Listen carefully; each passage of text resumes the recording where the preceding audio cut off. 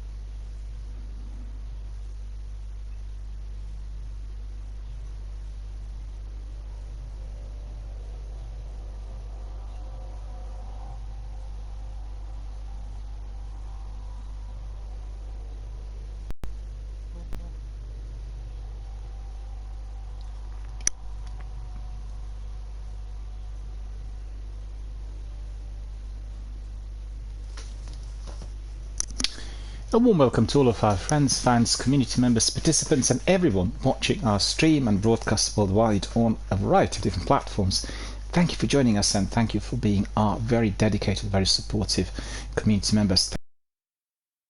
Thank you for supporting our charitable fundraising campaign for a UK-based charity called Mind. So thank you for all of your messages of support, your tweets, your contributions, some donations and overall spread of the awareness, which indeed is now transpiring on a variety of different social networking platforms. I've seen that several of our members were retweeting the postings from Twitter, and I thank you for that from the bottom of my heart. Just remember, by contributing and by sharing the news as well as raising the profile of the charity, or indeed by donating, you are saving lives. In fact, to be honest with you, I can certainly tell you that today I had saved one life. We had an incident at the property where I live which was completely out of the blue, something that nobody had expected, and I involved all the emergency services, everyone, as early as possible to intervene, to help, and everything was as it should be. You know, you never know when that sort of need will arise in your own neighborhood, and we are all under a huge amount of pressure due to the cost of living crisis and all that's happening both to our country and to the world. And we've seen today, for instance, that the temperatures in Europe are reaching late 40s, so it's 47, 48 in southern France, Greece and Spain, which had never happened in European history ever since we've been recording the temperatures. And you know, there are lots of unusual developments and threats which are rising for the humanity, and I think many people are taking it really badly in view of everything that is indeed on our plate. So completely unexpectedly I was being brought back to my old work out of the blue early in the morning today without any warning, and I was so pleased and happy to have been at the property in order to assist and help. Saving lives is a very, very responsible type of work, and it is not easy. And people who work in emergency services, and that is doctors, nurses, the police, social workers, teachers, people who work in various other charity-based services, they really face that every single day, and we need to provide them with the greatest possible support that there is. In fact, I did talk about this quite a bit here on my channel during the pandemic. As a veteran of mental health and psychological medicine types of services, I had been humbled and delighted to have seen during the pandemic that every Thursday for quite some time we had the whole nation applauding the NHS. I had not worked within the NHS. NHS stands for the National Health Service in Britain, which is basically the statutory health service that we have, state-run. And you know, I worked in various other firms and companies delivering psychological services for people in the need. But I felt so greatly supported for the first time that those people who are on the front line will always receive a lot of criticism, a lot of harsh words will be given if things are not as they should be, and very little appreciation generally. Nobody likes hospitals, nobody likes mental health problems, nobody likes nurses, doctors and cold hospital wards. But you know, these places are necessary for the upkeep of our overall health, and certainly if there is a need for us to be helped, then these places have got to be up and running, fully staffed and able to assist and save lives. So you never know what is around the corner, and I think therefore being a member of our video gaming community and being a member of the community of psychotherapists and people who work within that field, I certainly always felt very strongly that we need to raise the profile. We never know when any form of illness is going to hit us, as we've seen with the pandemic. And sadly, in a wider community, what we do have sometimes is the underestimation difficulties that people are experiencing if, for instance, being under huge emotional pressure, or indeed if they're developing a major psychiatric disorder, it is not being taken with the same degree of seriousness unless we are facing major incidents. And I always feel that this is so dreadful. And I mean, it's pretty much the same in most countries. I mean, I can't obviously speak on behalf of anyone else, but I've seen that so many times. For instance, when I had the long-term recovery from SARS virus, where I had some mobility problems due to that, I had experiences on London buses where I would sit on the seat which is reserved for people with disabilities, where somebody would say to me, "We're young and healthy, and therefore why are you seated in there?" Just complete misconception, complete backward way of looking at the fact that somebody who actually looks very healthy on the outside may well be very seriously ill on the inside. And that is a kind of experience which does apply to having serious mental health issues, because on the outside they may be looking just like everyone else, but on the inside they're fighting this terrible nuclear Armageddon which is destroying their life. And we are certainly those who are needing to assist and help and provide that sort of professional assistance when it is required. And I always feel we spend too little time thinking about the services which are necessary for the maintenance of the overall mental health. These services are neither properly supported nor well appreciated, as I believe they should be. And when these crisis in the community occurs, it is always important that you have somebody who is a professional nearby in order to know what to do. Sadly, I have seen situations in London in particular where an incident would take place and everybody would just simply run away. It's a natural response. People are afraid and they want to protect themselves, but at times, if nobody does anything, then what's the outcome? Anyway, coming back to our charitable fundraiser, as you know, I'm raising funds for Mind Charity UK, and anyone who is interested in sharing the information, spreading the news, retweeting, and posting the comments on various social networking platforms in order to raise the profile. Obviously, we are raising those funds through the channel in here, but there are also other means to which people can contribute. For instance, I have two hubs on Instagram, one dedicated to the film industry and the other to gaming, and I have a separate fundraising campaign there which is not linked directly to Tiltify and what we do here in our gaming community. So there are other ways to which one can support other platforms, and generally, in order to attract donations, we have got to be raising the profile of the charity, and we need to talk about it, and we need to really involve others for everyone to become fully aware of what the needs really are. And I can certainly tell you, when the need arises, as has been the case here today, not to myself personally, but in my own sort of immediate vicinity, then it is fantastic that these services are at hand. They can actually come in and help and make sure that the person who is experiencing a major distress is helped immediately.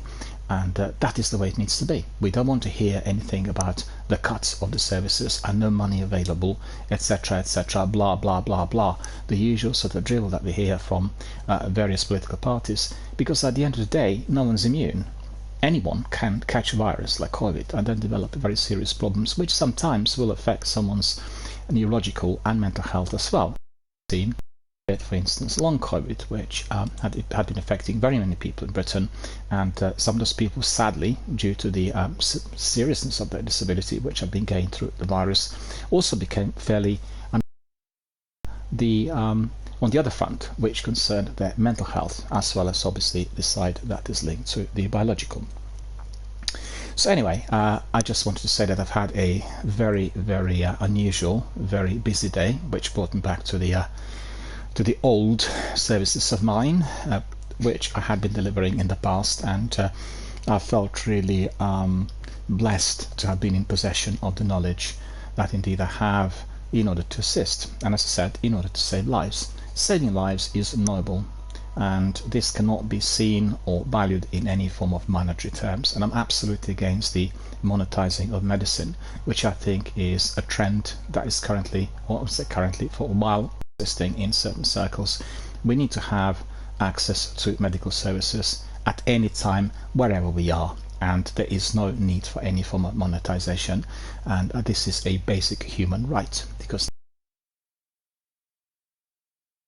we all are born to mothers, we all are mortal by illness at any time, and having awareness of that fact is critical in the overall understanding of us as human beings. So anyway, support Mind, support our charities, support every single firm that is providing such services that are helping others. It doesn't have to be Mind, it could be any other providing assistance, usually through the volunteers and some professionals, in order to make the lives of those who are suffering a lot better.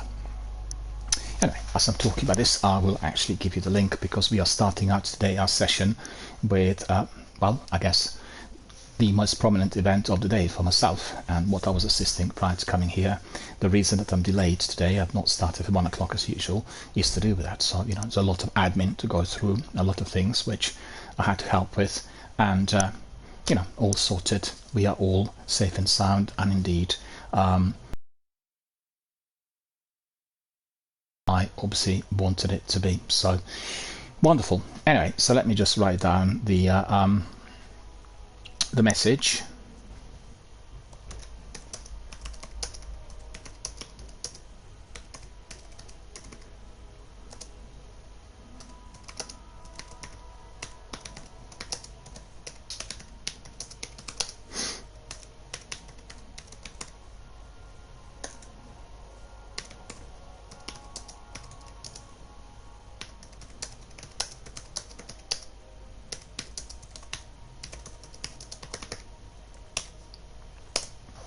There we are. If you wish to support our charitable campaign for Mind Charity UK, you can do so by clicking here. So let me just provide you with the link as well. Just bear with me, it will be a second. Anyone who's interested in finding out more about the charity, or myself as a broadcaster, or indeed through giving you the access to fundraising, you get all the information there. In addition to that, you have a gift. You can watch our stream through Tiltify and that link as well, which in fact is not going to be using as much bandwidth on your Android if you're using 4G or 5G network compared to the Twitch app. So always useful to have this link nearby. You will be saving some money, and indeed if you're contributing, you will be saving lives, which is incredibly important. And let me just get back to the link. We'll put the link in there. You know, I'm not a person who actually is geared for multitasking. I've seen people who are able to talk, type, eat, drink, and do 7 other things. I'm not like that. I can just do one thing at a time. It's just the way my brain works. So I apologize for the muted period, but when I'm typing, I can't be talking, because otherwise there's that grid interference. I'm not a multitasker. Okay, so we got that. We hear from Gail. That's good. We are looking into one in Illinois. Oh, you're based in Chicago, are you? So around Chicago. Well, that's great. So you're fairly, well, you're within that sort of urban environment, right? Because we know that some of our friends who are participating here, they live in fairly remote areas, and it's so great to see that video gaming is uniting people from all over the country, all over the world, and people who live in different types of areas. In fact, I need to say that our charitable activities here during the COVID pandemic, and our anti-COVID or COVID protection group that we had with Warzone and Destiny, was bringing in many people who lived in remote areas. Because guess what? Both in the cities and in the countryside, people experiencing isolation and loneliness, and that was a very, very great threat to their own well-being. It's really interesting, isn't it? Because you would imagine that in cities, vast majority of socialize and do things, you will never be alone. That's not the way it is. Generally, I think the cities which we consider to be global capitals, like London in here, or Berlin or Paris or New York, they have lots of people living in them, but actually the social encounters are in your very small local communities. And in addition to that, the pandemic and the lockdown caused a complete isolation. People living in tower blocks or family homes were not allowed to be socializing with others due to the virus. So the feeling of alienation persisting from week to week was incredibly great. And what we did manage to do here was to get people in to socialize, to talk, to play games, to raise the spirits, to feel completely sociable and together with the rest of us. And we had participants from all over the world. That included the vast majority of countries around the planet. That was fantastic. Our friend says, no, I'm in Ohio. I have a 5-hour drive there. Well, I had some family in Michigan. So there you are. You know Michigan. A place called Bradley. It's a small hamlet. And my family members lived there. And they're no longer with us, unfortunately. They didn't have any children. But I know of Ohio and Michigan quite well. I remember getting letters from them when I was a child, and they would always put that Ohio or Michigan underneath. So, the old snail mail, air mail coming from the US. There were lengthy envelopes with blue and red framing, and having also a sticker saying airmail. So these were the memories from my early youth. I remember these. And in fact, one of my names was derived directly from the relative who lived in Michigan. He sadly passed away, and then I kind of was given his name. So there you are. A bit of a story for anyone who lives in Michigan or in Bradley or anywhere around there.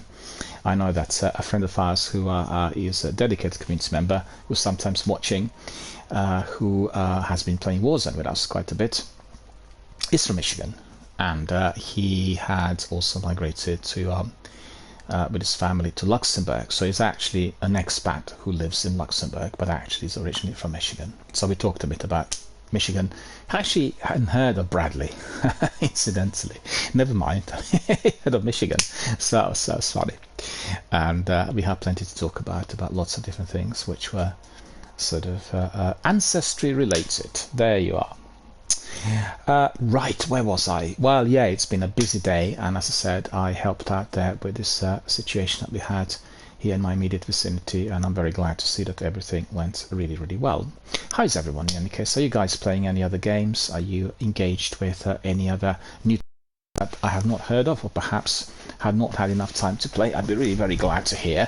Be very curious. And there are lots of games released on various platforms. I talked about Xbox Game Pass here quite a bit, and you know that this is a big fighting, big sort of battle between Sony and Microsoft about the acquisition of Activision.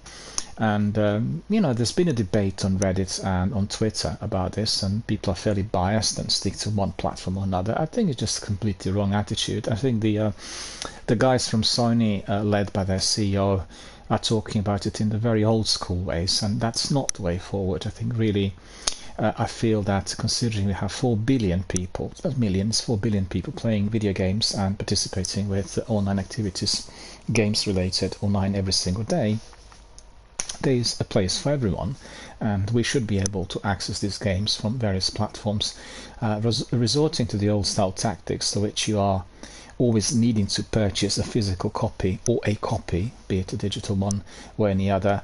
It's just, to me, very much looking like old school. And we've sort of moved forward, and we've seen with Xbox and the Game Pass, they're spreading out.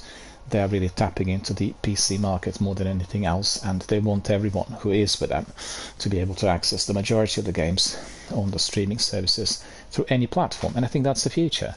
And I talked at length here about the benefits of that service. The benefits for us as gamers are phenomenal. I mean, it's just incredible. I never played more games, or tried more games. I wouldn't say played, because you'll have a look at them. The games come in hundreds than ever before. In the old days, prior to the streaming services, you would always want to be buying a game, and then the way I did it was I would simply sit and wait until the prices dropped, right? And this would drop on various platforms, but not as consistently or as sharply as we have it today. So I would buy generally in second-hand shops the games which were on discs and pretty well used previously by other owners. and I will still wait for the price to drop to the very lowest possible. So as we call it in trading, it's bottoming out, and once the price is bottomed out, I would buy the whole lot. And still, the games were not that cheap. You would get them maybe for £6 or £7. Today, the same shops will sell the older games for as little as 50 pence, and that would be something like 60-70 cents in dollars, or 60-70 euros, 60-70 cents in euros, I should say. We're looking at the euro currency. So very, very cheap.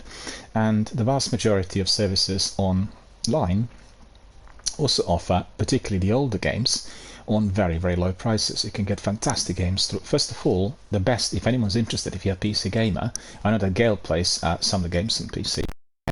Literally the best platform for retro and old games is a platform called Golden Old Games, GOG.com, right? And this is a service that had been established a little while back. It's owned by CD Projekt Red, you know, the company that produced the Witcher trilogy and Cyberpunk, and they actually had bought a very, very large collection of old games, the games going back to the 90s and the early noughties, you know, PC games of all sorts, and you can get them for very little, within a couple of pounds. Sometimes they give you freebies. You can collect some games for less than £1. So if you keep an eye out on the regular rotation of discounted titles, you will be amassing a huge library of retro and old games which you can access anytime. So actually, Golden Games is the first pick for the cheap or the older PC games. Then you have Steam. They also offer significant discounts. Then you have Epic offering lots of freebies every single week. Actually, every single month on a weekly basis. And then we have streaming platforms, you know, with Xbox Game Pass and PlayStation Plus services. We can both stream them in real time as well as download on a subscription price. So the rotation, the quantity of titles, the access to the gaming have changed significantly. And for me, the revolution started with those platforms. So I don't have to be begging the developers and publishers for codes in order to review games. I don't have to be going to the second-hand shops and then wait months and months before I manage to get my cheaper copy, and then sometimes the discs will be a bit damaged, and you know the story. And so the idea is simply to try them out in real time, and I think rotating them is a very good idea because we're constantly getting new titles. And Xbox is selling, you know, the Game Pass is selling so many interesting indie games, and everyone should subscribe. Everyone should subscribe and support that sort of service. It doesn't matter whether you have your console, you can subscribe to the service, and you can be downloading it to your PC. You can play it on your PC. I mean, most people will have a PC at home, and or laptop, or you know, anything else which is like a PC.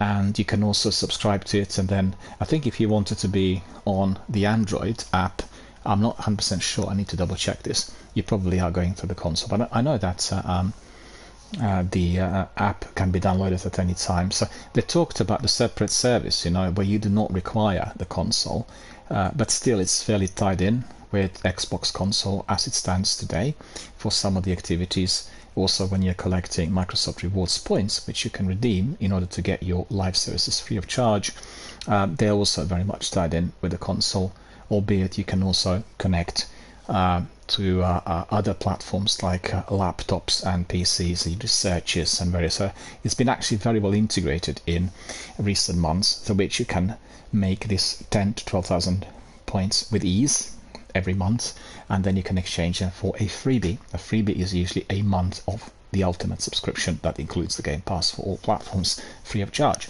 So very important for anyone who is on Xbox to basically be claiming these. And I was really surprised with how easily I was able to collect all of them. The only thing is, you have got to be logging in every single day on your Xbox console, as they have quite a multitude of tasks giving you a very large number of rewards, of 2,000 to 3,000, depending on you know, what month. And mostly I want to encourage everyone to be using both of these services because they really are advancing the whole idea of easy access. And you know, think about Netflix. Netflix perhaps would not be at all in huge interest for the system. They originally launched with Blu-rays and DVDs. They were a service that was offering physical copies on rental before they converted to live streaming as we know it today. Obviously the tech at the beginning was not there, and it did take a bit of time for everything to be fully set up. It's a very different service today. They don't actually run, I think they discontinued with the rental services a little while back. I listened to the interview with one of the founding members, and he talked about the ins and outs of the business, and I think eventually he departed, but definitely this is the future, and being able to access lots of titles everywhere is something that revolutionized my perception of video games and broadened my horizons. Because in the past I go for the games that come to the niche, right?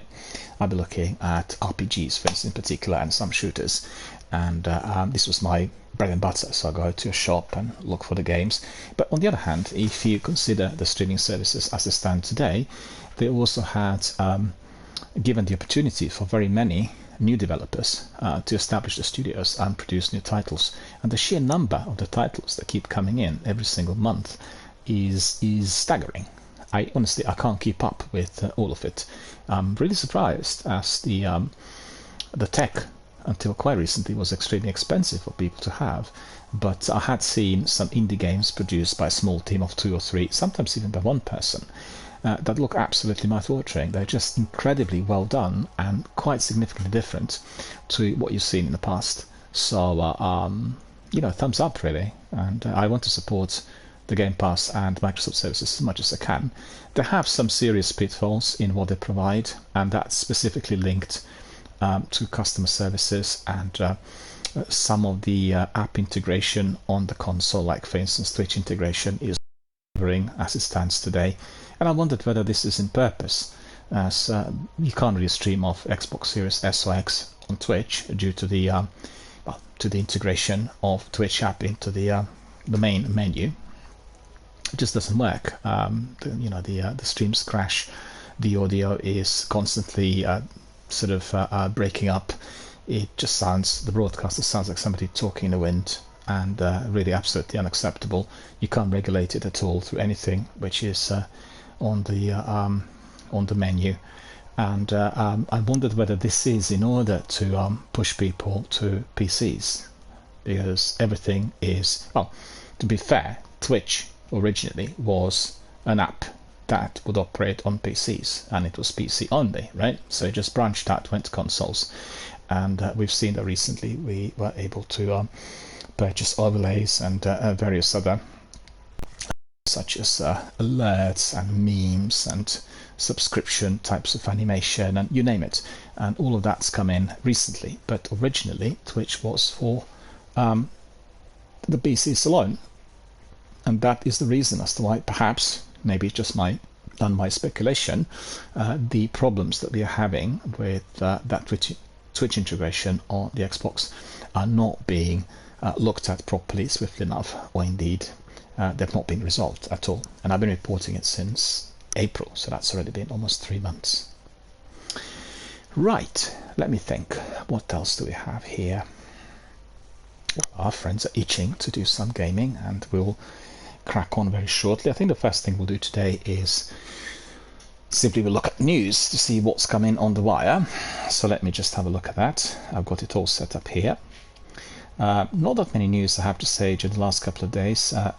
There was a lot during the weekend, and the beauty of having 24/7 news hubs is very simple. You are getting the news at any time of day or night. It doesn't matter whether it's the weekend or any work day, and you can't really predict when things are going to come in. So I had lots of news on Saturday and Sunday, but very little during the last couple of days, which actually made me somewhat relieved.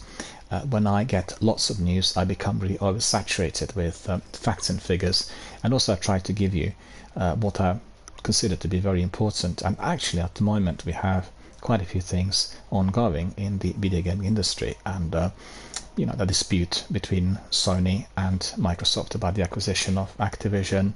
Then you have new games coming out. There's quite a selection, both indie and major.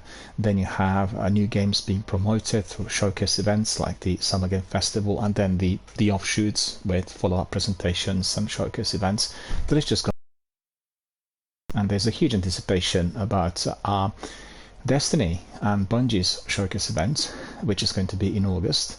I've given you dates and times and everything already. If not, just access my Twitter, you'll get it all there. And there's massive anticipation about the Starfield release in September. We also have, what was the other game? Trying to think, there was something else they were releasing roughly around the same time. I just can't remember it now. So you see, it's just too many facts coming in.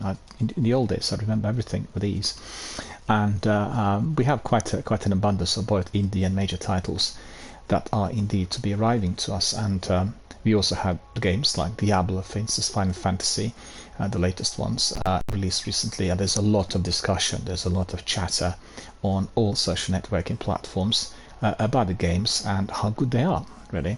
There are some people who want to be see any major reasons for that. We've seen that there's been a trend through sending lots of negative reviews to Metacritic or through affiliated sites, so that a certain game on release would get really very, very bad scores. And that's completely irrelevant to the way things work today. The vast majority of gamers are not reading anyone's reviews. They're basically relying on the experience of other gaming community members and their own experience of that particular title, and that is what counts. And therefore you will find that people communicate a lot more on Reddit and Twitter than on any platform, and generally the position of reviewer or people who were previously like film critics, music critics, they become totally insignificant. I think very few people will pay attention to any of that as they engage directly with the actual community that is following a particular artistic endeavor, and thoughts and views linked to a specific event if you're talking about music events, or a particular title if you're talking about films and gaming. And this is where they will be getting the majority of their knowledge from. It's quite astonishing, you know. I mean, I as a young man, was very interested in music and film, and I would always be buying every Saturday the new magazines or the music newspapers, and they would be providing me with state-of-the-art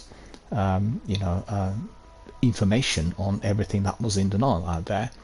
But when I think about it, it was all really in a much smaller quantity to what we have today. To be fair, sometimes if you picked up the New Musical Express or Melody Maker, it would be packed with information. But compare that with the information you're getting today on the same hubs which are run on the internet every single day, 24/7. It's just incomparable. And I guess in some ways it was easier for us to decide on what to do in those days. It was fewer things on offer, and we had to be pursuing our main interests, looking at specific titles, and we had a different mindset. I think the mindset is significantly altered by the instant access facilities which you get through various platforms, and that is giving you a very different drive. Like, for instance, I don't have a drive to be playing every single game I try on like the new additions to the Game Pass. We're talking maybe about half a dozen per week. I don't have a drive to be trying every one of them. In the past, somebody gave me a game for free, I really would want to play it, because I felt really appreciated by simply being given the game for nothing, which otherwise would have been costing me quite a bit, and I would want to just play it back to back. So you can see the mindset change as you know that the access to the titles, both in terms of music and films and gaming, is much than in the past, and you can also be accessing it, I wouldn't say forever, but certainly over a very extended period of time, specifically a subscriber to certain platforms, and there's no pressure to do it immediately, and that is what's altering that mindset. So what happens is you get lots of people who keep putting it on add to playlist, my watch list. I'll watch that at a later date, and the list just amalgamates huge number of titles, and eventually you don't have enough time to watch all the titles. You don't even go to the list sometimes. It's funny, I talked to a colleague who is he runs a very important film history podcast in the US, and he said, I bought all these DVDs, and the vast majority of these companies today also run the streaming services with the same material.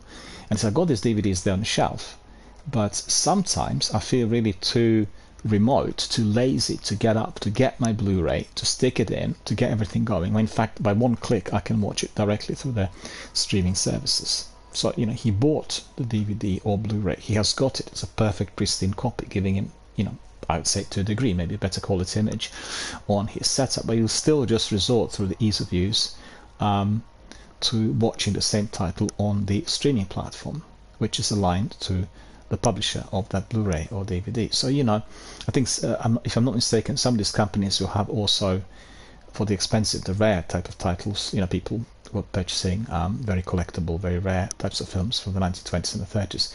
I think some of the companies run the service which is a dual. So you can get it on a Blu-ray. As you purchase it, you can then access some of the services online. You get a code. I have seen that in the past, and I think still some firms are operating that sort of thing. But on the other hand, I did see many of those titles freely accessible on YouTube in very good reproductions. I wouldn't say prints because you know, it's just uploads, and for the titles that are not really generally licensed. So the Blu-ray of a silent film is licensed, but the actual title is not, and therefore I'm not sure how to do it, but therefore the algorithms don't pick it up, and you know, it stays on YouTube.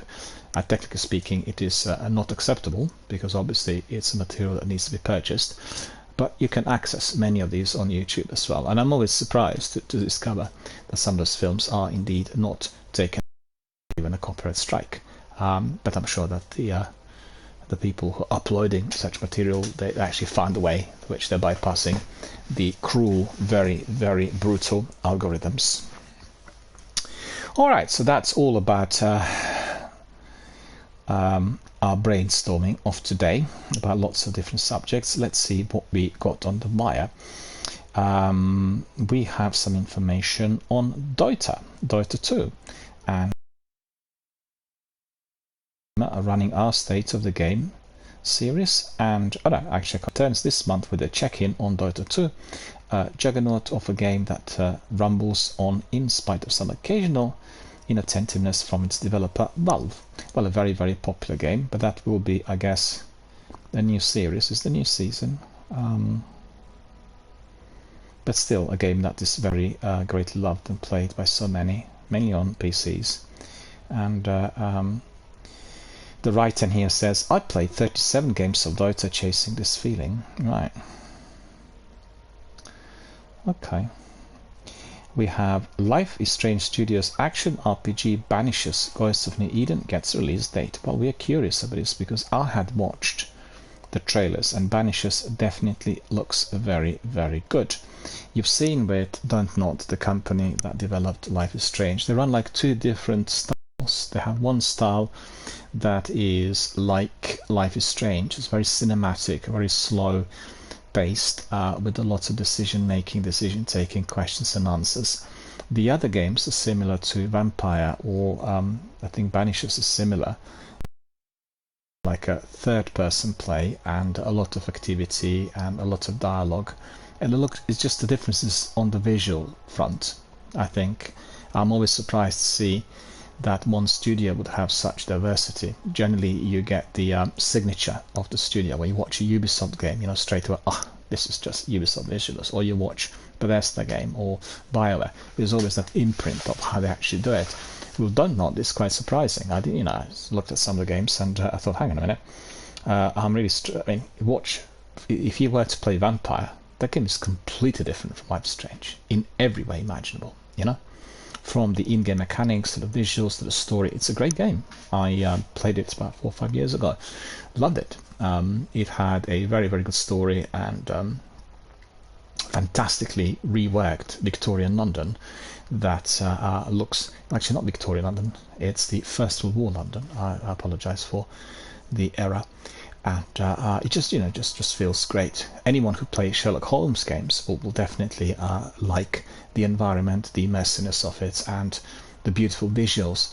What is really critical when you're making such games is to capture the elements that previously would have seen on film or television, and these well-known historic places such as London or York or St Albans in Britain. They have this specific aura that's linked to a particular area of history or a particular period of history. And London will have always different types of characters attached to that particular period, I guess maybe it's easier for us to define as we're British, but other people in the countries will associate London with certain types of period pieces. So you go to Germany or to France, they'll say they love, anything that looks like something out of Charles Dickens. And everybody wants to watch these types of period pieces that the BBC and ITV used to produce, and sometimes our feature films would be also based on that type of environment. The problems occur when you make more contemporary films that don't look anything like it. It's like New Britain that doesn't look like the old. Well, that is what people in the countries apparently don't want to be watching. So it's for our filmmakers. I was attending a Q&A session, kind of a public live event with a number of very successful female directors at the British Film Institute, and lots of different topics, but one of them was like what people like to watch around the world.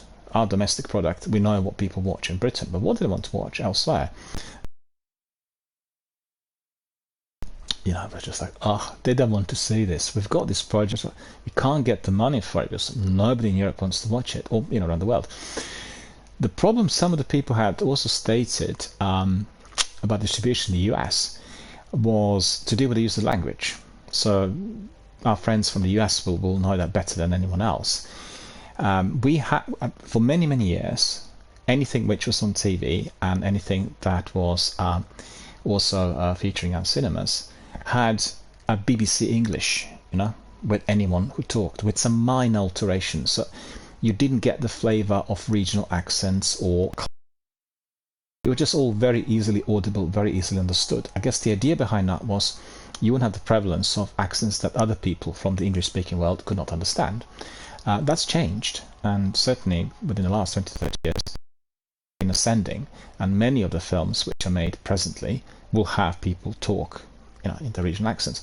That is posing a serious problem for the distribution of certain titles in America.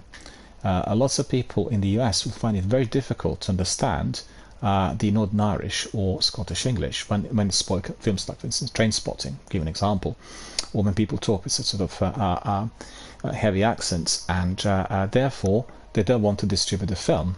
They would have to provide subtitles for people to read. People don't want to read subtitles. So it's quite an interesting phenomenon that I was personally unaware of before I attended that group, and before they were telling us about the ins and outs of filmmaking, finance, and also the distribution. So that can be a very serious problem at times, and I'm certainly hoping that people remedy. And coming back to Vampire, it's a game that I highly recommend to everyone. It's not the not the Masquerade nod, and I think originally was released on PlayStation, so if you have a PlayStation game you'd have it on your PlayStation Plus, as it was given at one stage for free. Anyway, it's a very good game, recommended, and it blends in with these Sherlock Holmes games I played and Agatha Christie games. It's that sort of old London, which you really kind of like, with dark corners and foggy streets and weird characters walking about at night. Plenty of spots for you to explore if you're doing that sort of mystery-based game. So we hear that Banishers Ghosts of New Eden, which indeed are a new title coming from the developer of Vampire. The next game from Life is Strange, the Vampire developer, will release on 7th of November. So it was unveiled in December of last year. If you go to my Twitter, you'll be able to get the trailers for the game, which look very, very good. And that we've seen previously, supernatural action RPG, which follows the story of ghost hunters and lovers, Antia Duarte and Red Mac Wraith. And the pair go to New Eden, and then that is a community being haunted by spirits, where Antia becomes a spirit herself. So that's similar to Vampire. In Vampire, you have this well-known doctor who is contracting the disease that's turning him into a vampire, and he's sort of rebelling against it. So I can see the concept is very similar. I think Vampire was quite successful. I can't remember really the number of copies sold, but it did attract considerable attention, and it's surprising considering that it is so different to Life is Strange games that obviously made our studio massive, and I've really enjoyed it. Anyway, so the game is going to be coming out on the 7th of November. Bungie wins lawsuit against Destiny 2 player following racist harassment and threats to employee. So let's see what that is. More about Bungie. I'm always interested to hear. What is the story? And why is it I'm not getting it here up and running on my system? Hope that the information had not been deleted. They also won a lawsuit against the guy who was selling cheat sort of software for Destiny 2. Doesn't want to open the page, so I can't tell you, I'm afraid. I apologize for that, but it is on... Oh, got it, yeah. So this person was apparently fined $490,000 for the action. Destiny maker Bungie has won a lawsuit against the player who repeatedly harassed, threatened, and upset one of its employees. Last year, one of Bungie's community managers shared artwork by this particular person, who is described as a talented fan and creator of Destiny 2 fanworks. And following this artwork's appearance, the Destiny 2 player took it upon themselves to begin a campaign of horrible abuse against the community manager who highlighted this individual's work. So obviously that had to be taken to court, and he is being fined. So good on Bungie, and good to see that they're taking action where such inappropriations are emerging. I think these companies need to be a lot more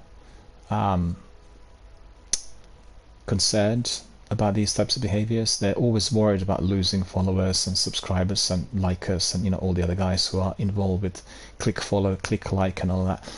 There are behaviors which are unacceptable, and if you are to be losing 500,000 followers, fair enough, but make sure that people who are doing abusive sort of activity online not just are banned, they're prevented from doing that anywhere at any time.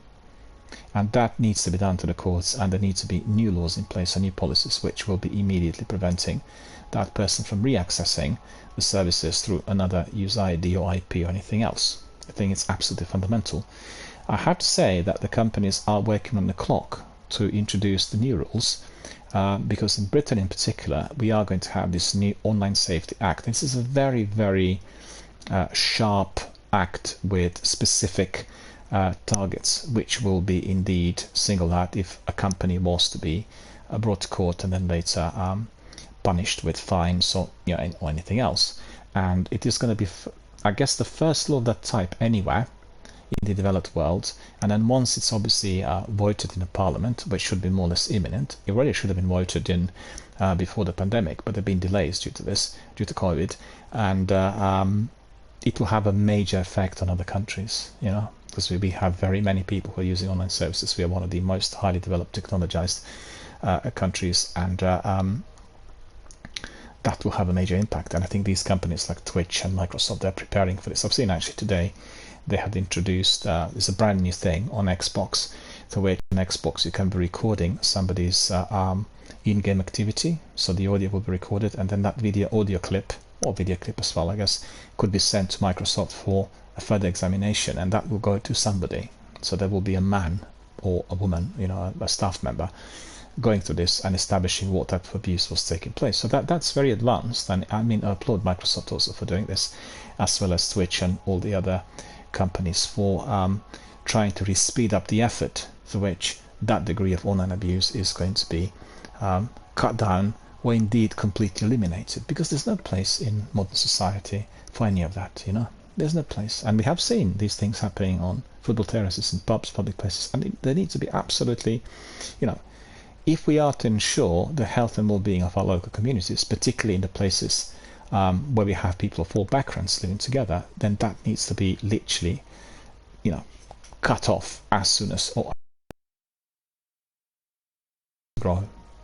As it grows, it could very seriously destabilize society, and as we know through the activities online, it causes an enormous amount of harm to people who are listening and watching, and people who are a bit more susceptible to, the people sensitive, people who are not expecting that type of behavior if they're just having an enjoyable afternoon of video online gaming. And sadly, this is persisting, and the new laws and the new rules are more than urgently required. And I think it is coming our way. It is something that will materialize, and therefore you will see sometimes streamers and participants being given lifelong bans. You'll see, for instance, the companies being given huge fines, or even some companies will be prevented from actually providing services if they were not seen as being swift enough in dealing with online abuse, etc. The list just goes on and on and on.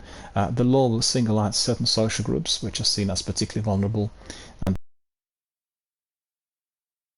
the law will be applied to that accordingly.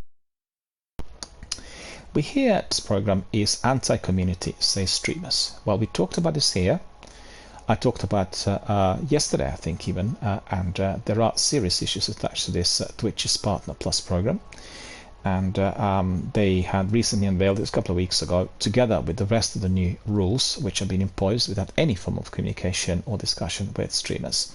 And many people and many partners of Twitch have described the new policy as being completely anti-community. So, for instance, we have a really clear description here, so I'll read it for you. The program was announced last month for launch in October, so this is not yet enforced, right? It will be fully up and running and fully active in October. And this new program called Partner Plus is set to offer 70-30 revenue split. So that's significantly higher than the usual 50-50 between streamers and Twitch. So streamers will get 70% of whatever revenue generated, and Twitch will get 30%. Meaning few streamers will likely reach the necessary requirements. In actual fact, at the moment, I think there are less than 3,000 of those people worldwide who actually qualify. And then amongst them, there's just a small group of people who actually will be able to share, who will get that sort of split. And speaking to Eurogamer at TwitchCon Paris, many Twitch partners criticized the program and stated that this threshold was completely wrong, and is certainly unobtainable. And then they said partners who wish to qualify for the Partner Plus program will need to maintain a subscription count of at least 350 recurring paid subscriptions for 3 consecutive months. That's ridiculous.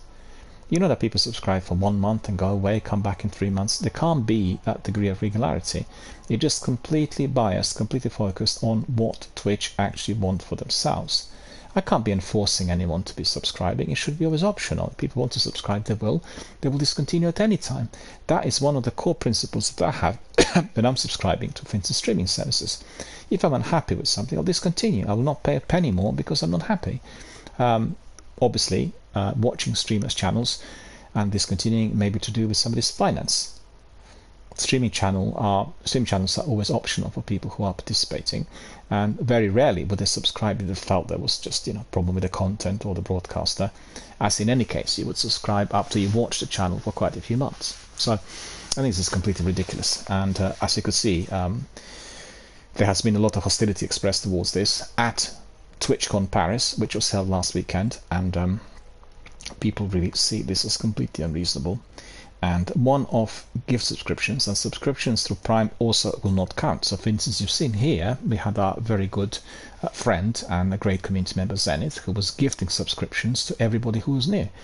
And there are quite a few of these gifting subscriptions that indeed we had received here on the channel during the last month or so. And none of them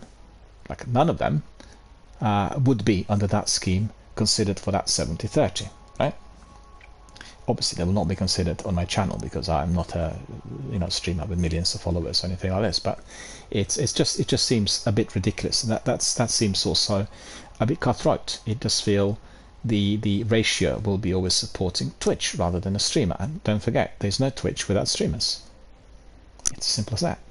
It's been actually discussion yesterday on Reddit about Kick versus Twitch, and a lot of people saying, yeah, go for Kick. And I disagree with this. I think if you consider the longevity that a certain service has, why do people go to iPhone?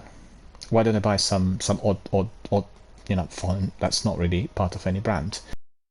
People go to Samsung or to Sony because they have longevity. They have that degree of long-time service, which is bankable, which is reliable. They provide quality service, and that is one of the reasons as to why the companies like Microsoft or Sony will always be able to dominate the market up to a point where something else is invented that completely kills the business.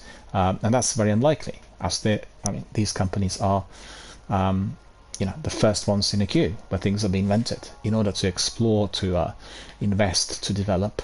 And therefore, I just think that hopping and departing from a well-established platform in order to try out a new product and therefore converting yourself to it full time is a very unwise business decision.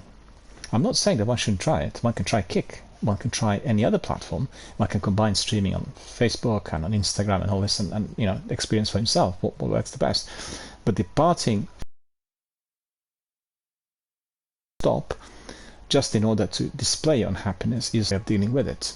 You first of all want to get a resolution from that platform to improve it, to make things better. And if they're unable to do that over an extended period of time, and particularly if you feel that they're exploiting you financially, then it's a different story. But I can't really think of any other platform at present, correct me if I'm mistaken, right, where you could be getting better services for live streaming compared to Twitch and YouTube. I can't think of any other. Obviously, there are other platforms, and they will have services which perhaps will be technically superior. They will not have the same degree of global domination. They will not have the same traffic. They will not have the same access, the ease of use, you name it. So I think it's unwise. Anyway, coming back to the article. For many streamers, this criteria is impossible. Analytics platform streams charts reveal that only less than 2.5% of partners would actually qualify for the program. So that's just over 1,000 streamers in total. So that's even been reduced. This is reduced because I had read the stats last month when they launched the news, and the number was around 3,500, something like that, within that range. So today, the new stream charts is indicating under these strict criteria, it's actually just over 1,000 streamers in total, so 1,066 partners. That is very little, Let me see something else.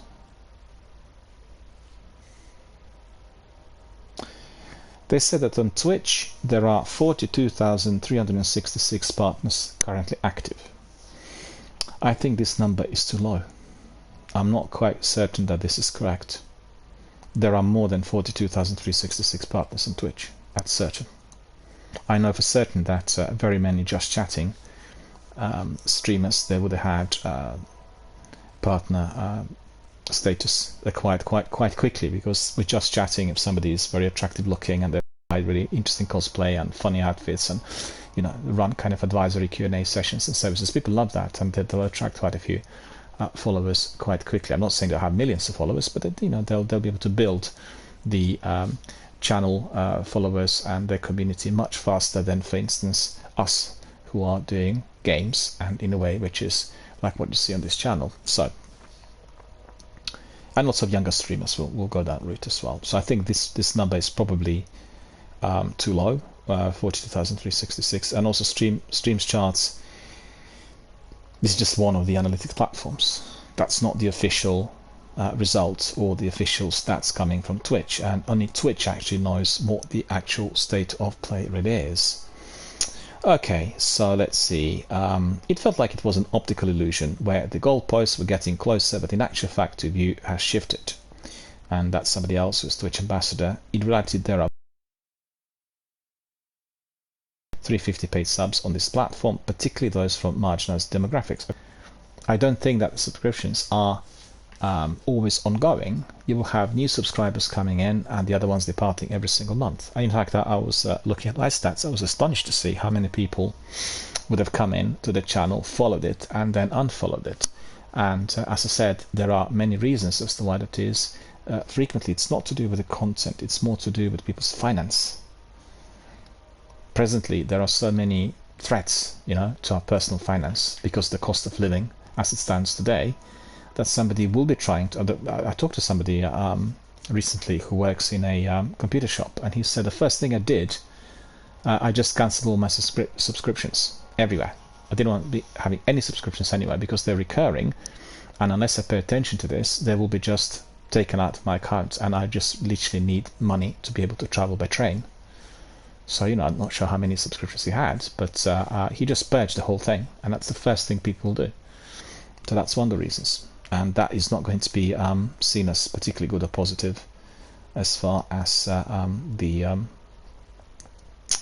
partners are concerned. And Twitch partner Josephia felt similarly. I think it's double-edged. He said it looks like it's a step in the right direction, but only for certain people. If you're not within the bracket of 350 subs, and there are so many stipulations within it, it seems like it's a gesture of good faith until actually it is not. It feels quite unattainable for the majority. And a major sticking point is what I just told you earlier. I'm not really a person who's been attending TwitchCon in Paris, but I told you the first point of contention is the gifted subs. people have large communities of many thousands of followers, they will have others gifting subs to many different people who are new in a community. It's a standard practice, like for instance our good friend Zenith has been gifting subscriptions. And oh, there we are. We have Young Man coming in. Hello, sir. How are you doing? Good to see you. Good to see you. Thank you for joining us. I'm just going through the list of our latest news and all that's been happening in the community and worldwide, really. And I'm just going through the list of the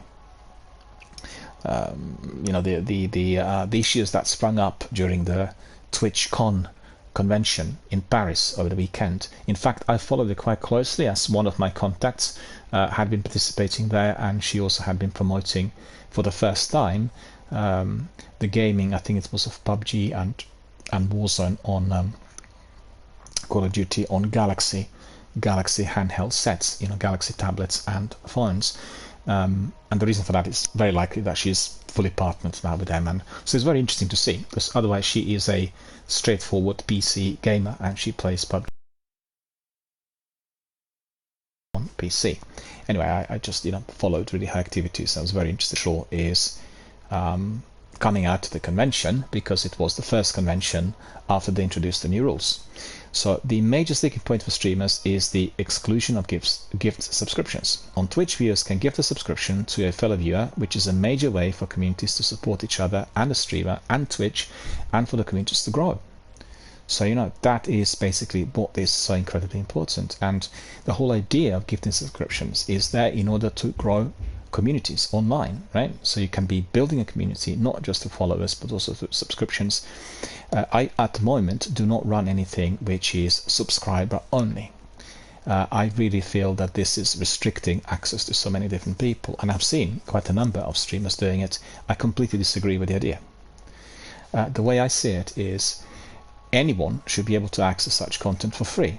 They enjoy it, they can tip, they can contribute, if they feel that that is something that they enjoy doing, and they will then appreciate the streamer. And you have many people who are tipping, that is a sizable revenue. I told you a little while back on my broadcast that when I was involved with music industry, then we had various events done at the best London music venues, and we were discussing, I'm not talking about Brixton Academy or Roundhouse, we have many thousands of people attending, smaller venues for unsigned groups that would play per night, and we had good offers from the promoters, which meant we could have the rental of the venue for free if we were to meet certain kinds of figures at the bar. So give an example, and don't quote me on this is not maybe the exact figure. If you made at the bar £2,000 per night, therefore the rental was for free. It was down to yourself how you would be conducting the ticketing or anything else, right?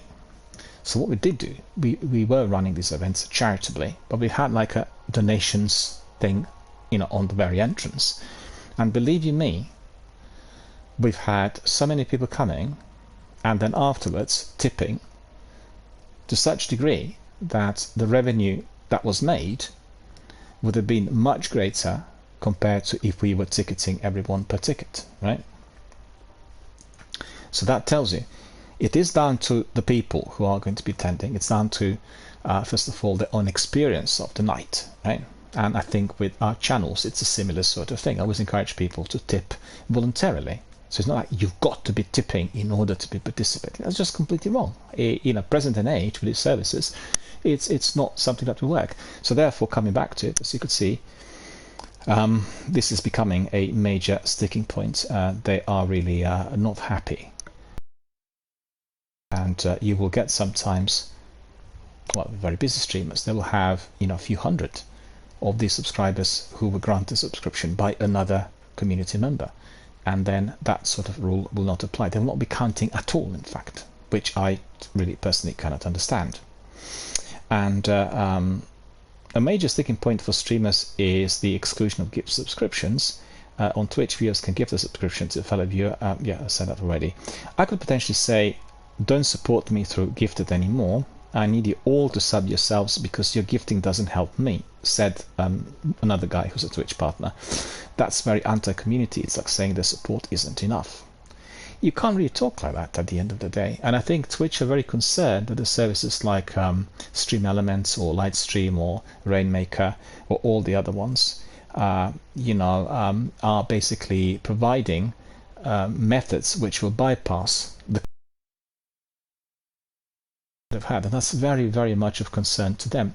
Just to put in perspective, monetize on a channel through these subscriptions, it's 50-50 division, right? So 50% goes to Twitch, and that's shared with them for their platform development and everything else, payment of the staff, etc. The other 50% goes to the streamer. The vast majority of subscriptions are like $4.99, so it's $4.99 or £4.99. So it's literally $2.50 that goes to either of the parties, and just asking people to be forcefully subscribing is something that will backfire. People will not want to do that. That always has to be optional, and Twitch will be concerned that some of the other. Hang on a minute. I'll respond to your question about Kick very shortly. I apologize for this. It's Bungie that keeps doing this to me all the time. We are in an active stream, and they keep logging out, which is what shouldn't be happening, as I use Stream Elements and Lightstream for my streams. But as you've seen with Bungie, we're not quite sure what to expect because of what's been happening with the service of late. Anyway, coming back to what we said earlier, I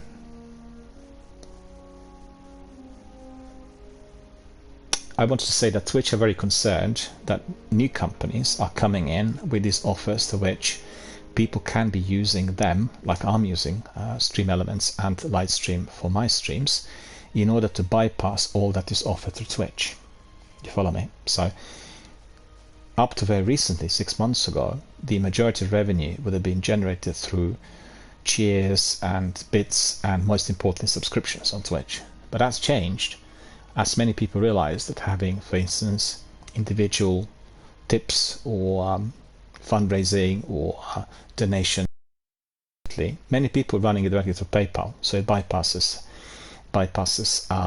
Twitch, will be of greater benefit to them. So I'm just giving a few ideas in order to expose the great dissatisfaction. I find it a bit ludicrous. I think Twitch is all about community. It's all about streamers and their communities. And if these policies are not considered to be community friendly, as is the case with those ones, people depart. They'll go elsewhere, So charity streamer and Twitch partner Lomediah stated that the criteria was unattainable due to the exclusion of gift subs. And he said, it's not an attainable number, especially without gift subs being involved. Actually, it is she rather than he, I apologize. That cuts out so many different communities. My community is majority gift subs. I do get it to do so with fraudulency, but I would like to see Twitch investigate and their end instead of affecting their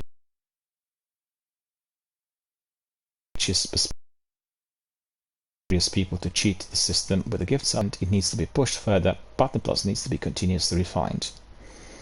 I actually disagree with that. I don't really think that I see any need for 10-tier or 3-tier partnership. People need to be partners full stop, and then once they're partners, they need to be doing what's required, and they need to be then looking at different ways to which things can be monetized. I can't stop thinking that Twitch are worried that there are other avenues of monetization that are springing up that will be or are already affecting the coffers, or what they've been able to do so far for the last 8 or 9 years. Well, they need to consider what to do next.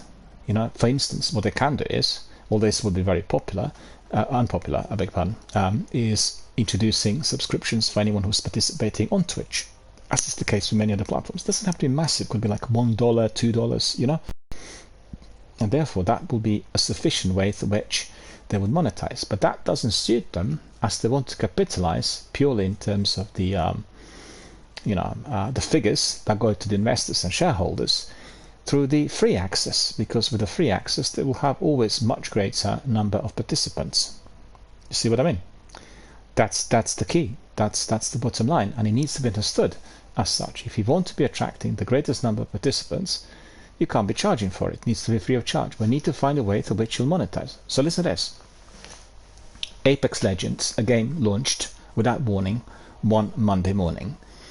what happened? The game is offered free of charge. Nobody's paying for it. Yet the game makes more than 1 billion a year on the sales of the cosmetics alone. We've seen that also with Warzone. Warzone is a part of other franchises, it's a different story. But Apex, it's a standalone game.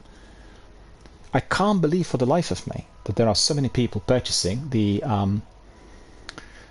treasure packs and cosmetics, which actually will amount to that level of revenue. But that is the way through which they discovered how to monetize. And they're doing that successfully. And you've seen recently, they kept throwing in extra events, extra seasons, extra sub of some sort through the content. And like a new character comes in, there's a new event, and therefore they have new outfits, and everyone wants to buy these outfits. It's similar, it's just people don't understand. I talked about this a lot here, and we debated that with our community a few years ago. Why is it so important to be changing your armor in Destiny when you're at the tower? It's not just about the abilities that the armor gives you, it's all about vanity, it's about the appearance. You go to the tower, you will always have at least half a dozen people, if not more, who literally are looking for new teammates. And who will they choose? Different. Somebody who looks funky, exciting, unusual.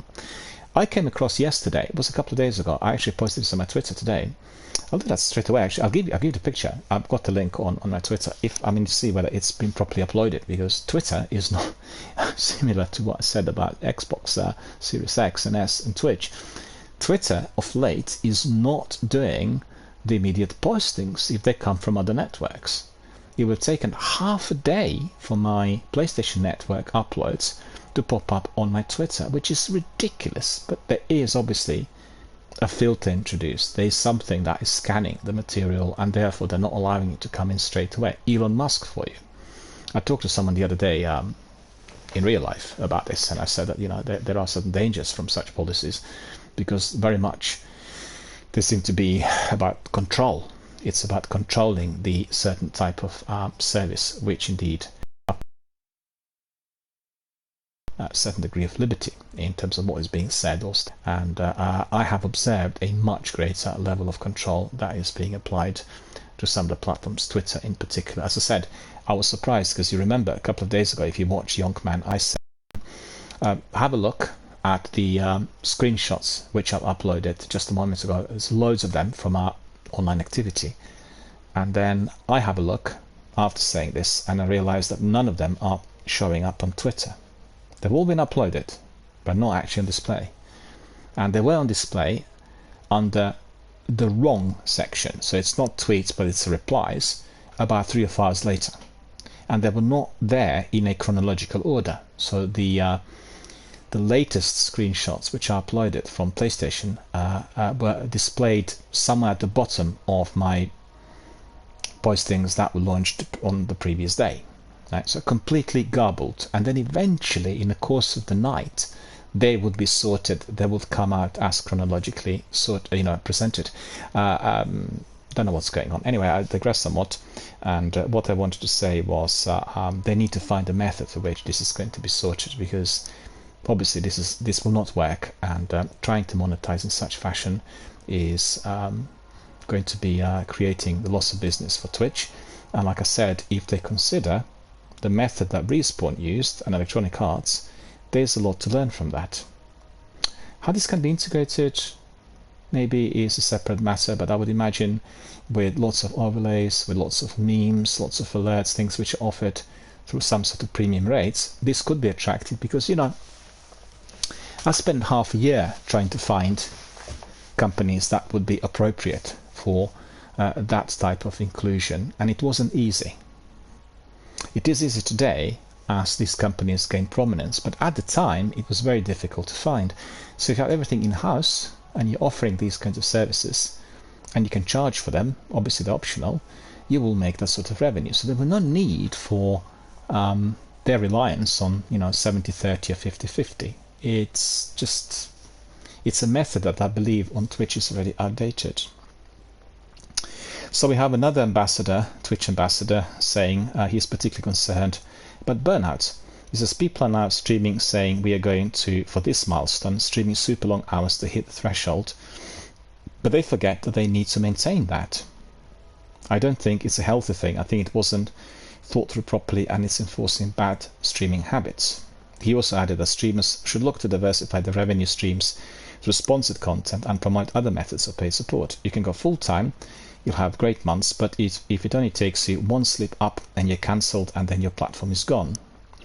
Well, that's quite right, and that is something that certainly needs to be monitored. I absolutely disagree with the idea that somebody would be streaming 24 hours or streaming for very lengthy periods. This is just completely against anything that we can consider to be healthy from the biological point of view, right? We have got to be able to rest. Streaming and talking and engaging with various communities is very tiring, very draining. So doing it on the slot of 24 hours, to me, seems to be completely against the grain, and I would absolutely discourage it. When you're streaming, you want to be at your peak. You want to have this 4 or 5 hours peak where you are really operating at the best of your abilities in order to talk, to communicate, to gain, and then it goes away because you get tired. You can't concentrate, you can't read messages, you are too tired to react. What's the point of that? I think it's completely wrong. You'll find sometimes that people are streaming 24 hours or 18-hour slots or 12-hour slots, etc. They will not be attracting the same number of participants because people think, it's there all the time, so I don't really have to have a look at them today. It's a bit like some of the films on Netflix. You're never going to watch them because they're always there. I disagree with the concept, okay? And the partner said, I also don't want to ask my community to give more than I can physically afford. There's almost a misunderstanding of the fact we are in a cost of living crisis and people cannot always afford to sub. So again, we come back to the gift subs. I completely agree. People do not have money to pay for the basic necessities like food, like their water, electricity. They don't have money to pay for train tickets, and then obviously they'll purchase subscriptions, and that will affect really their ability to contribute. And the same streamer and so people in the grind could potentially to avoid in this industry. Most streamers did agree, however, that the Partner Plus program was a step in the right direction towards a better revenue split for all. What's more, it has added transparency where previously some top streamers received a high revenue split in specific deals done behind closed doors. I don't agree with that. That's quite biased. Basically what he wrote is that this is a good idea. Well, it isn't really. The idea of having 2 or 3 tier partnerships goes against the grain of being start with. And then secondly, successful streamers, like for instance Danus D, I talked about quite a bit, the best world streamer of PUBG, she will have, through the extensive gaming and her large community and other deals that she was able to make over the years, a number of sponsorship contracts, and these with a phenomenal revenue. In fact, if you are to go to her website or her YouTube, you will see that these sponsorship deals had raised so much revenue that she was able to actually build her own new home from scratch. That didn't come out of subscriptions. It's not possible. Subscriptions are limited. They're not really coming in huge numbers. It's the sponsorship deals which made her make the revenue that was then invested in the plans for the property. I mean, it's literally designed from scratch. She hired a firm to create a new building, and then the building was created and erected, and you can see it. She has a video, but this is the home that actually is here thanks to my streaming on PUBG.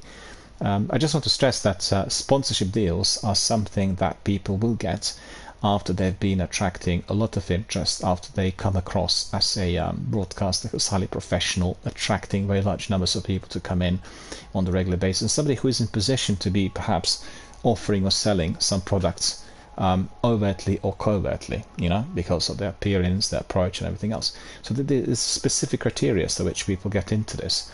I know that lots of streamers watch my streams, so I'm just highlighting this. Don't think that your subscriptions will make you have a building or create a house like hers. No, you will not be able to get that. You need those sponsorship deals which are delivered on contract. They're quite specific. They require certain things to be done deliberately, consistently for that degree of financial input. And that will be then obviously donated to the streamer. It's directly like an investment into them. It doesn't really go through Twitch or anything else. So that I just need to clarify.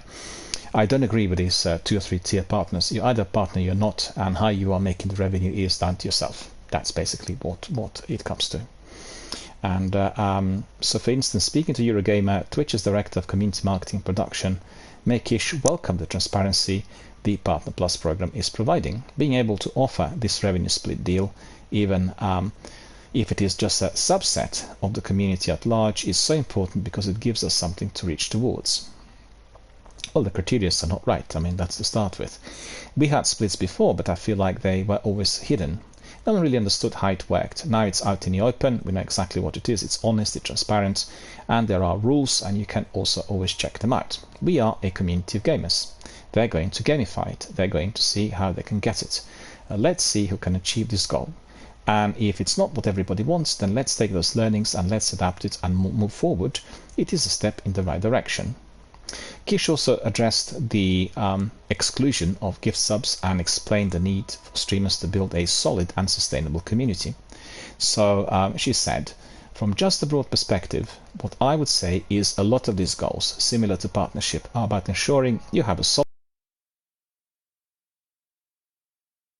We are ensuring people are not just inflating for a short period of time, but they are sustainably building a solid community. The original goal of doing it with subs and not gift subs is, are you building a solid continuous community that is there with you at all times and building with you?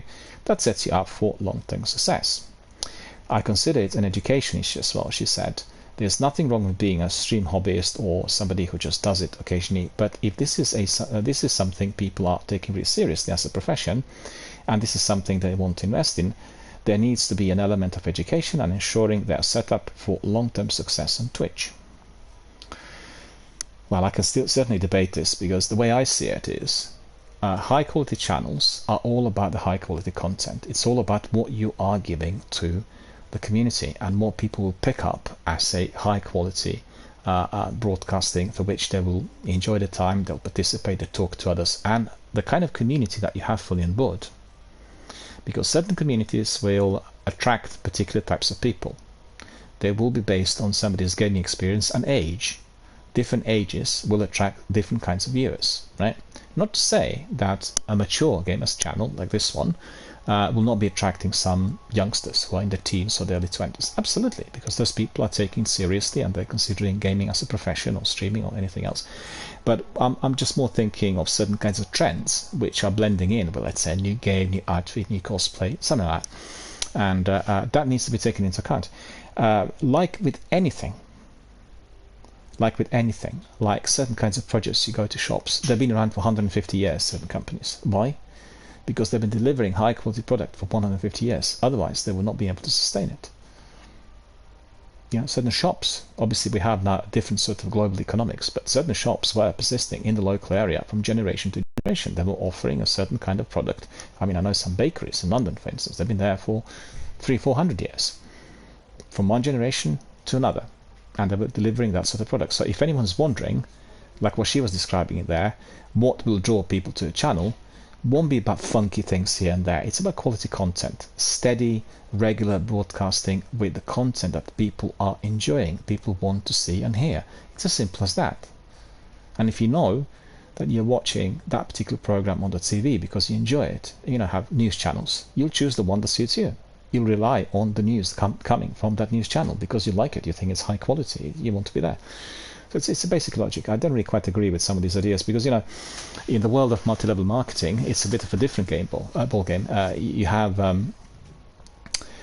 people who've not experienced in other businesses, and they'll think, this will work here, and that's quite separate from what you do in real life or what you do in, let's say, other sections of the industry. Well, it isn't really. There are certain similarities which need to be considered. And let me see what we have still there. We have a bit more on it, and then we'll crack on with some gameplay. I mean, I thank everyone for your patience, but there's been a lot of discussion here on this channel through our community members, particularly through Q&As on Twitch streaming. Twitch streaming is a very attractive option for younger people who want to be fully involved with a build-up of a community. right? So building a community. I had lots of questions on this. How did you build a community? How come that your community is so interactive? I watch other channels, people never talk. Why is everybody's talking on yours? How come they're so knowledgeable? Well, you know, we built it. We built it from nothing, from scratch. You know, it's the fact, and that indeed is something that lots of people forget. It's time, it's effort, it's a long-term project, and the community members will bind according to certain kinds of experiences they will find on a channel. Anyway, to come back to the point about Partner Plus criteria. And in short, the high criteria for success is something akin to tough love, Kish appears to suggest. The intention is to prepare you for the challenges that you will face after, because once you hit that milestone, there is another milestone and it's harder. So preparing someone to be for the inevitable hill, that will be very difficult to climb, and maybe they will not make it at first. I think it is a career lesson. I understand deeply what it feels like to not hit the milestone that you want. I'm extremely empathic towards the journey, and I think we could do more education to ensure that we are the creators in every way, so that we can more education to ensure we are there for creators in every way we can on that difficult journey. That's not properly written as well. Weird. Having a 70-30 split across the board would certainly benefit all streamers.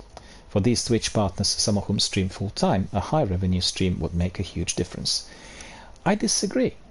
I don't really think that one should be considering the subs as the only means of support. This is one of the most important means of support for Twitch, but not for the streamers. You know? I mean, if you are delivering a high quality streams with a large community and you have fantastic time and Q&As and great gaming activity and people being brought in, people can provide you with revenue directly if they want. They can tip charitably. The options. They can do if they want. There's obviously an option. But this is one of the main options for Twitch still at present to be monetizing. And I think they really need to look at other options to which they can monetize. As I believe that, like the other partner in Bear said, right? We are suffering from cost of living crisis at the moment, and not many people can actually spare. So that needs to be also taken into account. You can't be trying to make people pay you £5. They'll pay subscriptions. It's as simple as that, and therefore Twitch will not get that revenue. Say you generate £1,000 in a month. The difference between 500 and 700 a month is huge, especially with the cost of living being what it is, no matter where you are in the world, says another Twitch partner. To do what you are doing naturally and to know what you feel safer doing it, well, that is a really very big deal. Warwick is optimistic for the future and the possibility of a new revenue split for all following the Partner Plus program. It's good they're talking about it and feel like it's slightly closer to the point where they think, okay, we need to look at this at the base. So I'm optimistic in that way, but right now it is neither good enough or fully acceptable. Just to summarize, I think basically if you're looking at all this, the bottom line is trying to think of different creative ways to which certain things can be monetized. And I personally feel, particularly in view of my research of late, that the subscriptions here on Twitch are the most important means to which Twitch monetize. That is not the case for any of the streamers. Right? It's easy, that's true. It's just clicking on a button when you're watching it on your PC or your Android. It all goes to one hub, which is Twitch. But I just think that generally you may find that people, if being active participants in certain forums, will be paying sometimes per forum, right? So they will be watching certain activity, doing certain things online, enjoying the session, and then they'll tip afterwards because they really enjoyed it. And they can be actually tipping quite substantially, which is a lot more compared to what somebody would be getting through their regular monthly $4.99 subscription. So I think the creative mind needs to be applied in here. They need to come up with different solutions. As you've seen with Xbox, for instance, they had experienced substantial increase of sales for quite obscure games that were offered through the Game Pass. And the reason is simple. The games are quite short, they're easily playable, they're exciting, they're obviously great, and after somebody completed the game on Xbox Game Pass, they would see that the game is offered on a very low price because it is on the Game Pass, and they'll purchase it. So, there are different creative ways to which these things could be approached, and I think that definitely is the very best way for doing it. So that certainly is my opinion, and I'm certainly encouraging other people to be as creative, as diverse as possible, and to consider other means which they can monetize. Do not rely on what the company that's offering the platform will always tell you, because not always that may be the very best option. On the other hand, if they're offering something that is both exciting and amicable and productive, then absolutely yes, embrace it and basically let it work to your advantage. Right, we are now going to be doing some gaming. I had talked a lot, and like I said to you today, it's been a very, very unusual day for me, and I'm just quite curious to see who is out there. So we are going to be cracking on straight away with some gameplay. I'm very grateful to all of you who are listening patiently, as I think the news about Twitch in particular are very, very important. Coming back to what our friend Youngman said, he was asking me about Kick. In fact, to be honest with you, I only heard about Kick about 3 weeks ago through Ali. Ali God is, I think, the person you possibly know, our community member, our newish community member, who was asking me about ins and outs of Kick, and he said he thought that Kick was providing a greater freedom for which people can do different things, and it was less restrictive, and it had fewer problems in terms of moderation and various other things which Twitch had been introducing. So I really don't know much about it, and quite frankly I've not really looked into this, but ever since he mentioned it, I kept getting a lot of news through my news feeds on Kick and the fact that they're trying to run a serious competition with Twitch and YouTube. Like any other platform, it will take time for them to build their own community, and it will be down to lots of different factors. Number one factor is ease of use, how easily it is applied to people's accounts and how quickly they can set up their streams and under what conditions this will be delivered. So that's number one. Number two is the in order to get the global marketing domination.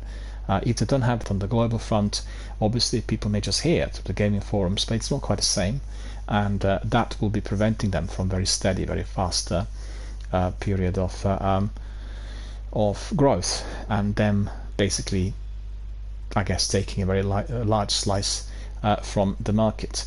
And then thirdly, it's the question of the overall experience that people will be having if they just join Kick as the streaming platform. I mean, we can complain about Twitch, and I certainly can complain about the problems with the app as applied to consoles, neither of which work well, not on PlayStation nor on Xbox Series S. On Xbox Series X and S it's abysmal. I can't even stream. On PlayStation it's bearable, but it's very poor. But still, at the same time, I can complain. I can try to find a solution to the customer services or the tech staff. They're still giving us this opportunity. The opportunity is here. The service is provided, and this is a global community. Lots of people use it. Lots of people come in. Lots of people get fully engaged, and that is something that everyone is benefiting from, I should say, every single day. And I'm grateful, because Twitch had revolutionized online gaming completely.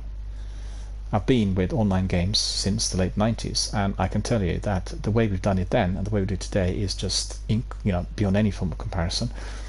What you got today is every one of your games can be your social networking platform, and you create your own Facebook, which is owned by you, where people come in every day and communicate and they talk about everything.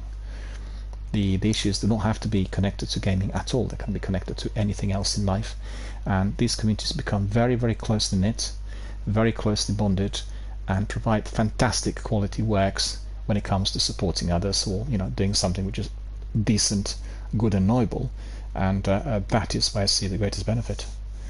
We would have nothing of the sort had there not been for the Twitch and YouTube services for live streaming on Microsoft or PlayStation with their own streaming platforms. We wouldn't have this, because this revolutionized the way we see games. the games which are shared with others, people coming together, they watch, they communicate, they talk. And I personally think that needs to be the next step for music and film industries as well. I'm very about the future of music and film industries unless they subscribe to something similar. Due to licensing and copyright laws, they're not allowing us to be listening to various types of music together on a platform like Twitch. It's constantly prevented, and the same thing applies to films. The communities, Dua Lipa community, see, similar to this, where people would actually listen to the music, dance together, talk together, live online for these services. The possibility for growth is phenomenal, as well as the same community based on the screening of films. I talked about this quite a bit, so I think our friends who are here with us more frequently would have heard me talk about Let's Rabbit, and Rabbit was the app allowing the live streams directly through browser, and I streamed loads of films through YouTube. Every one of them was not under any silent films, and it's an absolutely fantastic time. But the app disappeared overnight, and all the content, everything we created there, just wiped out without any form of warning. Obviously, the big cheese got in. They probably put a court injunction. It was a perfectly legal app. It was not really doing anything that would not be considered as within the terms and conditions of these similar types of platforms, but it was affecting the subscriptions, because obviously if somebody was subscribed to Netflix, he could just access it through the browser and then stream the film through Rabbit, and everyone else could watch it. Everyone else meaning people who were in his community, because they would need to join that member. But it was very good because you had a spread similar to what you have on Twitch, where you can see certain streamers doing certain things, and you can see exactly who's streaming what. So people streaming attractive films would attract obviously a much greater number of participants, and they could all talk live online. Let's see, we've got somebody else coming. Bianca Walkden. Hello, how are you doing? First time chat. Hello, good to see you. Thank you for joining us. How are you today? We are just talking about Twitch and streaming and various things which were discussed in Paris over the weekend. There was a big Twitch convention in Paris with many streamers and many Twitch partners and ambassadors, and there were some serious issues arising from the convention linked to the new rules that Twitch have been applying and the new proposals on partnerships and what's the other called? The different schemes, to which Twitch is attracting people to be doing streaming on their platform, and I just talked about it in depth. So how are you? And that is Bianca Walkden. How are you? How are you doing? How has your day been so far? I'm curious. And Bianca Walkden saying, by the way, do you think on to upgrade your GFX for your channel? What's GFX? Graphics card. The graphics, you mean? It's not possible because I'm streaming on PlayStation 4, and I'm streaming through 4 and 5G router, so we can't really improve graphics. They're just like by default as they could be, based on the internet speeds as well as on what I get on the. I'm not streaming on a PC, so it's nothing I can do, I'm afraid. It's something that does happen with console streams. And Bianca Walden is asking, means graphics designing like logo overlays, banner emotes, animation? No, I am very happy with what I've got. I have quite a selection of alerts and graphics and overlays. They're just the way they should be, really, with specifically tailored for Destiny, as you could see on this display, and I've got other ones. And I'm very happy with that, so I'm not interested in any of this. And also may I just say that generally the sales pitches and the sales are strictly prohibited here on the channel. So I know that you're just asking, but if you're trying to run a sales pitch, the moderators will make sure that ban you straight away for life on Twitch. So please don't do that. I have 2 moderators that are monitoring the content, and if you read the rules, you would have seen that any form of selling is strictly prohibited. And I know that you were asking about the graphics. I'm grateful because I had been incredibly unhappy with the graphics previously on my former internet speeds, but that was nothing that I could really deal with, as it was caused by very poor quality internet that we have in our city. And that's I'm in England, and we suppose actually we're amongst the worst number 38. Well, maybe we are now even 75. I don't know. 38 was the last number early in the year when I was investigating what sort of ranking we hold, because we don't have access to fast fiber in most of our properties. Fast fiber is accessible to less than 2% of our population, and fiber is accessible to about 8% of our population. So it's very poor. And with the overlays, I get them through Rainmaker and Stream Elements. I'm subscribed to them, and I get everything from them. I have loads of different types of offers coming in through my subscriptions, so I'm actually absolutely not fussed. Alright, so let's just crack on with some activities. And our friend there, Junkman, I hope I answered the question, albeit a bit delayed, but I you know, as I said, I'm not really that knowledgeable on Kik.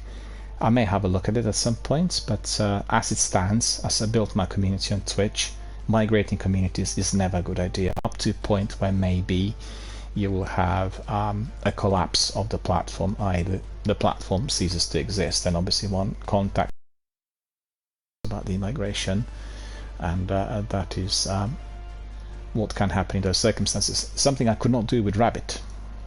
With Rabbit, I couldn't do any of it because it just literally disappeared overnight. They like pulled the plug from Thursday to Friday. Nothing was any more accessible. We couldn't really save the content or anything. It was really abysmal.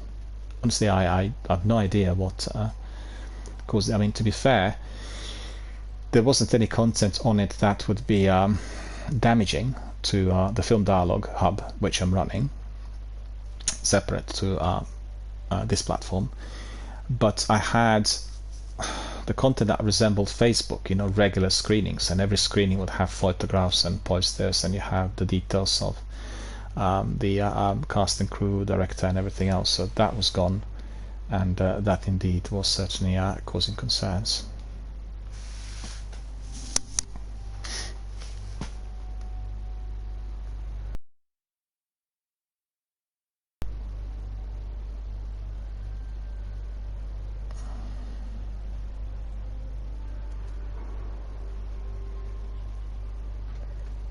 Zenith is here. Hello, doing so. Good to see you. Thank you for joining us.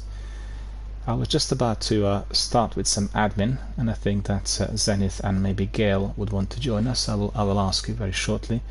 I just need to double check something. I got some messages from my moderator, so just bear with me. I need to see what this is regarding. Just bear with me a second.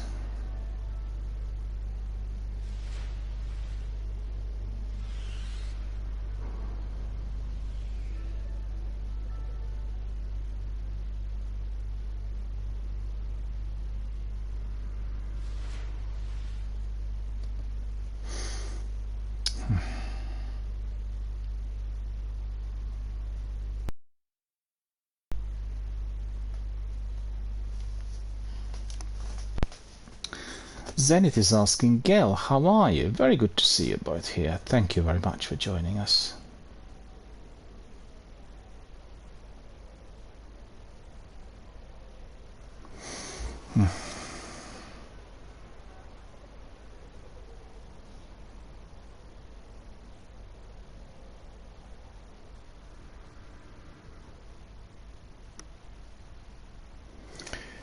Well, I'm afraid that I just got a message from our moderators, and the person who was trying to sell us some things in here had been dealt with. I apologize to everyone for that, but that is just the way it is. You know, moderators really take action if people break the rules.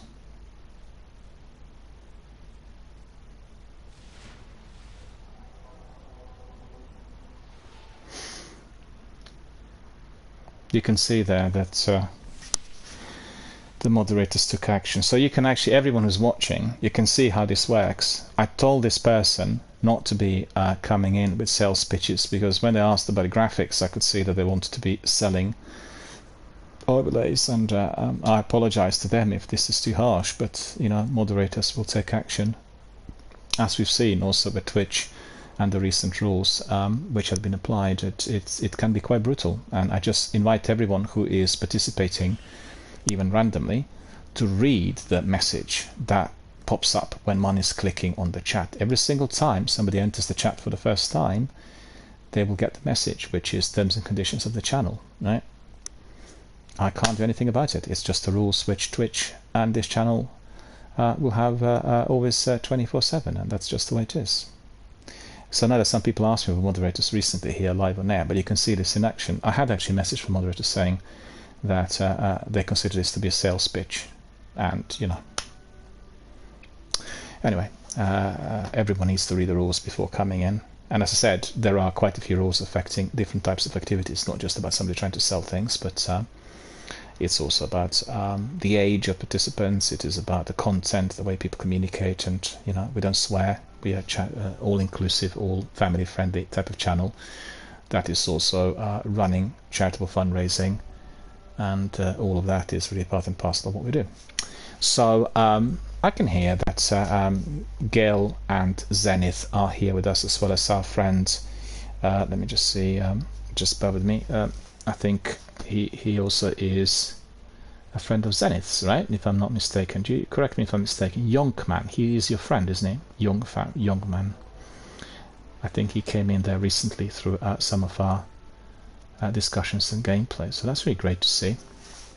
Youngman was asking about Kick, and I was responding to the question, as well as to all the other information that came here through TwitchCon in Paris.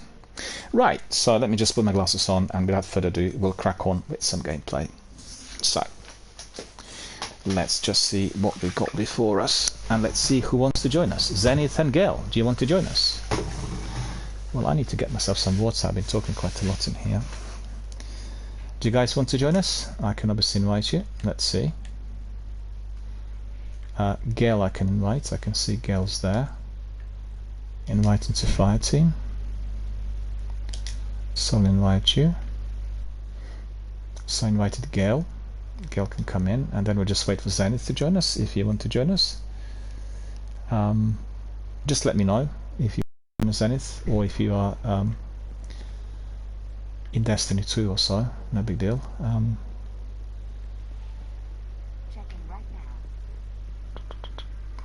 Let's see what we've got there. We have some leftovers since yesterday. Not enough space. Oh yeah, Gail's joined us. That's cool. Excellent. Thanks very much for joining us, Gail. 5-hour drive from Illinois. That is. I mean, to Chicago. That's quite far, isn't it? You are probably on the other side of the state. Not that close. Mind you, sometimes if one was to be driving through London, it does take a few hours to get there, to get through the city, if it's like heavy traffic.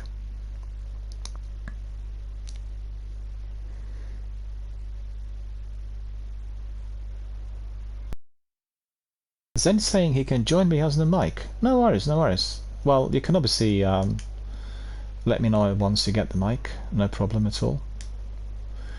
Just let me know when you are live. I don't see you on my roster, so once you are live, then I can bring you in and we can crack on with some activities. We can do another Nightfall strike. You remember the Nightfall this week was a bit tricky, and we can do it again with Gale. Be good fun.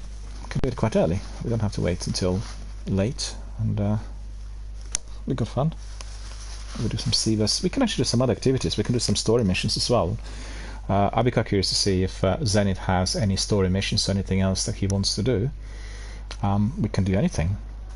We played Sivas all along, and I think Sivas are very useful for the high quality gear, but I'm open to any other activities. In fact, I'll be quite keen on doing something else, because I get a bit, I'm bored, but I like Sivas, but also like that degree of diversity.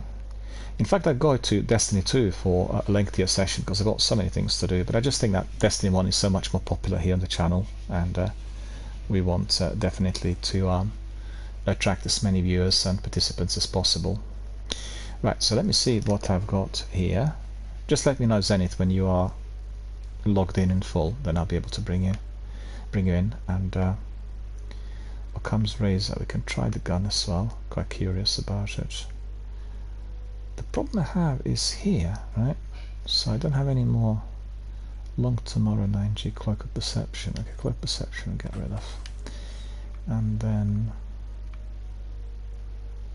let me see this. Spectre Asprid grips. Now I should have really placed one of these in the vault.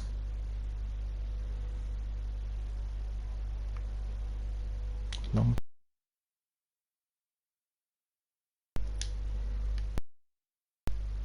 and cannon loader. So mind you, what I can do is I can Spectre Asprid, and then this one I'll delete. See, because the Long Tomorrow's freely accessible, comes in frequently. I'm just not sure about Dogged Gauge. I picked it up after the raid, and I think it's year 1 gauntlet. So if anybody knows whether it's worth keeping, just let me know, because I need to sort out some of this admin ASAP, and then we'll crack on. Tech more, and then we have another one there that's not useful. See again what we have. Maybe another exotic, but I'm not getting any exotics on these engrams. Didn't pick up a single one. Actually, I stand corrected, I did pick up one. I can't even remember what it was. It wasn't something very significant.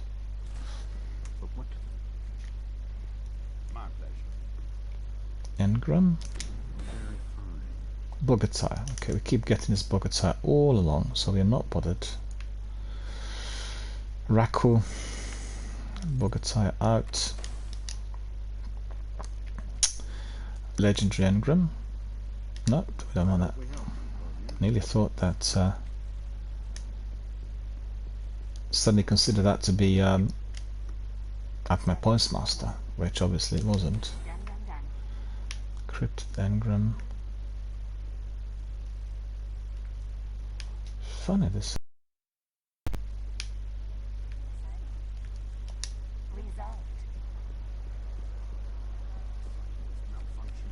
It's funny because some of my Warlock and Titan armor that was at a post box disappeared. Right.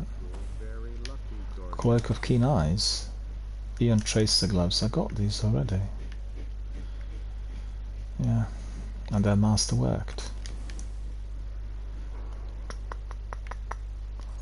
So that would be probably it. More or less. He's called Flu Virus, look at that. That's a very interesting type of user ID. Indeed.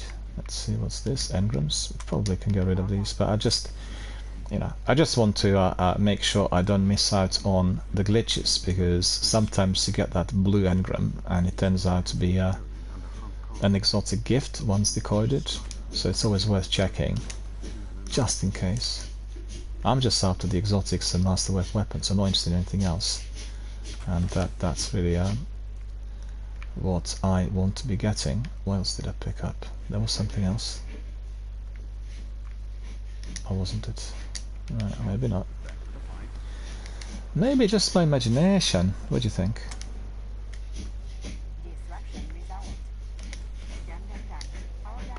Yeah, that one is a bond.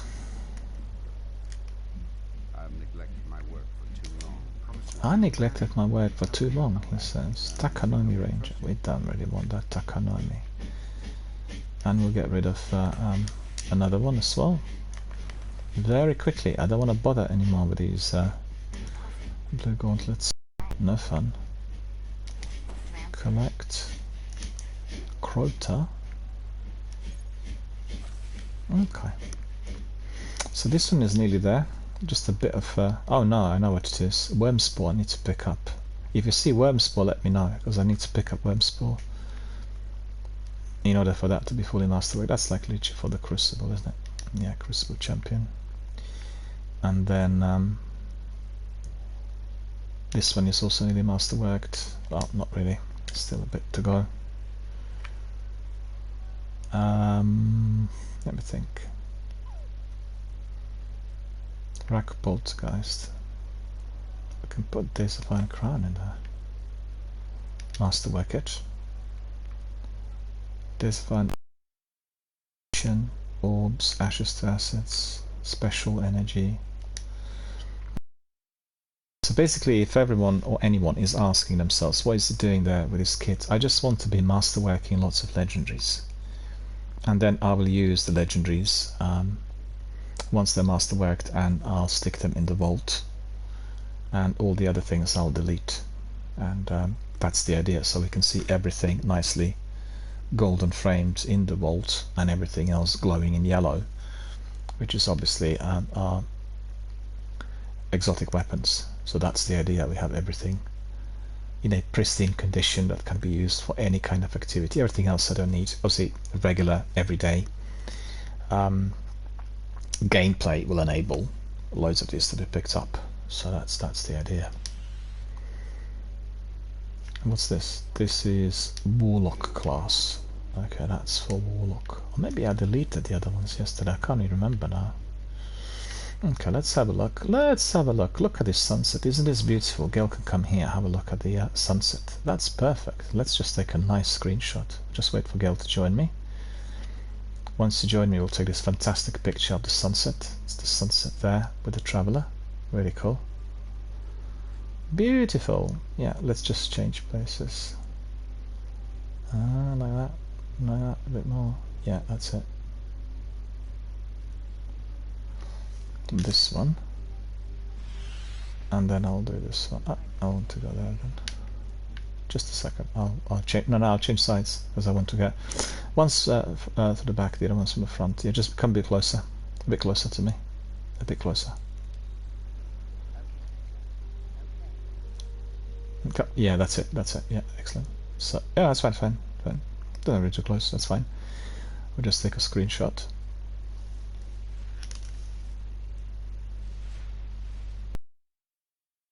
Got it. So I want to see now whether our friend Zenith is there as well. Yep, that's right. We'll bring in Zenith as well. Invite to fire team. That's cool. And then all of us can just stand together once Zenith comes in. And mind you, whilst we're waiting for Zenith, what I'll do is I'll be giving you some of these screenshots. Let me just see whether I can get them.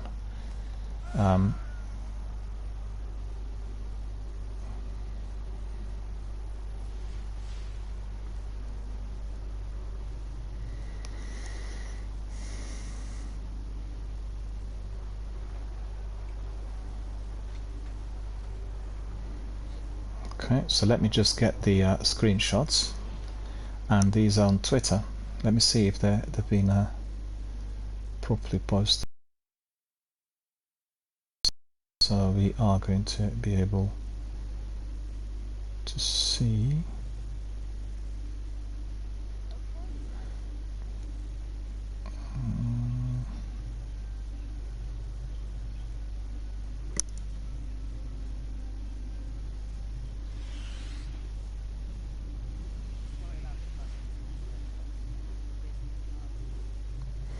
Right, so Gale and Zenith, you'll be able to see this. I'll post this. There we are. You can see these. They're basically on Twitter, and it's us doing certain things.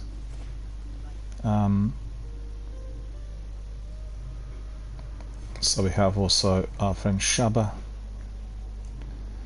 and Zenith and me. There we are. Excuse me. Then we have Zenith and me getting ready for some action.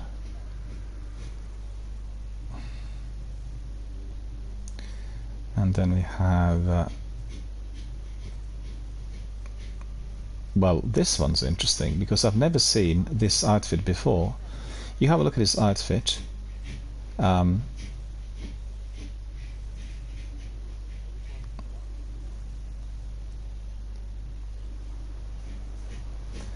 It looks like something out of Hellblade or something out of Horizon Zero Dawn. I've never seen anybody looking like this. Just have a look at it. The one just posted it's under the unusual outfit. I wonder really where they managed to pick this up. Looking so different, like a character from another game. And then I've got this mask, which I don't think most people have. You picked it up from the treasure pack, right? A really cool mask. And then I have yeah, these are the ones for now. I picked this up yesterday. And there's two of us, Gale and myself, before commencing with the battle. There, my friends, all of you can just have a look, see the outfits, the photographs, and everything I posted. It's really quite good. I do that every single time. You know, I have like at least half dozen, which are on display there on Twitter, so you can see that this captures and immortalizes our activities. Right, so I want to ask Gale and Zenith, what would you like to do? What activities would you like to be pursuing today? Are we going to go down the route of Sivas and Nightfalls, or do you want to do any other story missions or anything else? Just let me know, and then I'll choose accordingly. We can do any of these. We have plenty of time. What would you like to do, Gale and Zenith? Whilst you are considering what activities we shall pursue, I'll get myself a nice cup of tea. Yeah, Gil says, I don't have a preference, but just tell me something, because we've done Sivas, you know, and I like to do maybe something a bit different. We have a bit of a variety, although obviously Sivas together with Nightfall are the very best activities. I'm easy either way, I'm easy. So just suggest what you would like to do, what you haven't done for a while, or what would really make you feel very happy, or, you know, something of that sort. Zenith is sending us an image. Let's have a look what the image is. Bear with me, and I will be making that cup of tea as well, so you can hear my kettle. That is what it is. In fact, I'll mute it for a moment, so you're not really disturbed by the sound.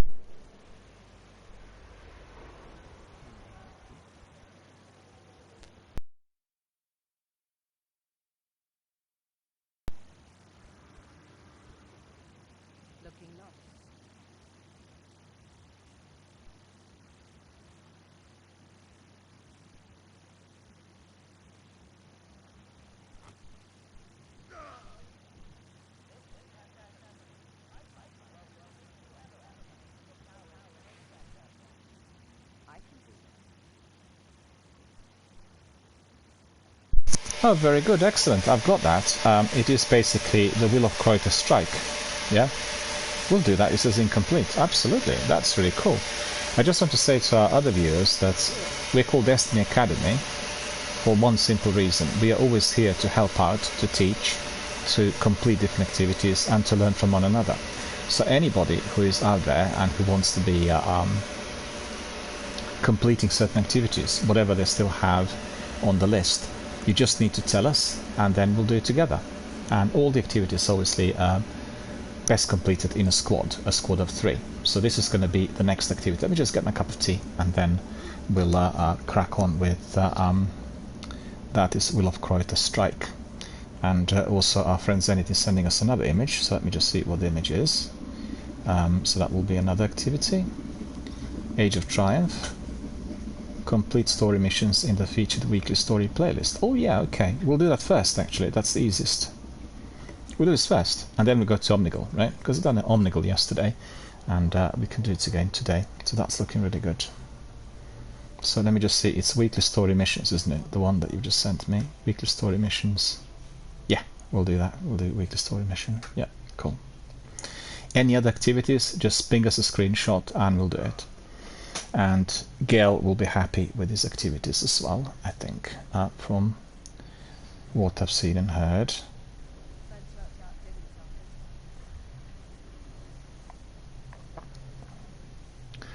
Just give us a second. I want to see messages that I received. Just bear with us a second.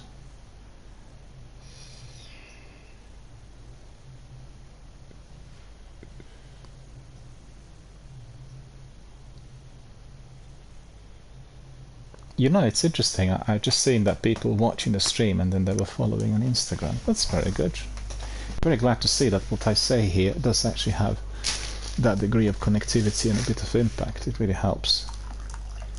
Makes me feel very happy and enthused and encouraged, you know? It really does. Right, there's this cup of tea. Are you guys ready? We can just crack on with a weekly story mission. Everyone ready? Just assemble here if you are. Just come to us. We'll all get ready here. Up front, take a nice screenshot of us. Oh, we've got another image. Alright, let's see. Really cool. Let's see what that is. The third one. Ah, Prison of Elders, okay. Oh, it's a challenge. Yeah. That's funny, because the other day we were doing the challenge. Who was there with us? Were you there with us? No, I was doing it together with Matthias. I remember that was the day when you went to watch Transformers. That was on that day. I remember that. That's lots of activities. That's great. Excellent. I just want to say that with the Prison of Elders, one person must stay alive. Because if we get killed during the rounds, we'll do the rounds first, and then we'll do the challenge. Then we don't get the rewards. You know, we need to kind of restart from the beginning. So we have to pay attention that all of us are alive, or if two of us are dead, one has to be hiding. Just remember that. You hide so you survive, and then other people. I think for the challenge we need to revive as well. I don't think we'll have self-res. Let's just wait for Zenith to join us. Because I think Zenith was changing his character, if I'm not mistaken. You've gone for another character. Yeah. And also let me know if you want your mic to be on. Because I can see you've got the mic in there, but you may not want to use it. You did say that you actually didn't want to use the mic today. Just let me know whether you want me to switch it back on or send you the party invite. And yeah, let me just take a screenshot of this lovely display and take that. Looking really good, and then we'll take another screenshot from here. No, stay where you are. It's fine. It's fine. We'll do it like this. Let me look at the incoming ship. So that's all very good. I'll go back and stand here. Oh, a little bit too far. There we are. That's good. Ready. So we'll go to the weekly story mission first of all.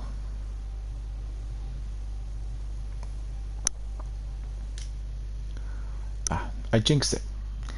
I should have actually picked up some bounties. Doesn't matter really. I'll pick them up afterwards. No big deal. All the time spent at the tower, and I've not actually purchased any bounties. Let's see what I've got actually. Let's see. Plenty of scope for. Well, mind you, what I can do is I can go to the reef, and then we'll go in, right? Pick it up there, so we're not going back to the same place, which would be lame. Anybody else wants to pick up any bounties? And what I'll do is I'll pick up the sigil, so we are ready for the challenge. I'll need to pick up the sigil from the reef. You get it from Variks, so anytime you want to do the rounds, you need to get the sigil. It needs to be like current, and then we'll apply, and then we'll do the challenge.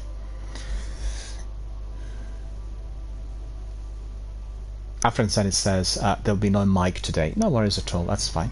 No problem. That's all good. And I just wondered, because I've seen obviously that the speaker was on in there, or it could be enabled. All good. I always like when people have their mics on. It becomes very interactive, and everyone else can hear it on the playback as well, which is highly significant. We're getting lots of views on playback, you know. It's really quite interesting. I was not expecting it, but Hello, Guardian. quite a lot of people are watching us on playback. Acknowledged. Confirming the tower. Okay, so I'm full. That's fine. This is Unit Sentinel. Please respond. Postmaster. I don't need anything else. Anybody else for any bounties? Oh yeah, we need to pick this up. That's true. I need to pick this up from Varix. Nearly went away. Oh, he's giving me a reward. Hand of Judgment, and then Judgment's Honor package as well. Another reward. Well, that's good. I've got some Token of Identity and Heavy Ammunition Synthesis and a few other ones.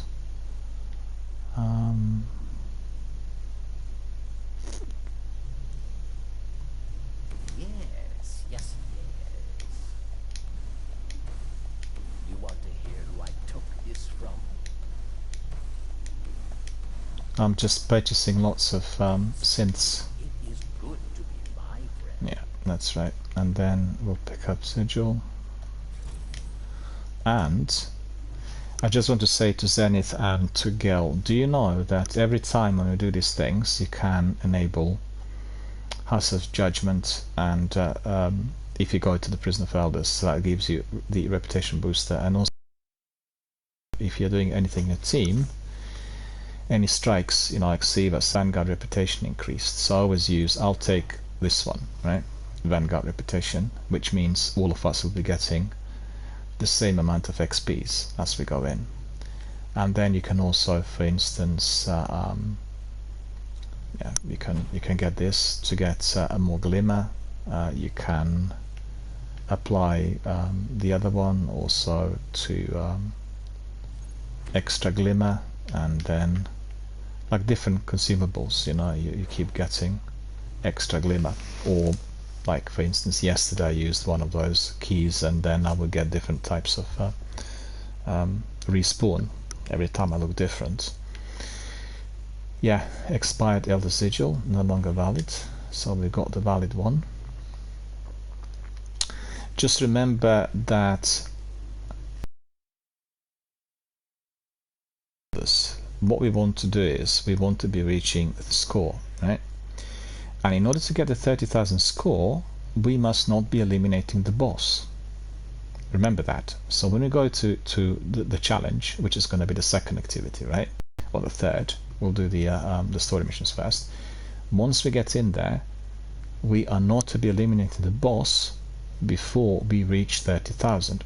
We have to deal with all the ads. So the ads are the best dealt with by the swords, like Dark Drinker, Raise Lighter, Ballcaster, any of these.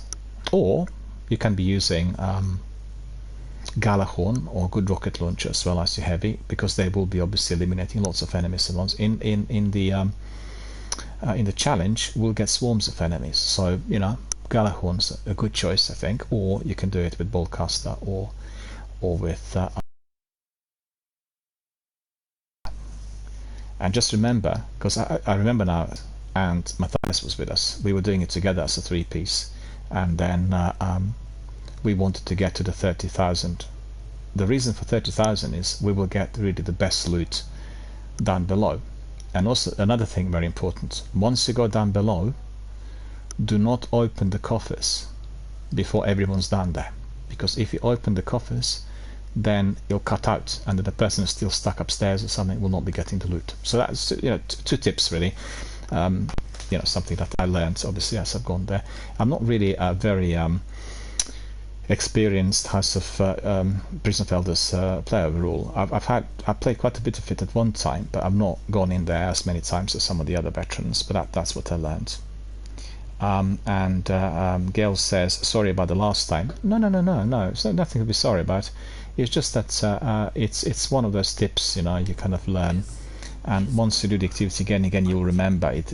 The challenge is about the high score in order to get the best loot.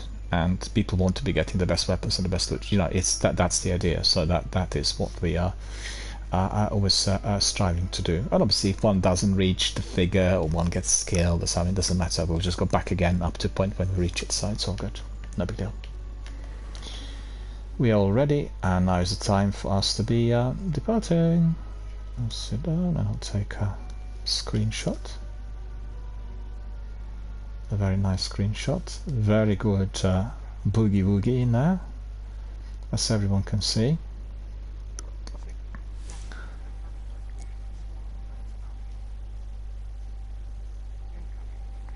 Off to orbit, and the first thing we'll do is Mort Zenith requested, and that is the weekly story missions. And after that we'll do Omnigul Strike, and after that we'll do the Prisoner of Elders. So we've got plenty to do. It's going to be very interesting and very diverse, which is really cool. Really like the idea. And let me see, weekly story playlist, that's the one.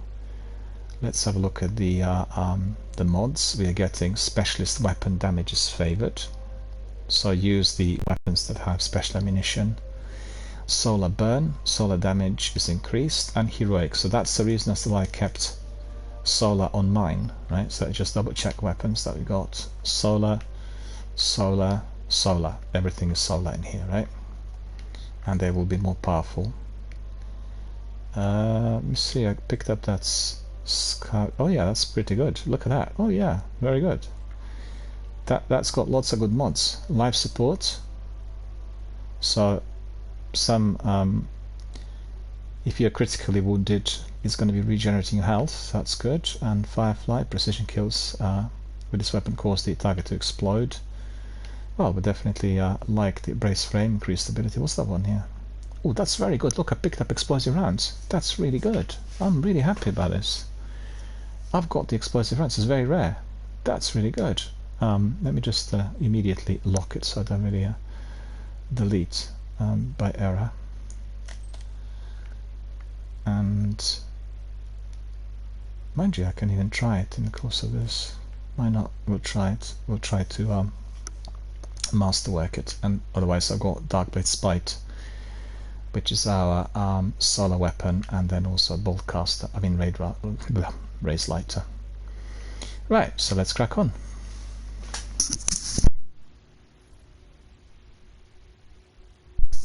Our friend Zenny says this was a really nice weapon drop. Absolutely, it was actually a reward.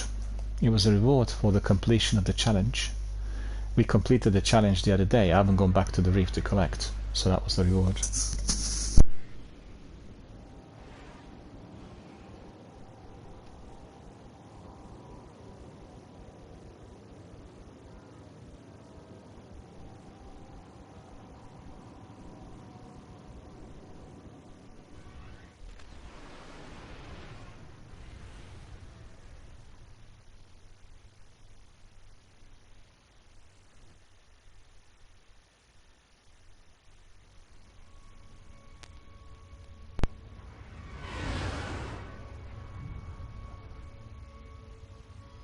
It only took one blast from the Dreadnought.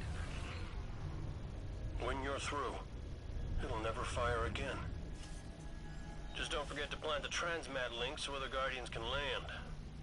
Not everybody's got stealth tech, and a ship that smells like hive. Good luck, Guardian.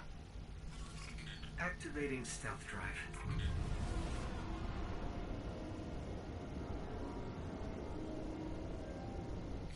I'm picking up fluctuations in the power conduit. Oh, relax. I modified the tech myself. Probably just Saturn's radio storms running interference. It's malfunctioning. Did you break my stealth drive?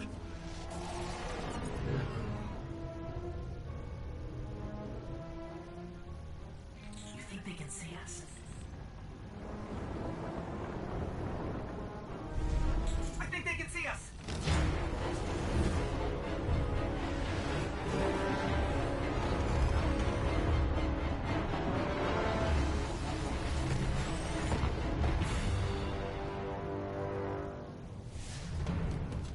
What happened?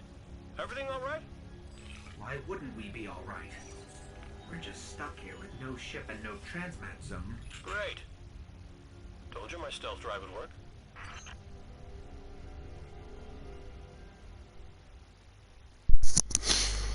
There we are. It's a nice story mission. But don't forget it will be delivered on the hard difficulty level, so we'll have lots of enemies and certainly can't hear myself properly. I'd like to tell you the strength of the city is behind you, but as long as that Okay. dreadnought's still firing, we can't risk reinforcements. Head inside, see if you can find whatever's powering that weapon. Dreadnought. So we need to go in here.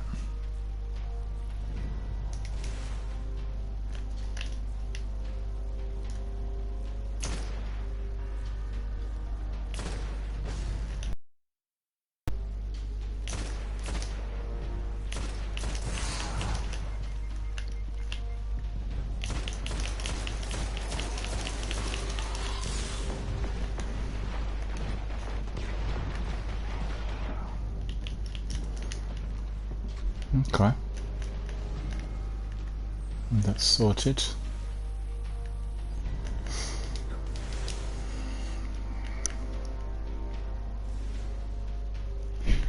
It's been a long while since I played this mission.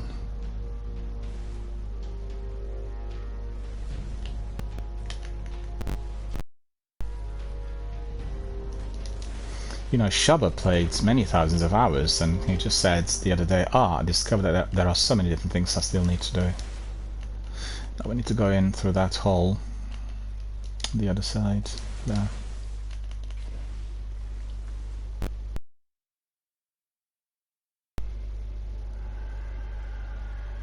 That's great, it's really great about Destiny, you know, you just discover. But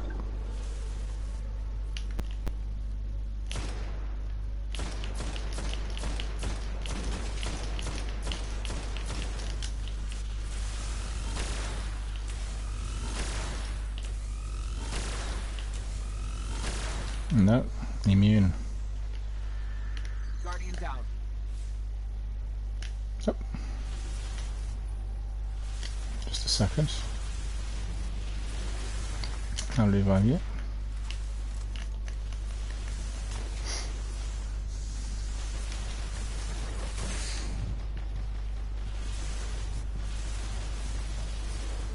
Guardian down.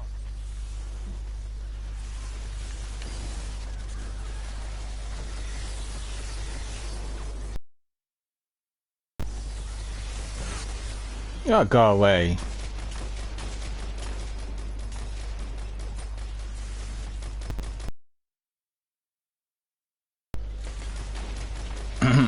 You see, it's its image. He's not actually taking any damage, is he? I wasn't taking damage from mine.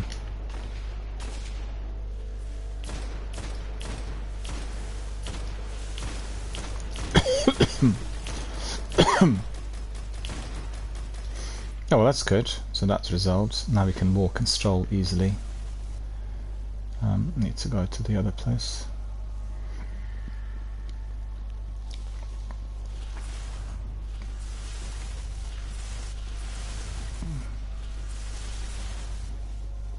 Guardian down.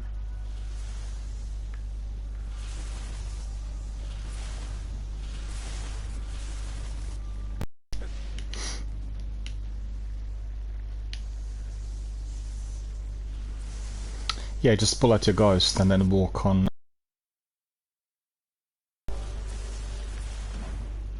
On the bridge. It's a bit tricky. Yeah. All done. We are ready.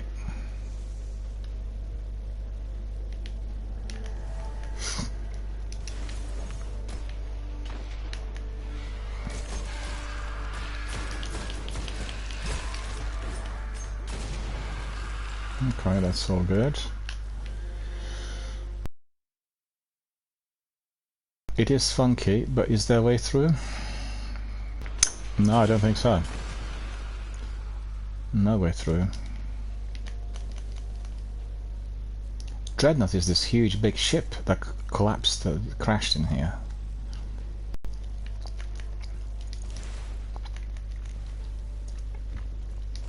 Any luck with the weapon? Bit like Prometheus, isn't it? We've only scratched the surface of the dreadnought.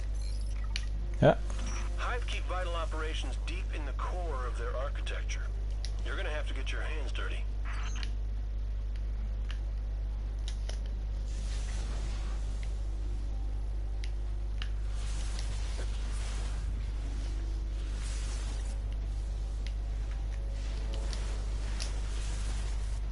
This is a bit tricky.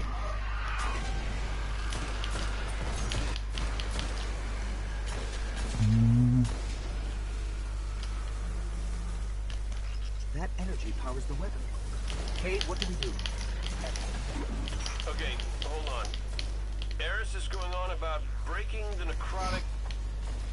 Ah, just shoot it. Ah, there's a shield. Okay, it's down. But I'm picking up other channels to the weapon. Find them. It won't stop firing until you shut them all down.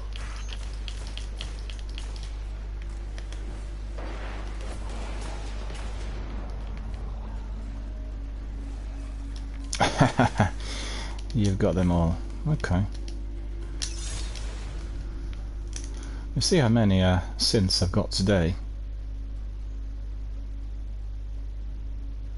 89? It's not that many. I'm using them all the time, so that's the reason why I'm a bit short.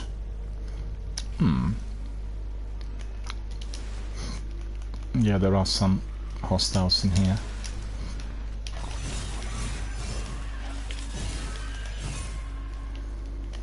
Okay. Nope, gone.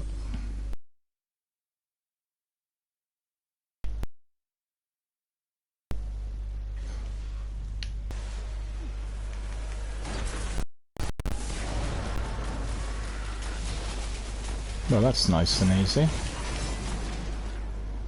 Nice and easy, lemon squeezy.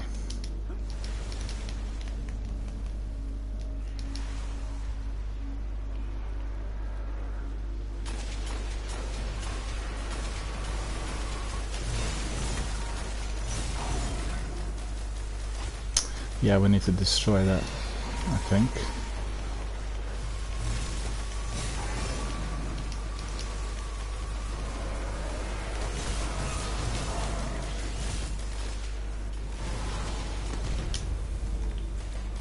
Guardian down.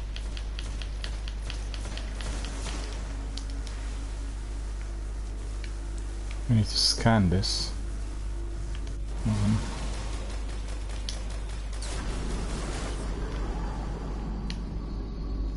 The weapon's cycling down. Let's find another channel. Okay, so that's sorted.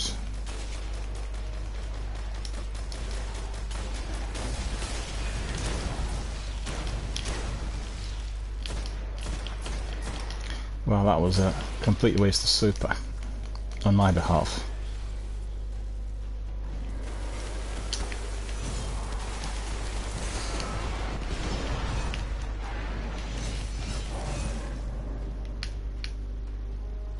I'll wait for you.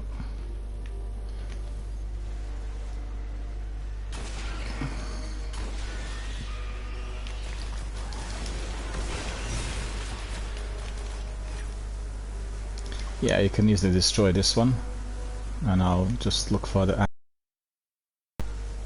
whilst you're doing it.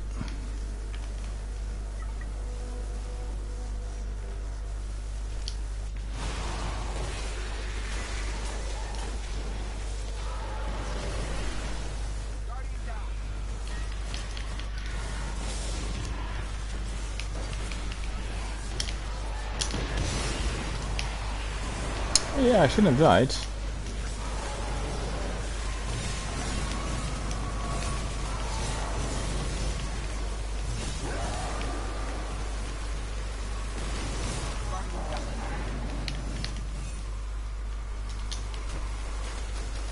Yeah, that Acolyte is just #1 target always.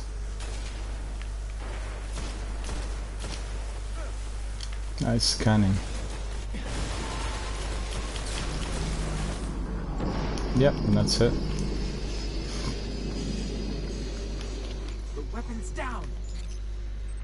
Cade, what's our next move? We need that transmat zone up and running. There's a massive hull breach near your position. That'll be your best bet.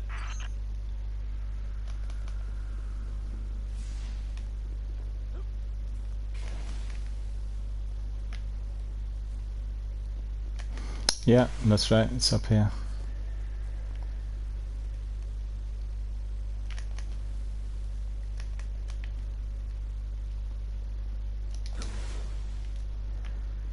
Already? Did you just go away for a minute? I'll wait for you. I'm sitting there.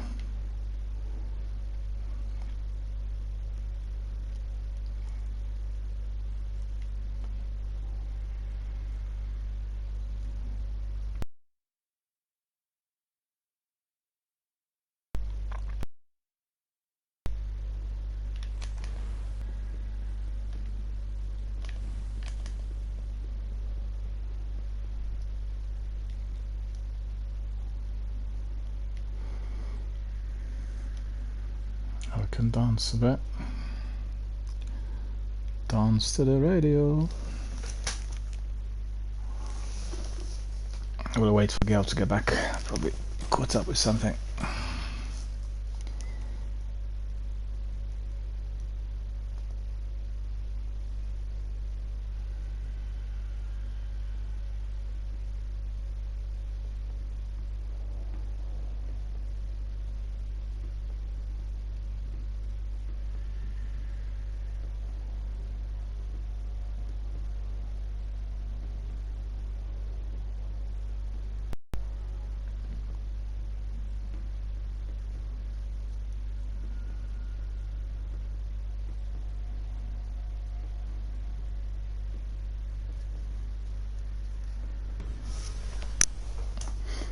Okay.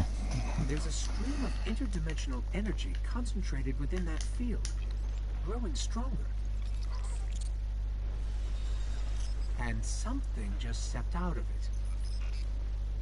Stay on target. We need more Guardians on that dreadnought.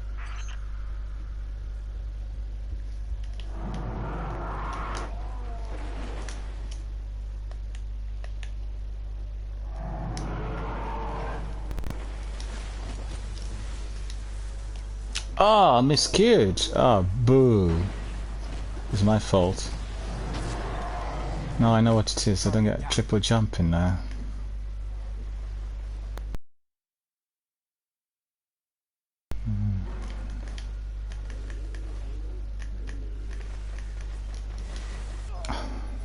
It's because of that artifact that I've got, I think. Hang on. Where am I? Okay. Just a second, I got the artifact that's giving me the third jump. Put this one on.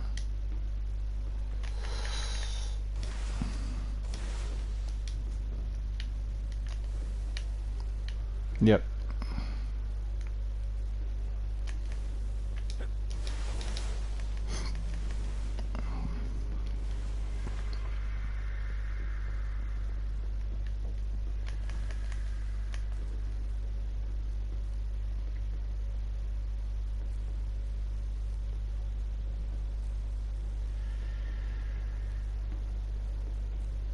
Yeah, we're coming.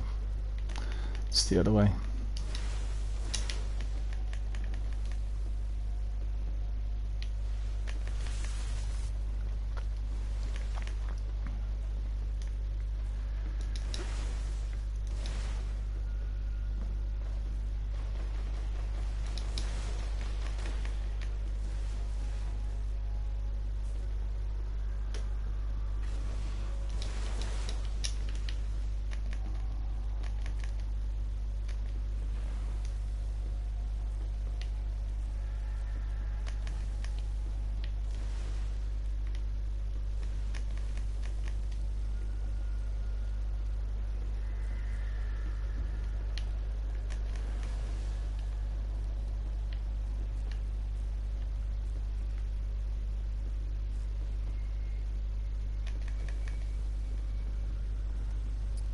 Cabal ship.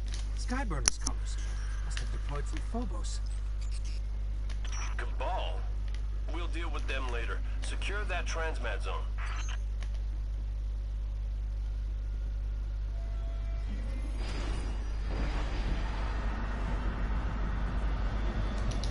Well, that's gonna be busy.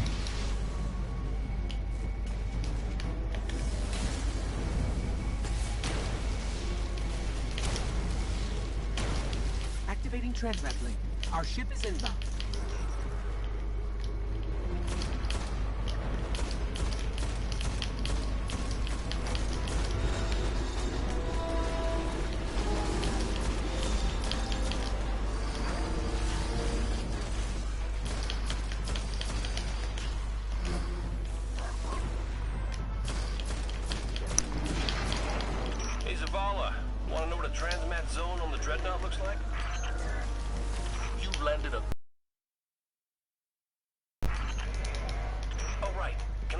conversation?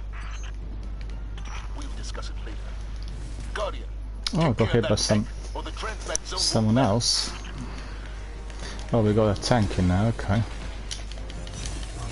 Guardian, I'll bring down some ammo crates from the ship. You're going to need them.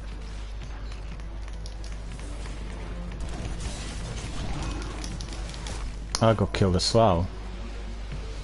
Ah, we jinxed it. We jinxed it. Never mind.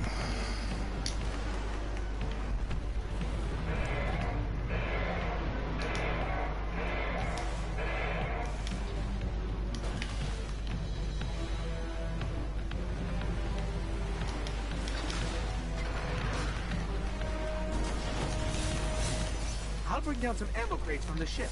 You're going to need them. Again, I got killed. Boo.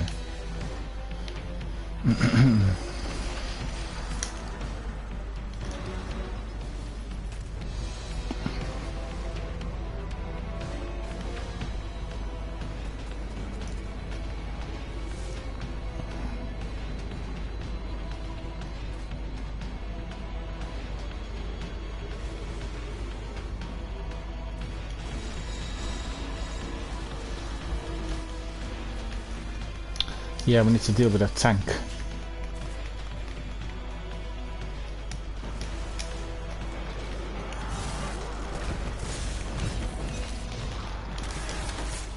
Oh, they're very powerful in here.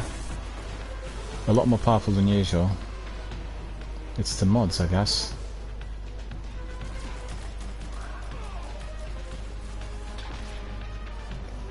I changed my primary.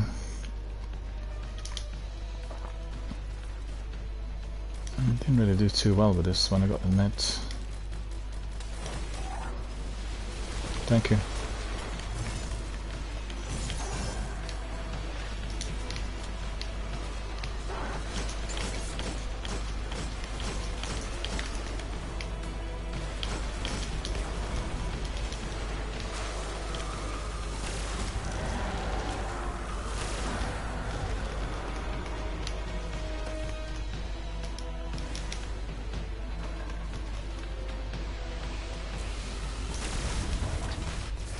Ah, got me.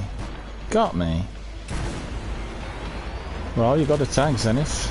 You got a tank. Goliath tank, look at that. Thank you. Thank you. Your victory, no matter the method. I think that's the end. You have our thanks. Yeah. Everyone loves a bad idea when it works. Now, excuse me, Guardian, I have to go have So we completed this one. That's cool. About her ship. Get home safe. Pick up that. That's it. 68. We'll do the Omnigul strike next.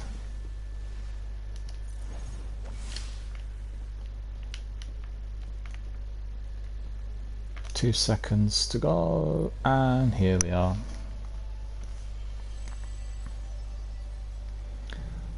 Any bounties completed? None, I don't think. Let me see. Continue. Oh, you had loads of precision kills. Look at this. Oh, just shooting from the hip. No precision shots from me. Hardly any. It was Kreuzer, wasn't it? Let me just check to see where it is. Bear with me, I need to have a look at the screenshot.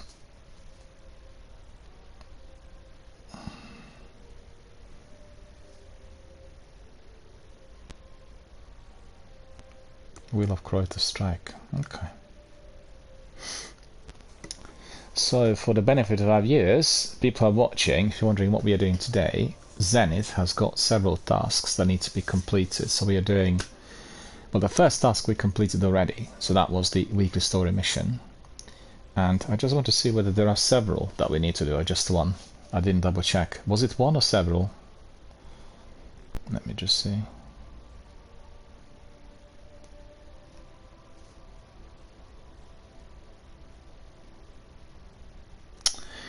Ah, you need 5. Okay, we need another one. Alright, fine. We'll do another one straight away. We don't have to wait for that. We'll do another story mission, so that should really complete the 5 that are necessary for the completion. All good. We'll do that straight away. The Taken War. That's going to be another one. Oh, very good. Glad to see that they're being rotated, because some weeks we were getting stealing from Rasputin. You are entering a world you do not understand. I'm very good, thank you, Gail. I'm very good. What you did to her ship. We need cloaking tactics like that. More mine bunkers have the code we need.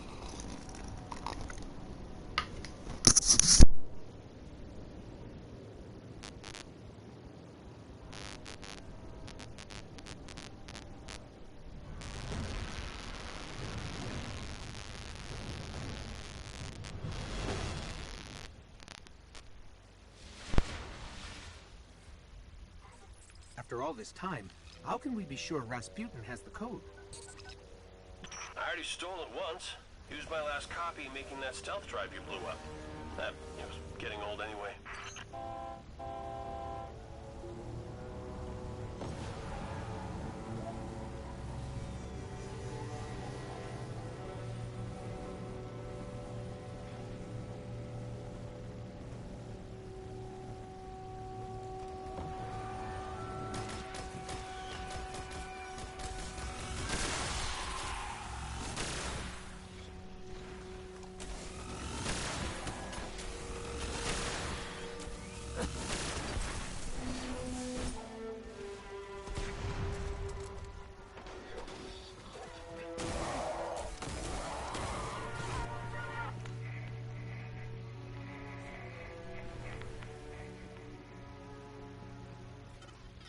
I haven't had much luck breaching Rasputin's security.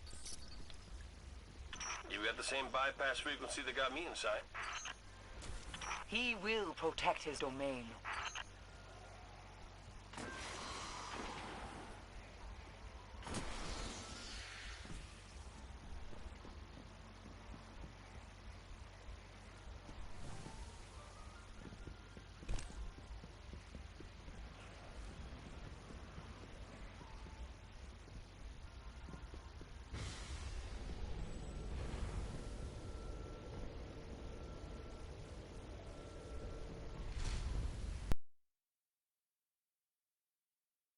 More interdimensional goo. Taken her here. What? Not possible. We sealed the complex after the Omnigul breach. Cade, look at this. Oh, that does look bad. Okay, so if you see him, just shoot him.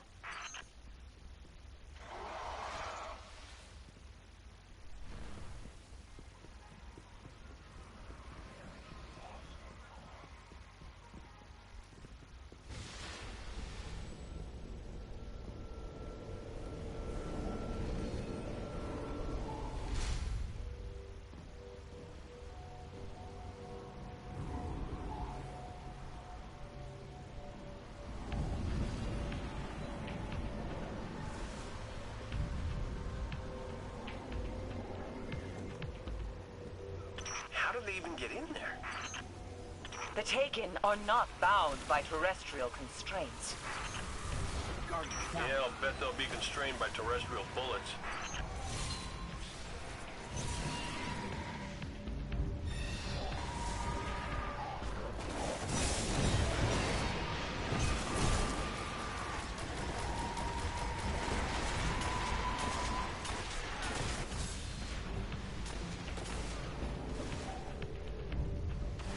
Guardian down.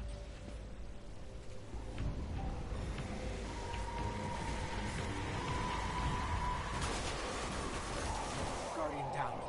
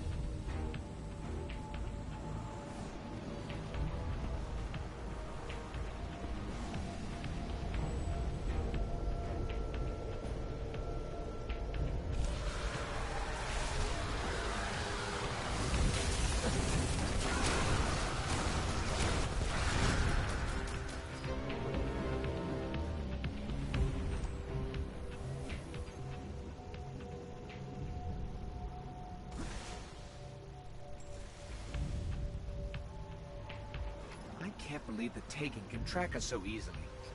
Oryx really does hate us. Which is exactly why we're here. We need those cloaking codes.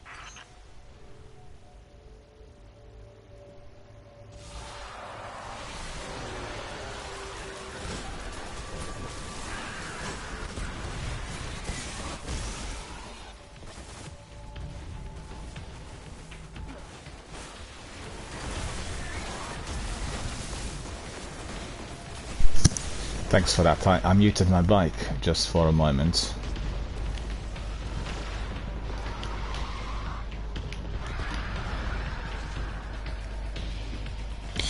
The Dark Hauntings here. Hello Matthias, how are you doing? Good to see you. Thank you for popping in, saying hello. And Matthias is asking, are you doing any missions today? Well, Zenith has got quite a selection of things that we need to be doing. Incidentally, one of them is what we completed the other day, if you remember, with the Prison of Elders activities. So that is definitely what we are going to be doing in a minute, and that will be the rounds, the 30,000, and you know, the boss needing to stay alive and all that. Gail's saying hello as well, and Zenith is saying hello. We are all in this team.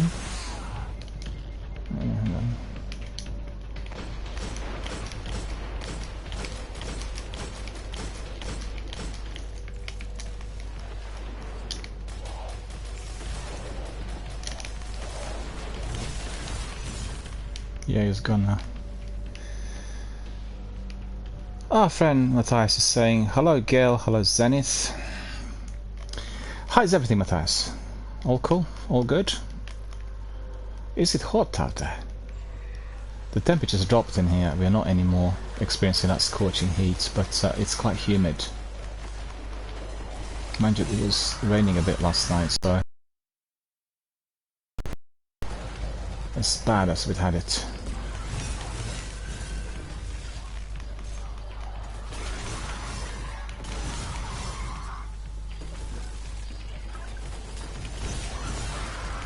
Cool, look at them.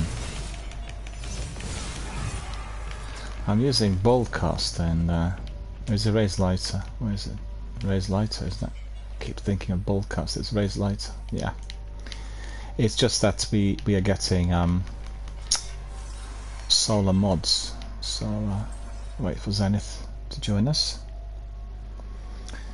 Matthias says it's all right. It's not too hot. Oh, that's good.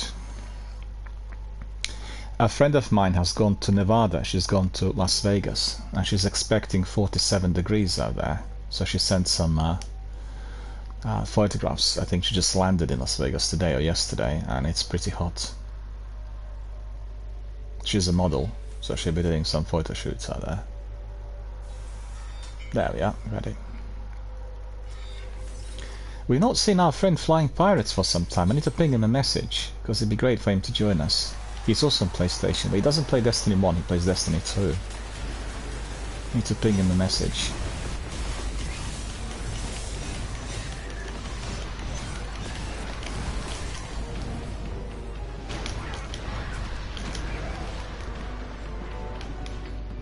Alright, see what you can pull out of Rasputin. Well, there's a joke there somewhere. Scanning. Matthias says it's not too bad, but it was supposed to get up to 43 degrees Celsius. I'm not sure if it can be That is really hot. Where do you think Blade Dancers got their cloaking ability? If the Vanguard are satisfied, Oh, we can Wormspaw. finally end this. Okay, finally I can Return master to work. Steel Crota's soul. Where is it now? It's this one, I think, isn't it? Yeah, that's right. Crucible Champion. I'm not doing any holes firing. Oh, right, chap. All good. Ending in 2 and 3. Yeah, cool. So, Zenith, would you like us to go back to the tower? because you completed the quest. You've got the 5 out of 5. Do you need to go to the tower, complete anything, or claim rewards? Just tell us. And our friend Matthias says, I'm off today. Well, that's the best. What a wonderful day. Your day off. And saying he's just watching the stream. Fantastic, thank you. And Gail says that was one of my quests too. Just a minute. Did I get this from Zenith or from you? Let me just have a look. No, that was also Zenith's. Zenith pinged me 3 activities. One is Omnigul Strike, the other is what we just completed, 2 story missions, and the third one was, well, is still a Prison of Elders. So that's good to see. I mean, obviously you're completing it, right? Zenith says no tower needed. Okay, cool. So what we'll do is we'll go to Omnigul Strike, and that would be, let me just see where it is. Bear with me. No tower needed at the moment.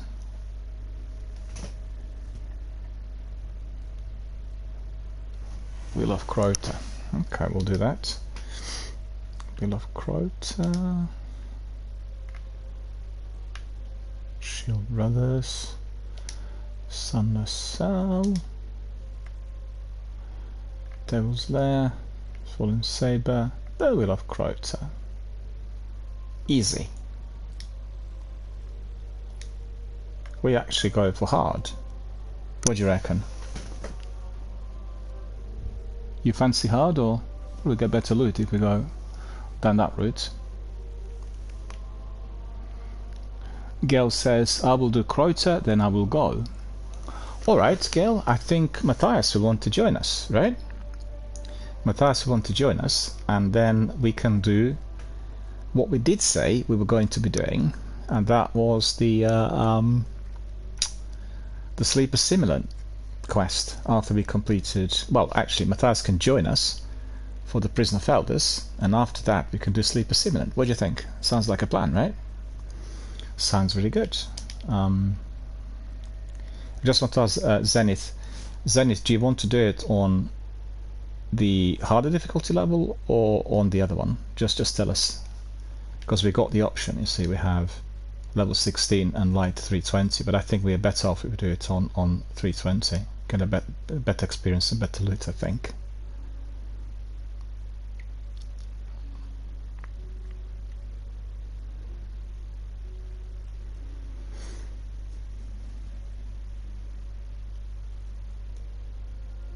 Matthias, would you like to join us afterwards? And Gail's saying, let's choose hard. Matthias says, yeah, more than happy to help out. Yeah, that's right, that's a story mission. I forgot, I thought it was a Siva. You know, it's just like my brain shrivels sometimes. And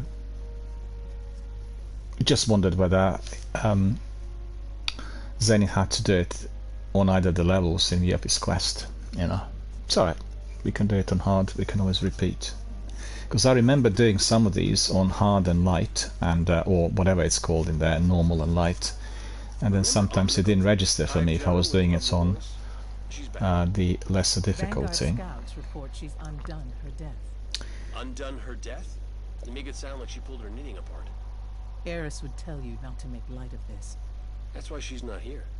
There's no telling what else might follow, Guardian. Destroy Omnigul and any lingering threats. So it's Omnigul, alright. Yeah, I think Matthias can get ready with his PlayStation, and then we'll bring you in afterwards. You'll be able to If Omnigul can come back to life, come she and stays dead. help us out with these How does tasks. the Hive think that about us? To the Hive, death is relative. We'll face Omnigul as many times as it takes. Guess we were made for each other.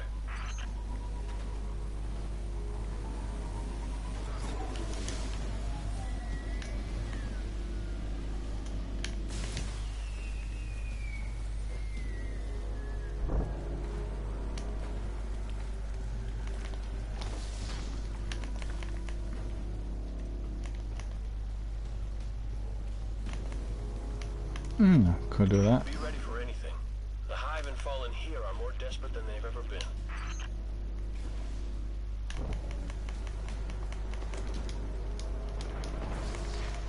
Guardian down. Actually, I want to show something to Matthias before we go in there. Matthias, look at this. I picked up this weapon, Hand of Judgment. And let's look what I've got here. Explosive rounds. I picked it up from Varix. It was like a reward in view of the completion of the challenge. So that's quite good, isn't it? Hand of Judgment, Scout Rifle, explosive rounds. Thumbs up. In fact, I'll take a screenshot. There, we'll go back in. Yeah.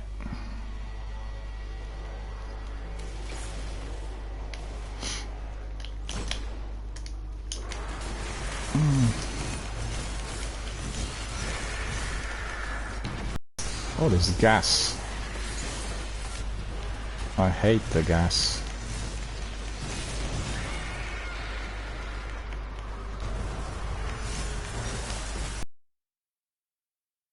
Yeah, the last rocket got me.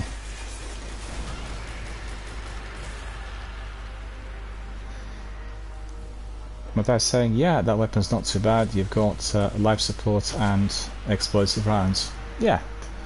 So I locked it. So no chance for that to be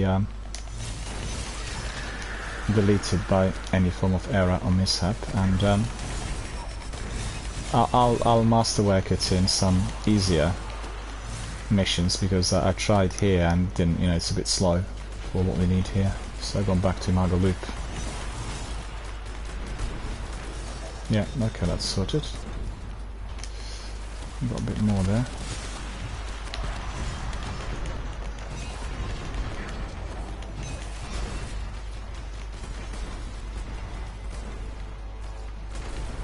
You know, the other day when we were doing Seivas, it was just down to me forgetting about my light level, because I was kind of surprised with being killed so easy.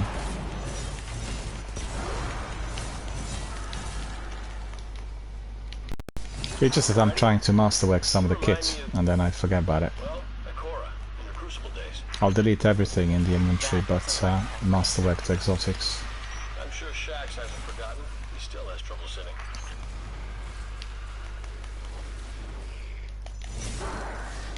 God, look at that. Take a screenshot of this as well. Place is littered with enemies, right?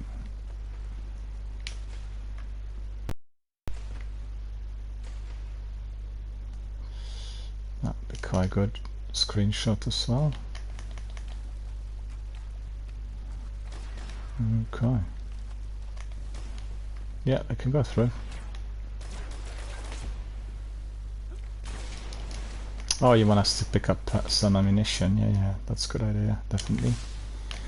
Good idea.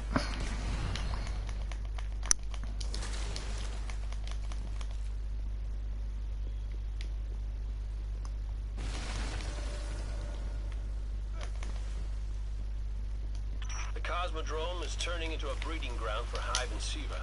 It's like one big, disgusting petri dish.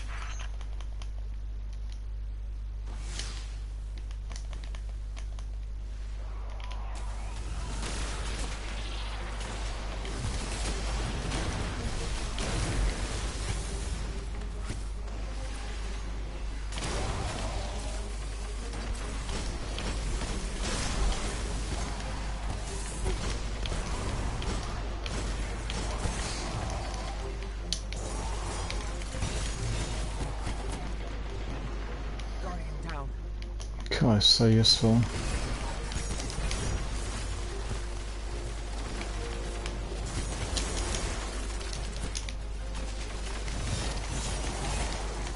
Got loads of enemies in here. That's busy.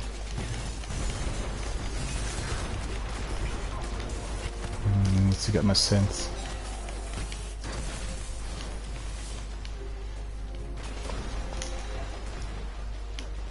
And I'll put back my dark drinker. I know that the other weapons are more powerful, but I missed that spin.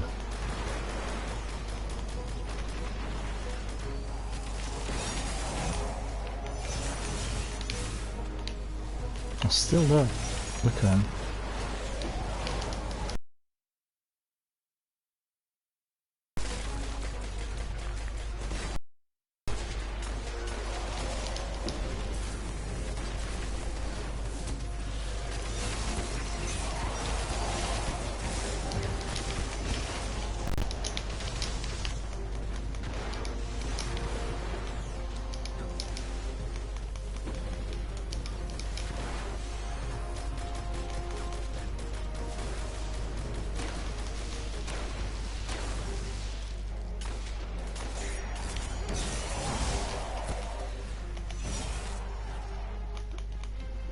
To get some heavy ammunition in there, anyone? Now that you're all warmed up, let's find Omnigul. Oh, you picked up some already. Okay. Okay. So let's crack on. Omnigul is just ahead of us. Okay. Well, guess what? We are relentless. We are winning. Relic iron I don't have. Ah, boo. Need to pick up some of it.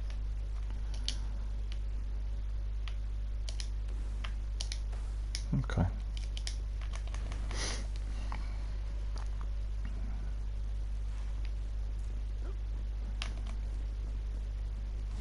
I like it when we all run, we get really so highly energetic. I like that. Looks like we are really very much up for it.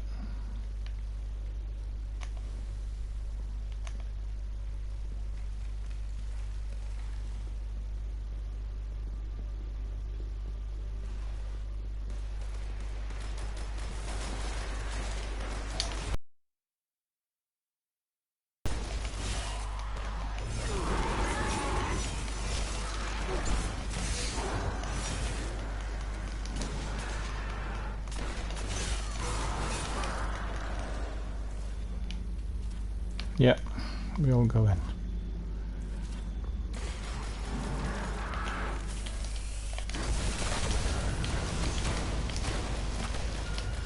I got him. Golden gun's not too bad, is it?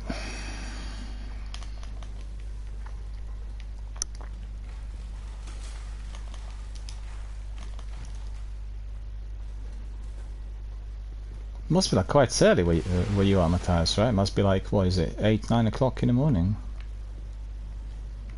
Well, we should be able to... Yeah, that's right. Ghost. Omnigul is back for a reason, and it's not just a yell, though she does seem fond of that. Finish her before it's too late.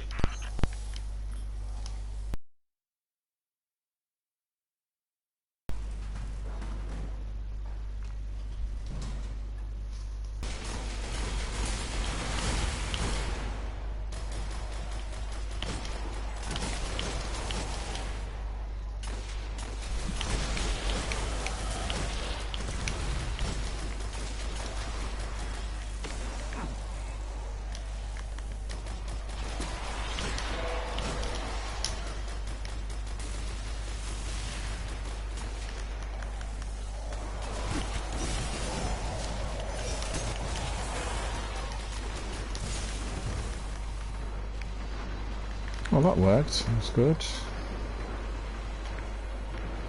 Still got some ammunition for that.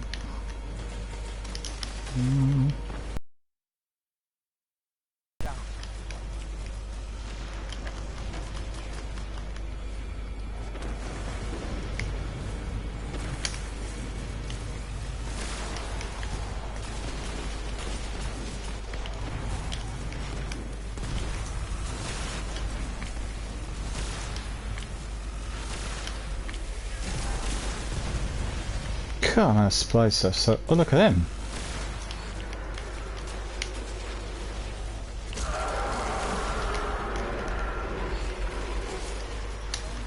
Well, that was no fun.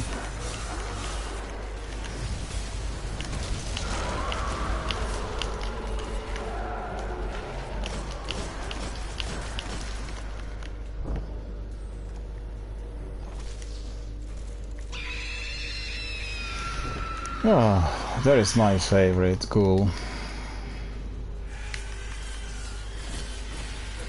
And you guys get Galahorns out and I'll keep my Dark Drinker. I'll deal with the ads.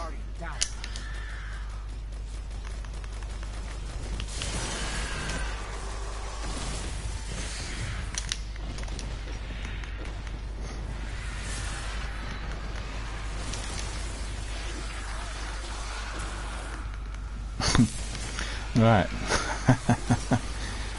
Avoided the worst.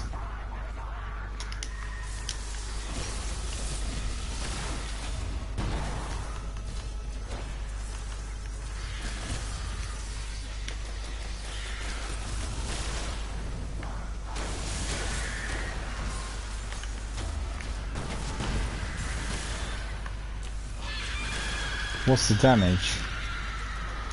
Didn't see really.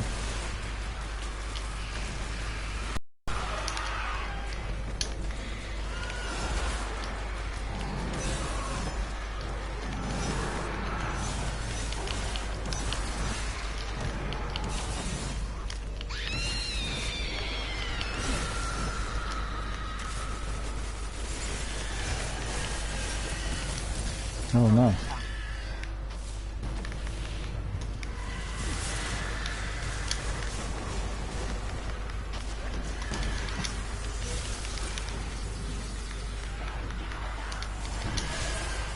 Ah, these exploding thralls. Boo.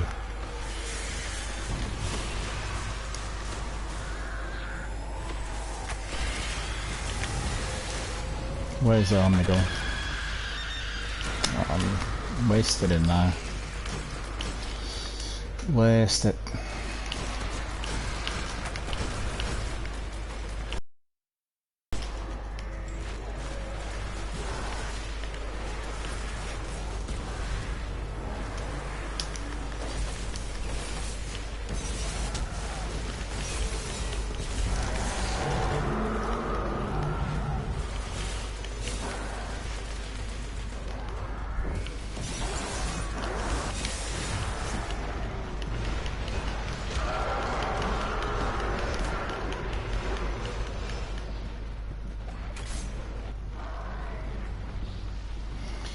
How did I survive that? This is a miracle.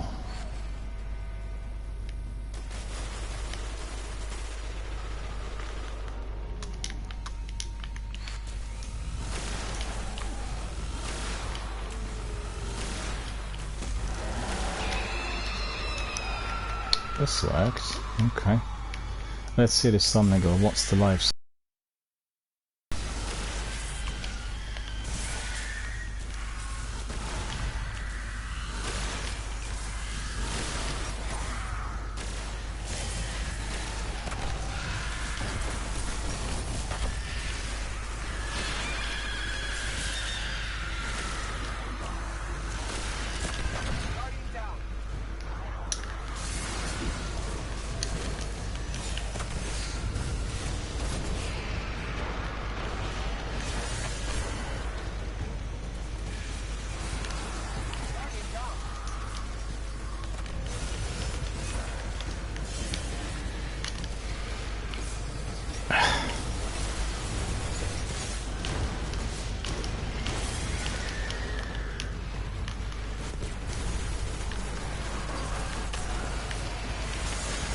Well, that's not gonna work.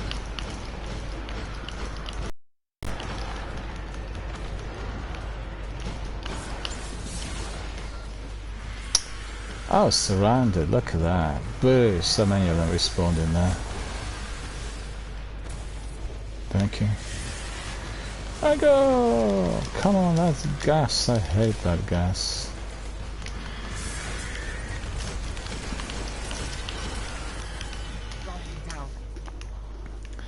Quickly need to pick up another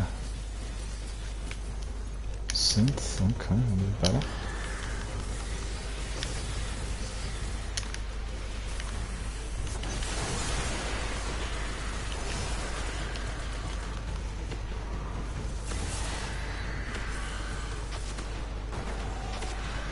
I think Matthias says it's just past 9:30. 9:30. Ah, look at that. There are no further Have I got any skeleton She comes back, keys? so look at us. Omnigal's neutralized and Eris didn't have to lift a finger. 3. Okay, so You there's should tell skeleton key. Trust me, she'd prefer to hear it from you. Come on back, Guardian. Good work.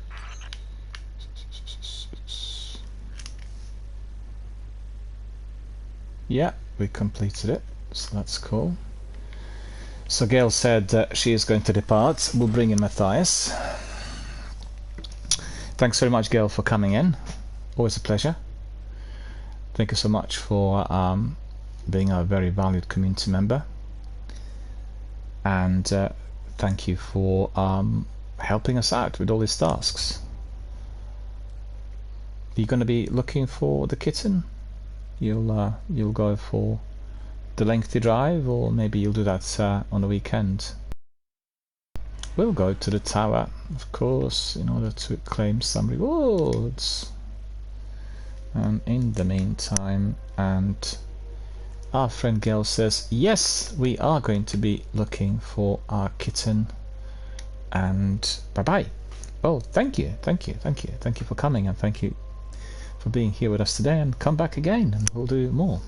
Tomorrow we'll be back again, and then I don't think I'll be doing anything over the weekend.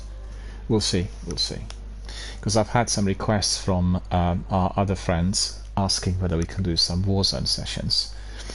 I'll see whether I'll do it live online or we'll just do it as a gaming session within our community. We'll see, because at the moment I'm generating quite a lot of viewers, both live and also through playback, and I think there's a really good chance that we'll get to the Twitch partner level rather quickly.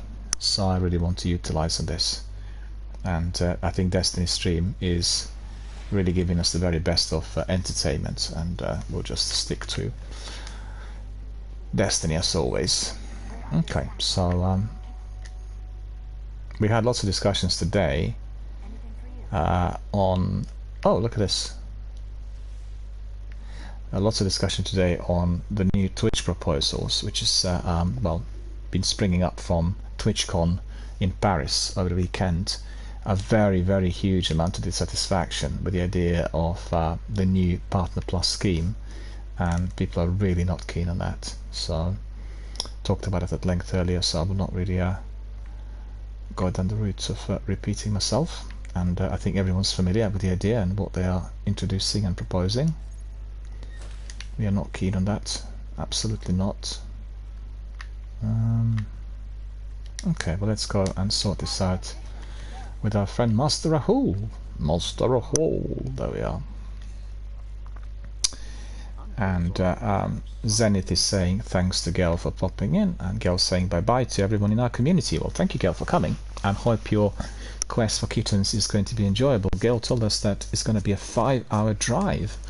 5-hour drive, that's quite a bit, and I wonder whether it's like 2.5 hours each way, or is it 5 hours each way, so that is going to be quite tricky.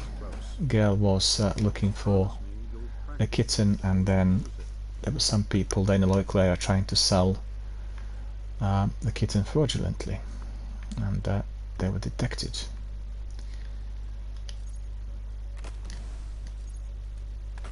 I always bought my pets from Pet Shop.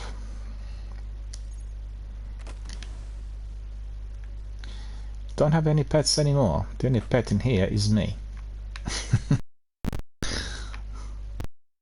Much of a pet. It's funny because in Andromeda, Matthias will remember this, there is this pet that the lead character has, and then you'll get an achievement if you pay attention to the pet quite a few times. So it's quite funny. Funny. Okie dokie. Let's see what I still need to be doing in here, if I have any extra loot with our friend here. Guardian. Done.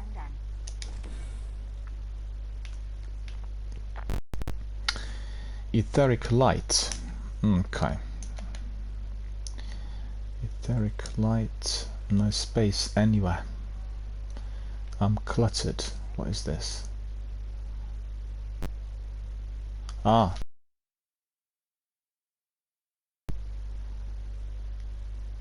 Yeah, I need that material as well. Ah. Oh, we got Haunting joining us. Cool. Let me just bring you in. Will you have your mic as well? I'll bring you in so we can have... wait a minute.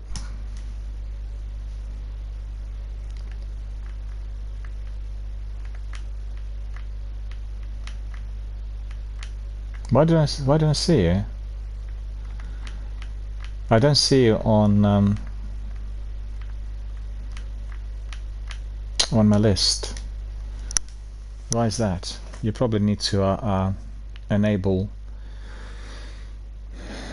your mic to the privacy settings, because when I put it up there I couldn't see you. Just have a look.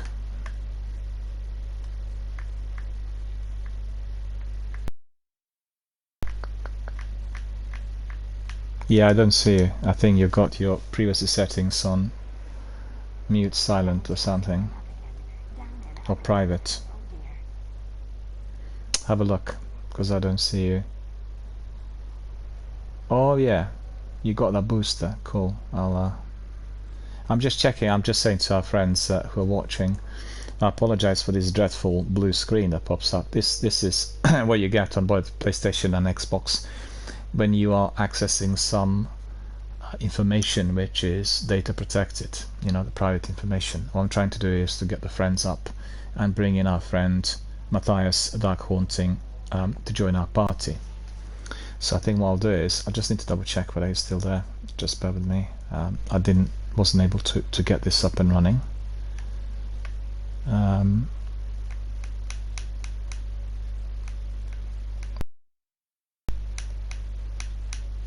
No, just a minute. You probably have a different user ID. Is that right? Hang on, let me see. No, it's the same. It should be the same.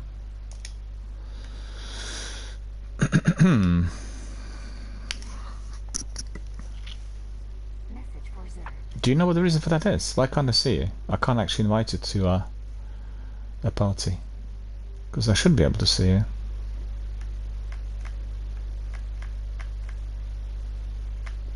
Baboon, we're being kicked out. Boys, we're kicked out. I need to bring everyone back in. Baboon kicked us out. Baboon.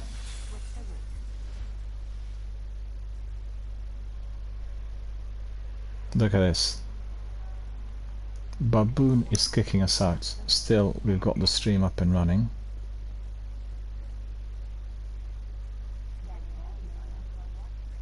Okay.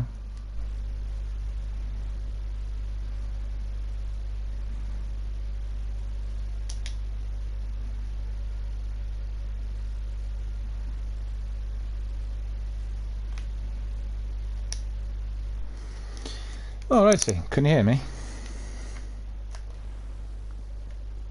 I joined your party, but I don't think I can hear anything as yet. I am instructed to tell you that all Guardians should continue to report information on Oryx. Can you hear me?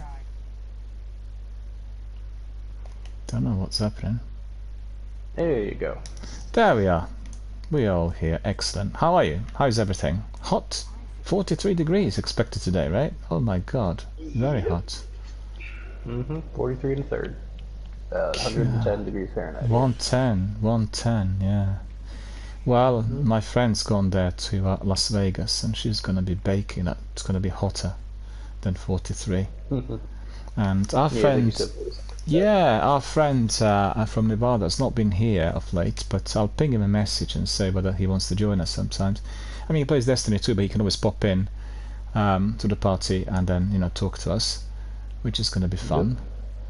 He played Destiny 2 for God knows how many hours, and he's just playing Destiny 2, nothing else. It's the only game he actually is playing, so I could well imagine. Maybe he actually exceeded 15,000 hours, I don't know. It's worth checking. I'll ask him. Maybe not. I'm assuming he meant 1,500, but 15,000, it's possible. That's a lot. Well, you need to talk to you need to talk to our friend. He was here, and I did clarify. I did ask whether it was 1500, and he was saying 15,000, and I said several times. It's you know, it's a slip, so maybe it's 1500. I don't know, but I think it's a lot more than that because he did say that. What was their gamer tag? He is. Let me think. Lupus Arius. What is it? Lupus Arius. Like lupus as in lupus, Arius as in Arius.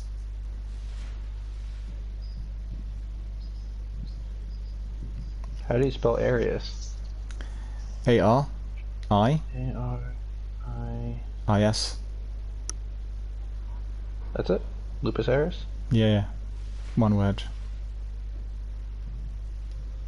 L-U-P-I-S-A-R-I-S. Maybe it's a different spelling, I'm not 100% sure. It's possible that it would be two games combined. You know, it's possible. But I you know, I can't remember exact details. But I do remember that we talked about this, and we've done Zenith was here and myself, and we've done a raid, and we had really a fantastic community-based session. He was a medic in mistaken in either Rangers or 101, and we talked a lot about health, you know, health-related issues to do with viruses and maintenance of health and gaming and all sorts. It was really a very, very illuminating, very interesting discussion. And I just wondered whether you knew him or whether you played with him in the past. No, that name doesn't sound familiar. Yeah. He was playing on PlayStation as well, and he'll join us sometimes. He actually, you know, the other time we were discussing Sleeper Simulant, he popped in and said hello and was kind of interested at the schedule, at what time we're going to be in. But I think his hours and his schedule are very, very different to mine, so kind of non-compatible with the hours when we're actually doing the live stream. And it's likely he works also shifts, and you know, so he'll pop in sometime. You'll be able to talk to him, and really a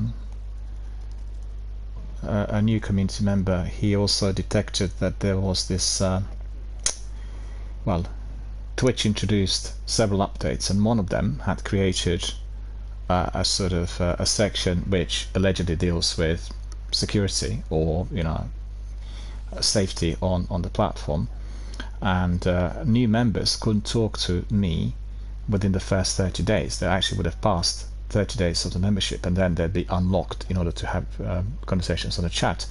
And I was not aware of the update, but both Zenith and Lupus Arius kind of raised it because they realized that there was this sort of block. And then I've gone to the settings and I've seen that the update had created it. It was really annoying, and obviously unblocked immediately to make sure that everyone who pops in can talk, because otherwise you can have huge traffic and people can't talk, and it's ridiculous, you know. They've done lots of things on Twitch. I don't know whether you've seen. We discussed earlier, before you joined us, the first part of my stream, the whole thing that popped up in Paris this weekend was TwitchCon, and loads of partners and streamers were there, and they're absolutely outraged with the new policy through which they are dividing Partners Plus from the ordinary partners, and the criteria for that, which are completely unreasonable and totally kind of Twitch oriented rather than anything to do with streamers. It's really risky. It's risky. If they start losing people to other platforms, you know, it'd be very difficult to bring them back. And their means of monetizing are exclusively through subscriptions, as obviously they take 50-50 cuts. And I think during the last 6 months you've had lots of companies coming in offering like third-party overlays and tips and alerts and all sorts. So that must be literally taking a large slice of the revenue, and then, you know, that they're trying to monetize. And I just don't think they have many enough people who are actually thinking business in very constructive fashion, kind of long way ahead. It's just more like managing your cash flow, and that's not going to work. That will cause huge discontent. And you've heard of Kick, the new platform? Yes, I've heard of Kick. Yeah, I've not been familiar with this, and Ali talked about this recently, and then incidentally after he mentioned it, I had so many kind of bits of news and information coming in through my news feeds about it, and it seems like the platform's becoming very popular. people are kind of very interested, and I still don't think it's a major threat to Twitch, but you never know, depending on what offering. And well, the platform was mainly created as an alternative to people who were doing gambling things on Twitch. Basically, originally it was that gambling was banned on Twitch, and as a result, those people decided to create their own platform for it. And it basically turned into gambling plus hot tub streams for the most part. There's a couple gaming ones in between, but it's kind of the Wild West on that one right now. Kick, that's the one, yeah? Mm-hmm.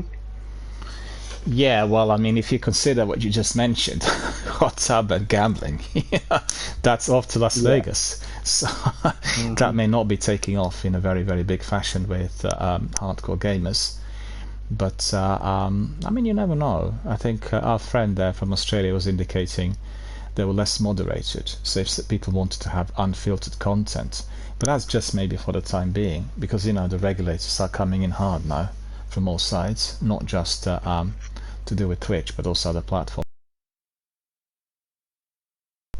Twitter recently introduced filters. So for instance, when I'm posting anything through other platforms that needs to come up on Twitter, it's not posted immediately. It comes up maybe 3 or 4 hours later. And it's not chronologically sound. Later in the day, after about half a day, you get it properly sorted.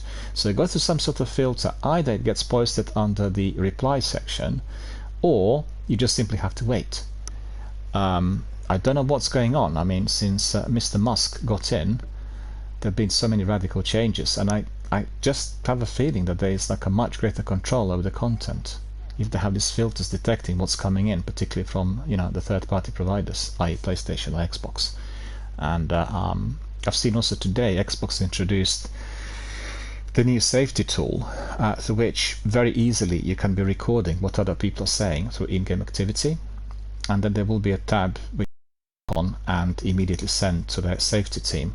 So they've been talking about this quite a bit through their podcasts, and it was various things. They have what's it called, parental switch app that makes it easier for parents to control what children are doing and watching, and they're really investing a lot. And I think that's probably in view of the new regulation, because in Britain we'll get online safety bill is being currently discussed in the Parliament. It's a completely new, very, very draconian law to do what can be displayed online. And then once you have it in Britain, there will be certainly pressure, I guess within the US as well, to introduce something similar. So we'll see what happens really, but that is the state of play. All right. So if you're all ready, we can let us just sit here in a circle, and then I'll take a screenshot. Each one of us on one section, and then I was doing my due diligence on Lupus Aries. Okay. So, trying to you guys are up there. Wow, I didn't even realize you guys are up there. Yeah, we were just behind you. We were also so their stats are set on private, so I can't access any of their information from their account, so I can't verify their claims or dispute them for that matter. But I will say that based on their trophies, I don't believe that they do have the claimed amount of hours. Well, maybe it's 2 games combined, I'm not sure. Even still, with both games combined, I still don't believe, because Destiny 2, what they would have done, with the amount of hours they have, they should have a platinum on the base game at the very least, and they do not. Nor do they have a platinum on the first game either. It's possible that Flawless Raider, they're missing clan raids, they're missing clan strike on the base game, and then on the Destiny 2 game they're missing what was it called, the Flawless Raid trophy, and they're missing a couple things. So well, once he comes in, we'll ask, and I'm sure that he will be joining us frequently, provided that the schedule can be fitted in.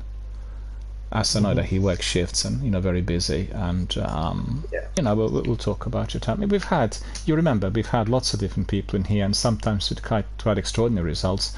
In fact, he is quite well connected with a number of people who were breaking various world records. So for instance, he told us about Ali, who is a recent member. He joined the community a couple of weeks ago, and Ali's just really low key. He really likes chatting and talking about different things and didn't say anything about his records. But then actually Lupus told us about this world record. So when Ali came, this was regarding, and he said, if I'm not mistaken, it was to do with Wrath of the Machine raid and with the Court of Oryx. But I wouldn't remember exactly the stats, what the details are. And it was quite interesting that we actually got to know about the new members or new community members' stats or achievements through somebody else who actually played the game together with them. And I just find, I don't know whether you agree with me, but I find that the Destiny 1 community is really sort of small shop. We all kind of know each other, and lots of people come to the channel. Obviously there could always be some people who are not associated with our service, and come from other parts of the world. But it's very interesting. Shaba came in the other day and he was just remembering when two of us were doing some sessions and he was also joining us and then doing his own streams. So it was quite extraordinary. He's not been playing Destiny now for a couple of years, but just by being with us the other day doing some secret, literally like walking down the memory lane, remembering all the activities, and it was so great to see. I really like seeing that. Our friend Curly wants to have a selfie taken as well, and I didn't want Curly in there. I just want to. He's gone. Just sit down for a second. You've got to come back. I want to take a screenshot. If you can just sit down, all of us, and then we'll take a screenshot. Yeah, that's it. We'll have it. I'll try doing it from another angle. Let's see. I can't really. I can. Just 1 second. Just a second. Just there we are. Yeah, that would be cool. I see. Some different display. All right, boys. I'm ready. You ready? So we can go to orbit. And what we'll do next is Prison of Elders. We'll do exactly the same. Like then Zenith's got the challenge that needs to be completed, and then after that, if you fancy, and if Zenith has enough time, Zenith needs to tell us this. Today Zenith is with his mic off, as he's also working at the same time from home alongside, and Zenith can tell us whether you're happy to do the Sleeper Simulant, which can be a bit lengthy. Yeah. And I thought we could. Yeah, we can just do it and complete it today, so you'll get Sleeper Simulant to be able to use it. I don't know whether you remember, but Zenith had played Destiny 2 quite extensively and had not played Destiny 1 until recently.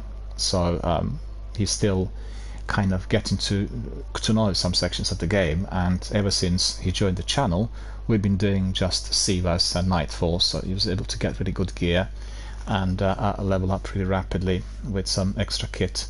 And I think we could probably look at some other pinnacle weapons and tasks if Zenith wanted to do them, in addition to Sleeper Simulant.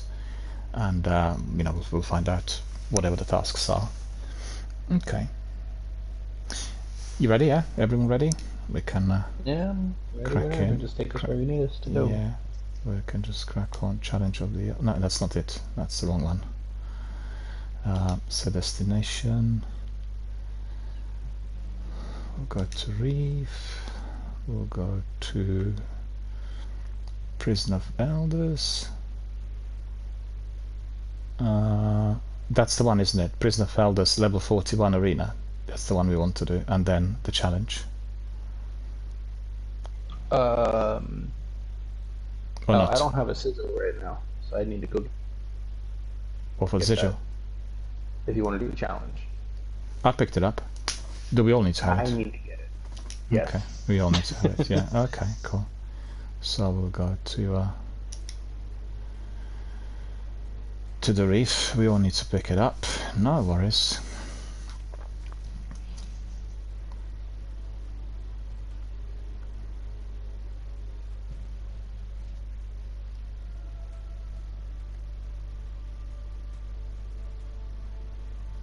There's been a lot of discussion on the future of Destiny 2, and we're all sort of eagerly awaiting for that showcase event to take place in August. But one of the guys had confirmed that all the rumors related to Destiny ending after the next chapter, just, you know, completely unrealistic. They'll carry on. They said the next step's going to be about the Vex. The Vex are going to be the major enemy, and didn't want to really elaborate on how that's going to be blending in with the rest of the story. But definitely I look forward to the presentation to see what's going on and what the plans are. They need to sort out the servers. The servers are really having huge amount of difficulty. Yeah. So what's the gimmick for this week?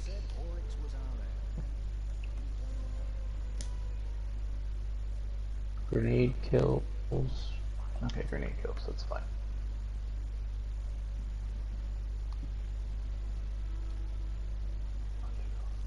So that is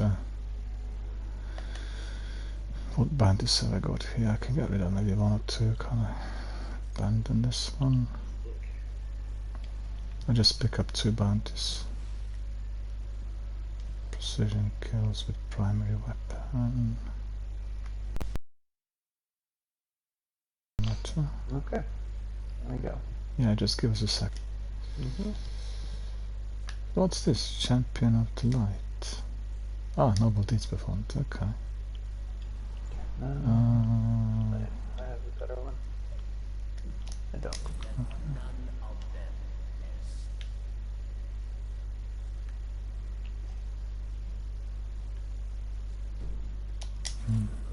Actually, probably could pick up the last one as well. Just give us a second. Why not? Let's see what we are going to be able to get. See this. I can pick this up some other day, no big deal really. Oh, no, that's not it.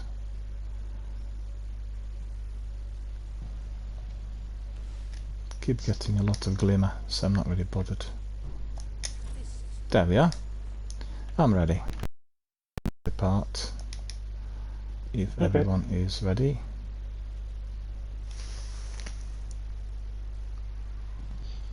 Our friend Zenith said, I today have plenty of time to run Sleeper. Hopefully me not being on the mic will not be very problematic. No, I think we'll do well. See, I'm glowing. I've got, and I changed. I had everything that was glowing. I had the entire kit just full of glow, but trying to really masterwork everything that I've got there in inventory, so I keep changing it quite a bit. Oh, you're seated in there as well. Okay, hang on. We'll take a screenshot of all 3 of us, and then we'll nicely depart.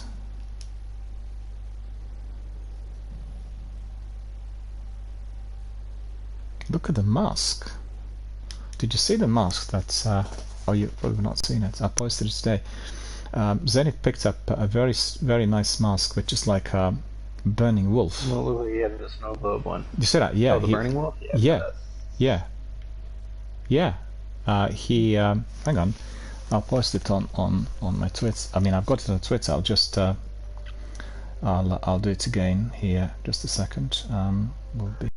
I think I've shown you, but that one has a fun little synergy where it basically allows you to take the mask and change the color of it when you use the howl emote. Oh yeah, I remember so you. Yeah, I remember that one. But this is a different one. I'll just I'll post it on my chat. You'll be able to see it. Have a look. Because the other day we were doing something, and then Zenith managed to get a treasure pack, the you know, the box, and then this mask, I believe, was in the box, and that was really cool. Really, I like seeing funny outfits. I also saw somebody 2 days ago, I think, and she didn't have any helmets or masks, and she looked like a character from Hellblade. So I've never seen anyone looking like that in Destiny, have you?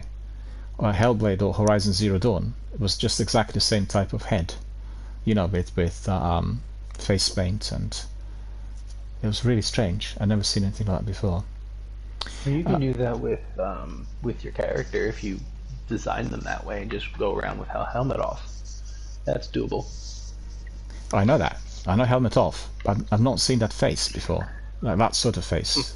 It looked like something out of either Hellblade, you know, the character in Hellblade, the way she looks like, or from Horizon Zero Dawn. I've got it also on my Twitter. You can check it. I mean, I've not seen it. I always kind of pay attention to these funky outfits, and this was quite extraordinary. The whole outfit was almost like she walked in from another game. It was just like really weird. I want to confirm we'll do Taken King, Prison of Elders, level 41 arena. Yeah, is that the one? And then later we'll do the challenge, the one which is top right. Is that correct? If that's what you want to do, that's fine. Yeah. So we have 260, so that's easy. I was explaining to Gale and Zenith about the boss in the challenge, so that we keep destroying the ads up to the point where we get 30,000, rather than just hammer the boss.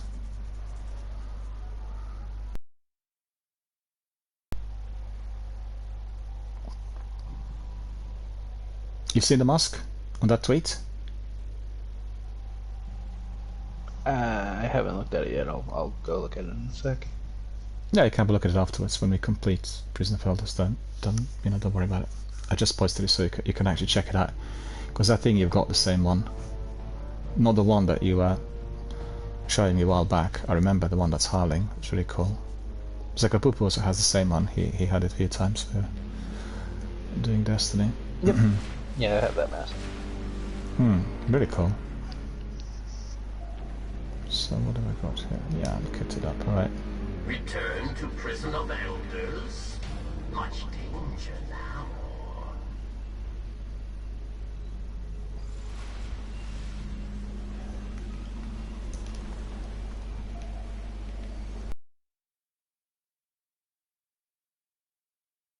Servants of Oryx inbound. Imprison me, yes. Fight and win.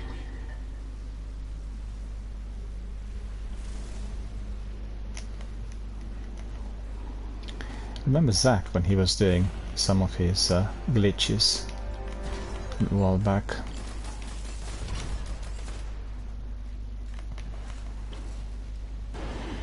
Come on, I can take him.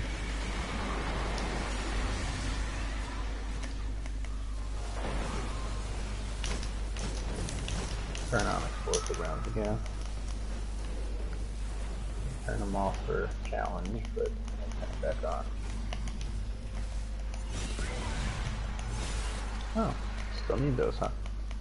That'll do.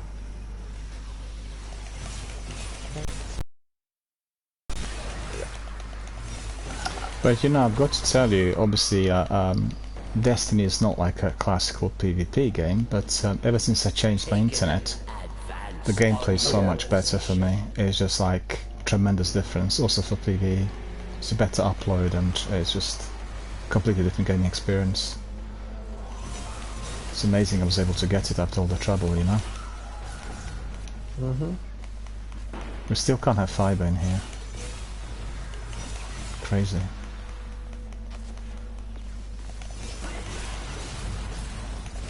Yeah.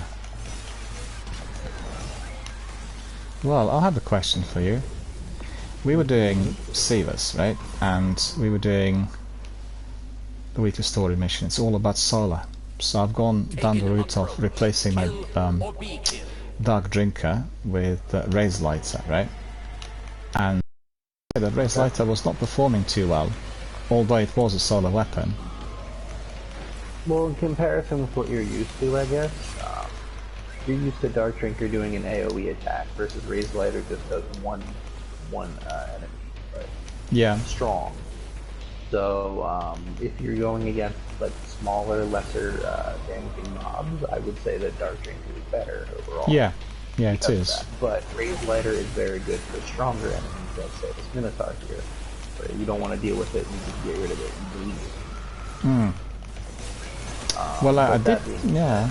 They don't recommend using swords always on as your go-to for everything. Yeah. You're gonna have to put yourself up in danger every time. Because you have a close range, yeah. Yeah.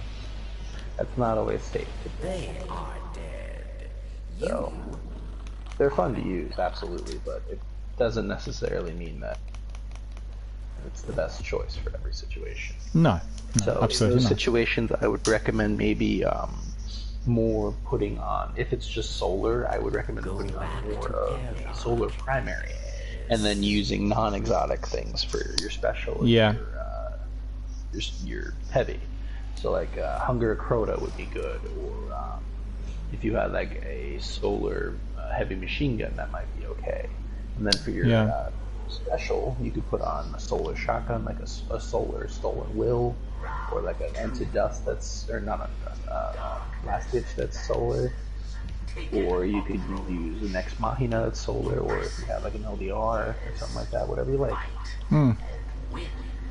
Yeah, that sounds like a good combination. I picked up this weapon. Before we go in, I just want to show you this as well. Sorry, carry on. I interrupted you. Which one? It's not hand. Where is it? The Imago Loop? No, it was after that raid. I picked it up. The one I showed you earlier today was Hand of Judgment. You remember? That was the one I picked up today. That's from this. Yeah, that's from this. Prison. That's right. And then let me see, where is that weapon? I think I put it in the vault. Yeah. No, actually not. No, it's not that one. I think I put it in the vault. No, it's here. This. Light of the Abyss. You see that? That's from Crota. So it looks like it obviously has lots of perks. It's pretty good, but the trouble is, it's year 1 weapon and you can't infuse. It's like 150 attack. What happens when you do year 1 Crota? Huh? You get year 1 weapons. Yeah, it can't be infused. Well, I think it can't be. I couldn't see anything how it would. Do you see that at all on this weapon? It cannot be. It cannot be. Those are year 1 weapons and they are stuck at that level. Yeah. So your best bet for that one is to delete it, because you can get a year 3 version of it just by simply doing the year 3 Crota. I see. Because this one's not going to be particularly powerful even with all the perks, right? It's 150. That's really very little compared to 400. Even if you did have the materials to level it up, it can go up to 170 as its max. Yeah, it's too low. It's not useful. Well, we just keep it as SSO in here for the time being. So, not really a massive raider, and it's really quite cool that we're able to pick it up.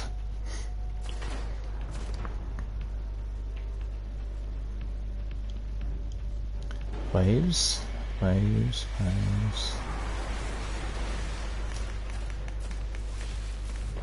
Went to see Mission Impossible and the new one, and Indiana Jones in IMAX the other day.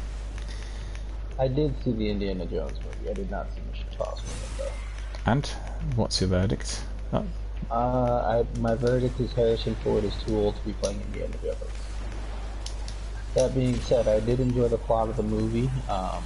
The action sequences did have a little bit less to be desired because of the fact that Harrison Ford is old, so I understand his limitations.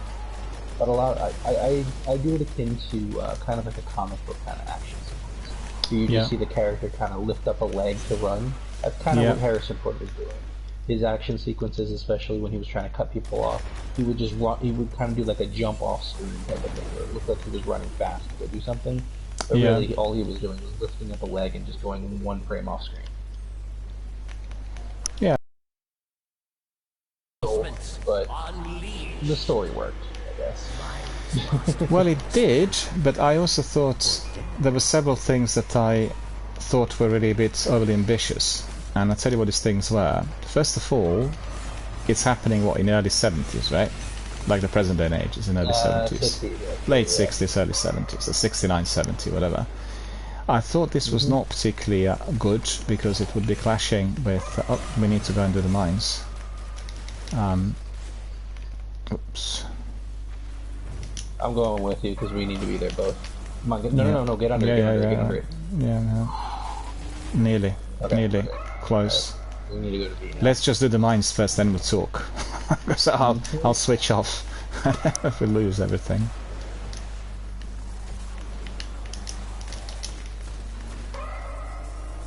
Yeah, we've got 27 seconds on the last one, so that's fine. Yeah, so we can get pretty quick. Yeah, that's easy. That's easy. Yeah, cool. We'll deal with the ads. Yeah, the movie itself, I agree that there were plenty of parts that were interesting and intriguing, but I feel like they took a lot from older movies as well. Yeah, yeah, they did.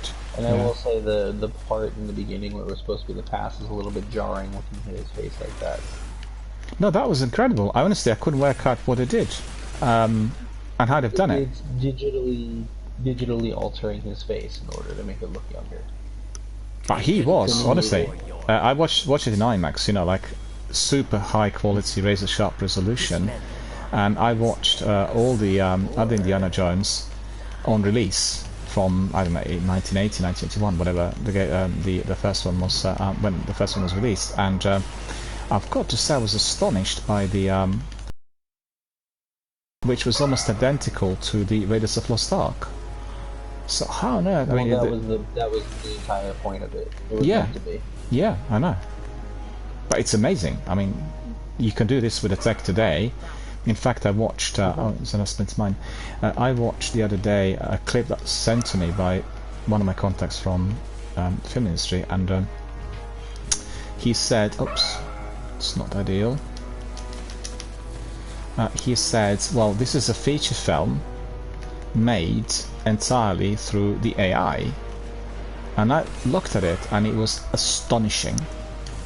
You know, the way it looked, like palatial setting, a period piece with costumes, and the characters looking so vivid and so alive. It's you know, it's frightening to see that this is all completely artificial, yet it looks so real. So I mean, obviously the tech's gone up and up, and quality-wise. I will disagree with you with the realism aspect of it. I will say that they've come very far and they've made good strides with it, but I could absolutely tell that that was AI, or that was generated, and not his actual face. Not besides knowing that it is actually CGI to update his face. I could tell there were visual glitches that would happen as you were going through the scene. Basically, his face would kind of like an awkward angle where it wasn't quite symmetrical enough. Oh, you mean in Indiana Jones, yeah? Yes, in the movie, yes. When they digitally altered his face. There were times where like he would be on his side. And no, that's true. That's true. Yeah, I've spotted that. In the film. But the film I was referring to was a separate feature. It wasn't this one. It was a feature done entirely through the AI. Everything in it was just AI made. So it wasn't connected at all with Indiana Jones or anything to do with this flick. That other film looked incredibly real, not the Ford appearance in Indiana Jones, because I also agree with you. It was visible sometimes that the head seemed to have been asymmetrical in certain sequences, and you could tell that something was not 100% right. But well, God knows what the future brings. It's hard to predict. And they're intending to introduce AI in every single section of the industry, and I've seen in the US they're having loads of strikes. They include actors, screenwriters, cinematographers, directors, everyone very concerned about the application of the AI within the industry, and then obviously not being talked about. Somebody does it and no one is fully aware of it before it actually starts doing things. Well, we'll have to wait and see, basically. The lead scientists who are working on this AI development, they're asking for full regulation, and they stepped out. Look, the advances in that kind of stuff is just going to keep going leaps and bounds. Yeah, that's right. If you look at where we were, like maybe 5 years ago, or even 10 years ago, look at the differences in CGI and all the progress that they've made and all that. Like, AI is just a brand new thing for us, pretty much. So the fact that it exists now, it only means it's going to get stronger and more reliable of a source of things. That's right. But it also could be corrupted in the same sense. So it all depends on the use of it and its own learning, so to speak, and where it takes its sources from. Because I don't know if I mentioned this last time, but there is an interesting thing that happened with AI where all the AI art. Oh, this is terrible. Wasted hammers, but oh well. The AI art was originally growing leaps and bounds, but it was drawing from other people's art as other real artists as a source. Oh yeah, you mentioned that, yeah. Now, yeah. But then all of a sudden it started drawing from other AI sources as source. And that's when it started to get a little wonky. Because it just started like getting further and further corrupted, so to speak. To the point where it wasn't a healthy looking picture. Yeah. That's like right. It was clearly there was something off with it. So when you like use from other people's sources, you can learn and do that way. But I don't think it was learning or using as much as it was just taking bits and pieces and making it yourself. So that's more of like a plagiarism type of thing. Yes, once you start plagiarizing things too much, you start plagiarizing plagiarizers, and you start losing the source material and the ability to kind of. So it's an interesting concept for now. Leave it at that.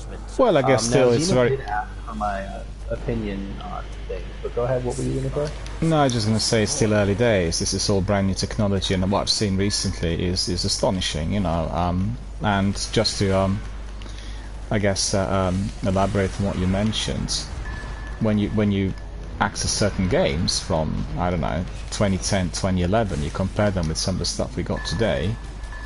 Oh, it's my first death in here now. A bit careless. And it's just huge difference, you know, huge difference. Oh, absolutely. And also the fact that sometimes people set up a small firm, a new development company, it's like 2 people, 3 people in it, and they create a game that looks absolutely tip-top, like AAA graphics. It's just incredible. It was actually, I don't know what you watched, it was last year, one of Jeff Keighley's events, and there was this chap, a Japanese chap I think, and he was just like one person, and he created this incredible, stunning visual game. And they all said, well, how on earth were you able to do that, just one person? And he said, oh, well, you know, it's the tech, it's this and that. And so it did tell me something about the way things are today. And as I said, they will be continuously advancing. The tech and the dedication too, because you get people absolutely. That absolutely can create things using current available tech. But what's to say what's current, what's available right now? Someone can create a completely new thing to use as the base, and that's what happens with gaming a lot.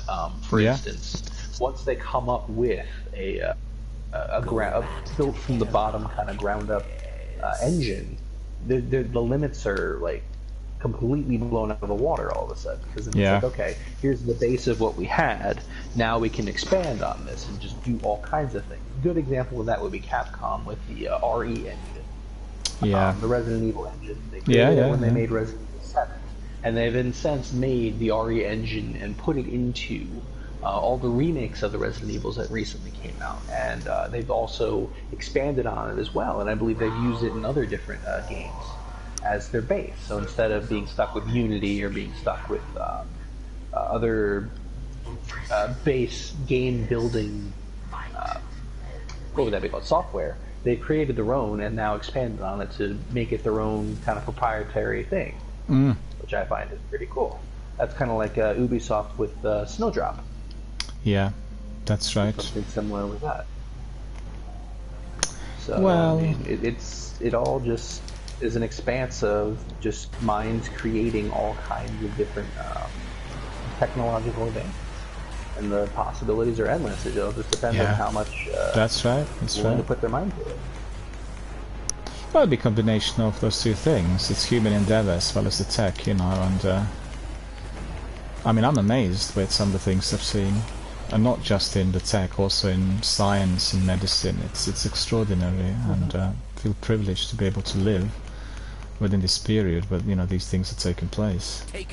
When I remember the way things were gaming-wise years back, and it's just, I talked today about the difference between well, myself as a gamer, where in the past I always had to be buying a physical copy of a game, and then, you know, you purchased it, and then you tried it, you played it back to back. And today I'm just going through so many games just to see what the flavor's like, right? With xCloud and PS Plus, and just provides me with a service where I can check out the new titles, find out what I like, what's interesting, and you know, on a subscription price. I guess in the same way as I have it with cinema. I have several cinema passes which are on subscription, and then I can go to this cinema chain and watch any film I want on that subscription price. That's incredible. You know, it just like liberates. I mean, you start watching things on a complete industrial scale. I mean, I've never seen more films than within the last sort of 10 to 12 years since they introduced these passes, and it's incredible. Honestly, I really think that this is the future. I've got to say, Jim Ryan from PlayStation, the CEO, he's just trying his utmost best to vent a deal that Microsoft is pursuing, and he will fail with some of his ideas, you know.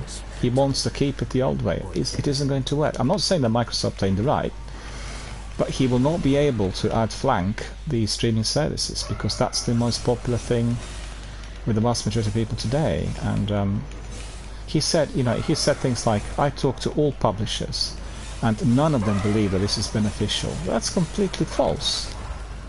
He talked to maybe a couple of AAA publishers, didn't talk to smaller firms which benefit tremendously from global access on such platforms. Maybe not on this game, but you know, they make an interesting game and they get a big deal with investors and they get a lot of money to work on a new project, and it's a bit old school, I think, from what I could gather from what I see, and that will cost them dearly. I think the main issue with that isn't necessarily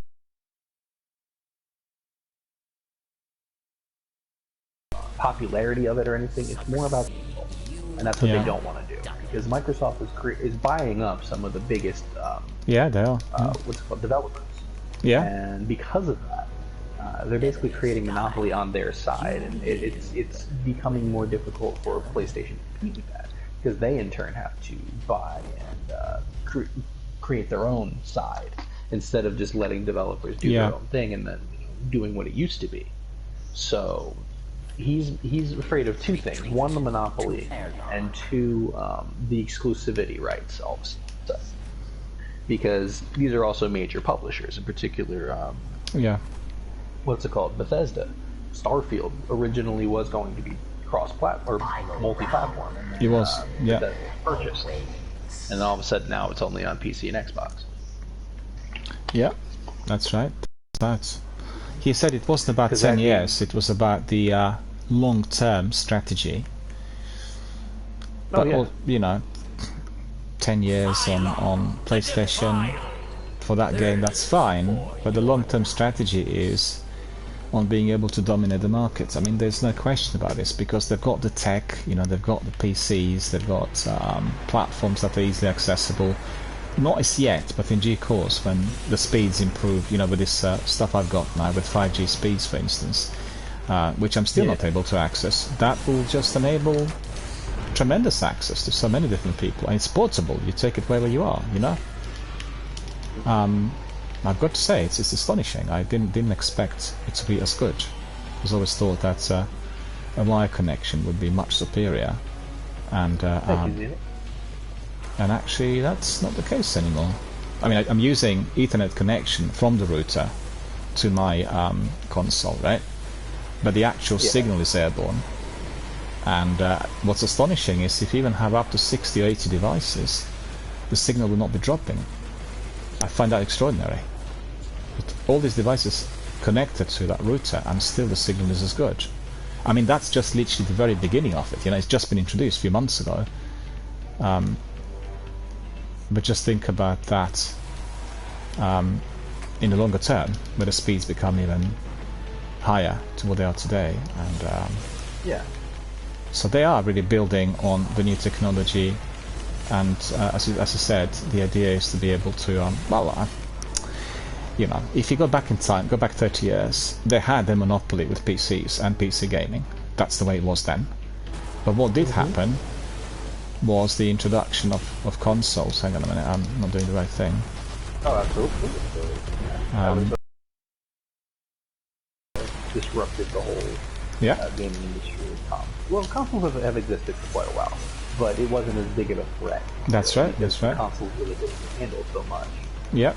PC was really where most of the technical stuff was at. Yeah, it was about the graphics. Now, consoles grown leaps and bounds, and they with the ability to make compute. I mean, smartphones really were what drove this, because smartphones are basically the ability to have a computer. Yeah, absolutely. Yeah. So with that in mind, with consoles being inside there, you can upgrade the specs and make them basically a heavier computer, a harder earned specs. And because of that, it just creates a situation where games can flourish under these specific conditions, under console brand versus just being on PC. And then for some people, it's also a thing about not being really able to be as tech savvy and build their own computer that can handle the newest and latest games. The consoles are a way for people to do that as well. Yeah. They just don't have to deal with it. They can that's right, that's right. Okay, I don't want to build my own setup. I could just buy this thing for 600, 500, whatever the price is, and be okay with that. And that'll be my go-to, because then I don't have to worry about this all in one package. I think generally the flavor that I get from Phil and from Matt, so that's Matt Bootsy and Phil Spencer, right? Yeah. Is that they're extremely unhappy with the fact that when they look at the global market, they only have like 16%, 1/6, which tells them that Xbox as a console didn't really deliver, right? Despite the quality of graphics and all other things, it didn't deliver in the area which they believed was easily accessible to them. But I can't stop thinking for the life of me, right? Why aren't they talking about the fact that the difficulty with the console being sold in certain countries is to do with the online support? You can't be selling the console to people who are not getting access to Game Pass or Xbox Live Gold. I don't think they want to bring light to the fact that that's the case. That is the case. I don't think they want to admit that it's not readily accessible. Yeah. In every single country. They don't want to admit that they have to do work on the back end there. They just want to make it seem like, oh, you know, this is what's available. And this is, you know, it's available everywhere. But that's they don't want to touch on with that asterisk of a caveat, like, well, it's available, but it's not available to the fullest power, to the fullest extent of what could be available. So, and I think that's more of like a black eye for them, that they don't want to necessarily admit it's there. Well, I mean, it's for anyone who lives on the continent, it's you know, absolutely right. But crystal clear. The continent, they don't want to necessarily, they don't want to bring light to it. You know what I mean? Yeah, they've not talked about this in any of their presentations. And you know, coming back to it, if you watched Todd Howard the other day, you know, after the presentation, you know, the Starfield Direct presentation, he talked a lot. Well, I actually watched several interviews, so it was scattered through different platforms. But they they touched on the idea of the tech and like in the know podcasts or channels that are very important. And he said everyone in the gaming industry who is in the know is listening to what the guys from the Digital Foundry are saying every single week. So Digital Foundry is the hub that gets the most important information about what's happening in the industry, and they talked about it at length. I just watched one of the podcasts recently, and you know, they talked at length about this inaccessibility of some of the services which are offered today, like for instance xCloud, right? I mean, these guys are no ordinary gamers. They worked in the industry for years, and like the chap who lives in Germany, he is a US expat, and he said, you know, the tricky thing is, we all here now, yeah.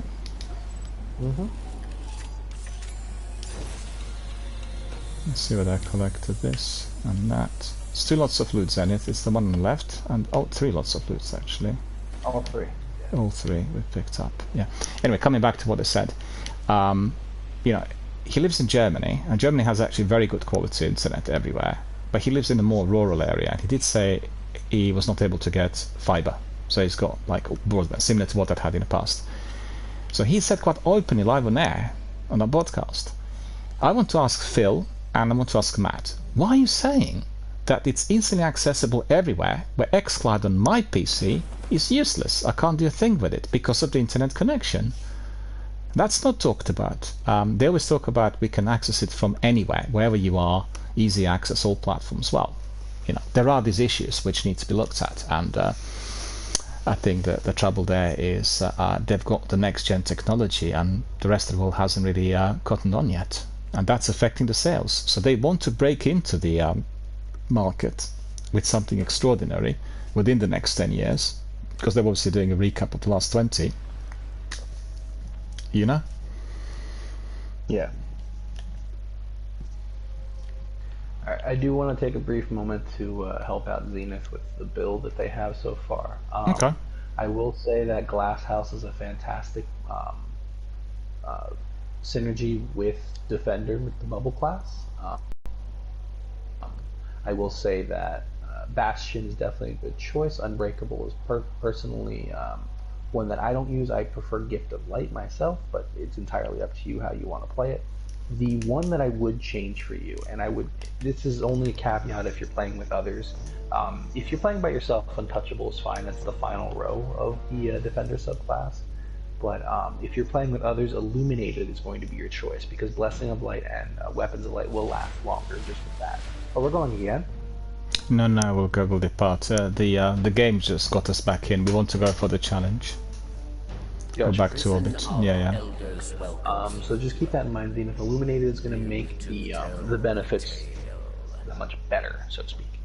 So it just makes it so you're using the bubble to its fullest in that sense. But that's really only when you want to be playing with others that you need to worry about that. If you're solo, maybe having Word of Dawn go back a little faster would be the best option for you. It all depends on how heavily you rely on that bubble.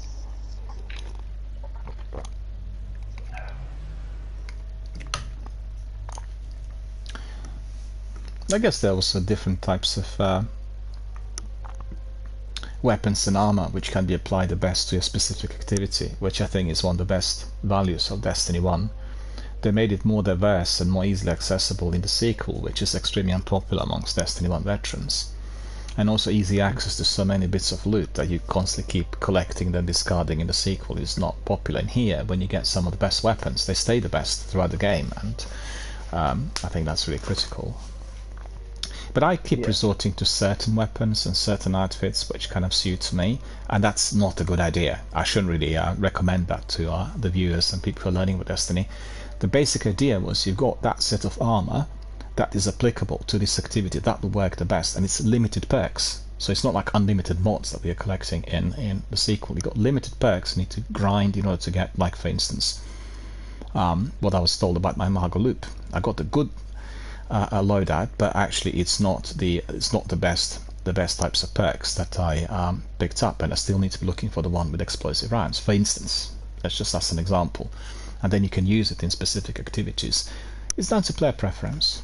I mean, I'm grateful for the Dark Drinker coaching, because I think tethering, Dark Drinker, and the bubble from Titan, they're really perfect kind of team effort types of abilities, stroke gear, because they really help everyone in there, and you can apply them accordingly. You want to deal with the, like for instance in Sivas, I can have Dark Drink, I'm dealing with the ads, 2 other guys could have Galahorn, you know, it works. So really perfect weapon for that. Right. I guess what you said also, I guess I would just I'd like to make a small distinction.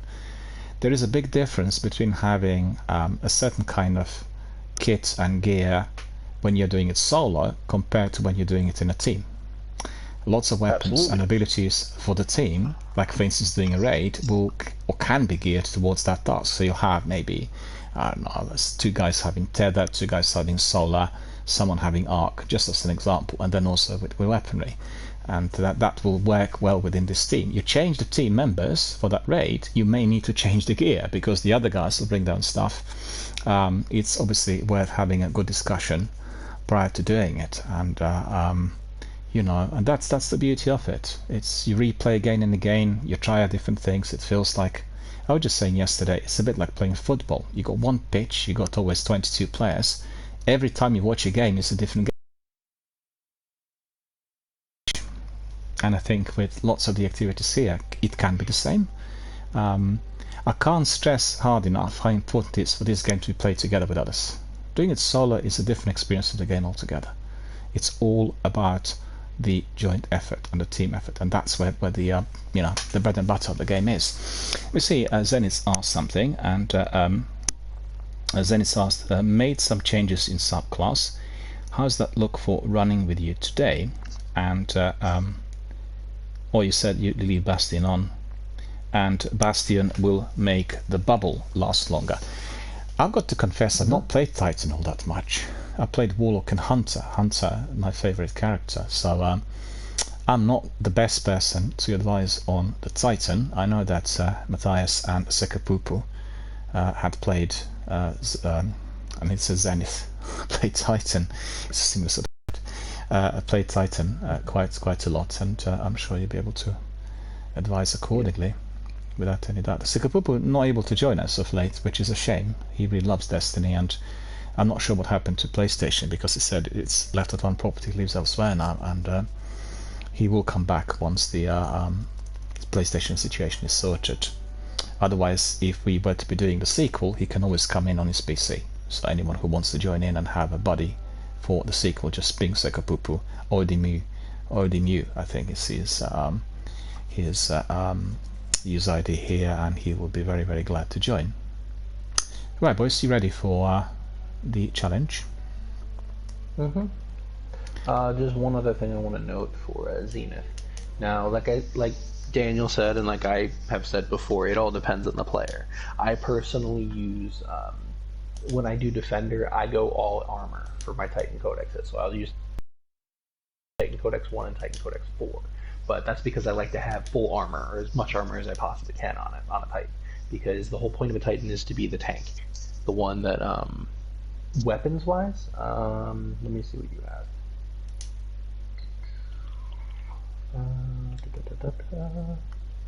Suros Regime is good because you do have the chance of healing when you want to do it. I'm not a fan of fusion rifles personally, but if that's what works for you, then absolutely go for it. The Waiting is a good fusion rifle of that sense.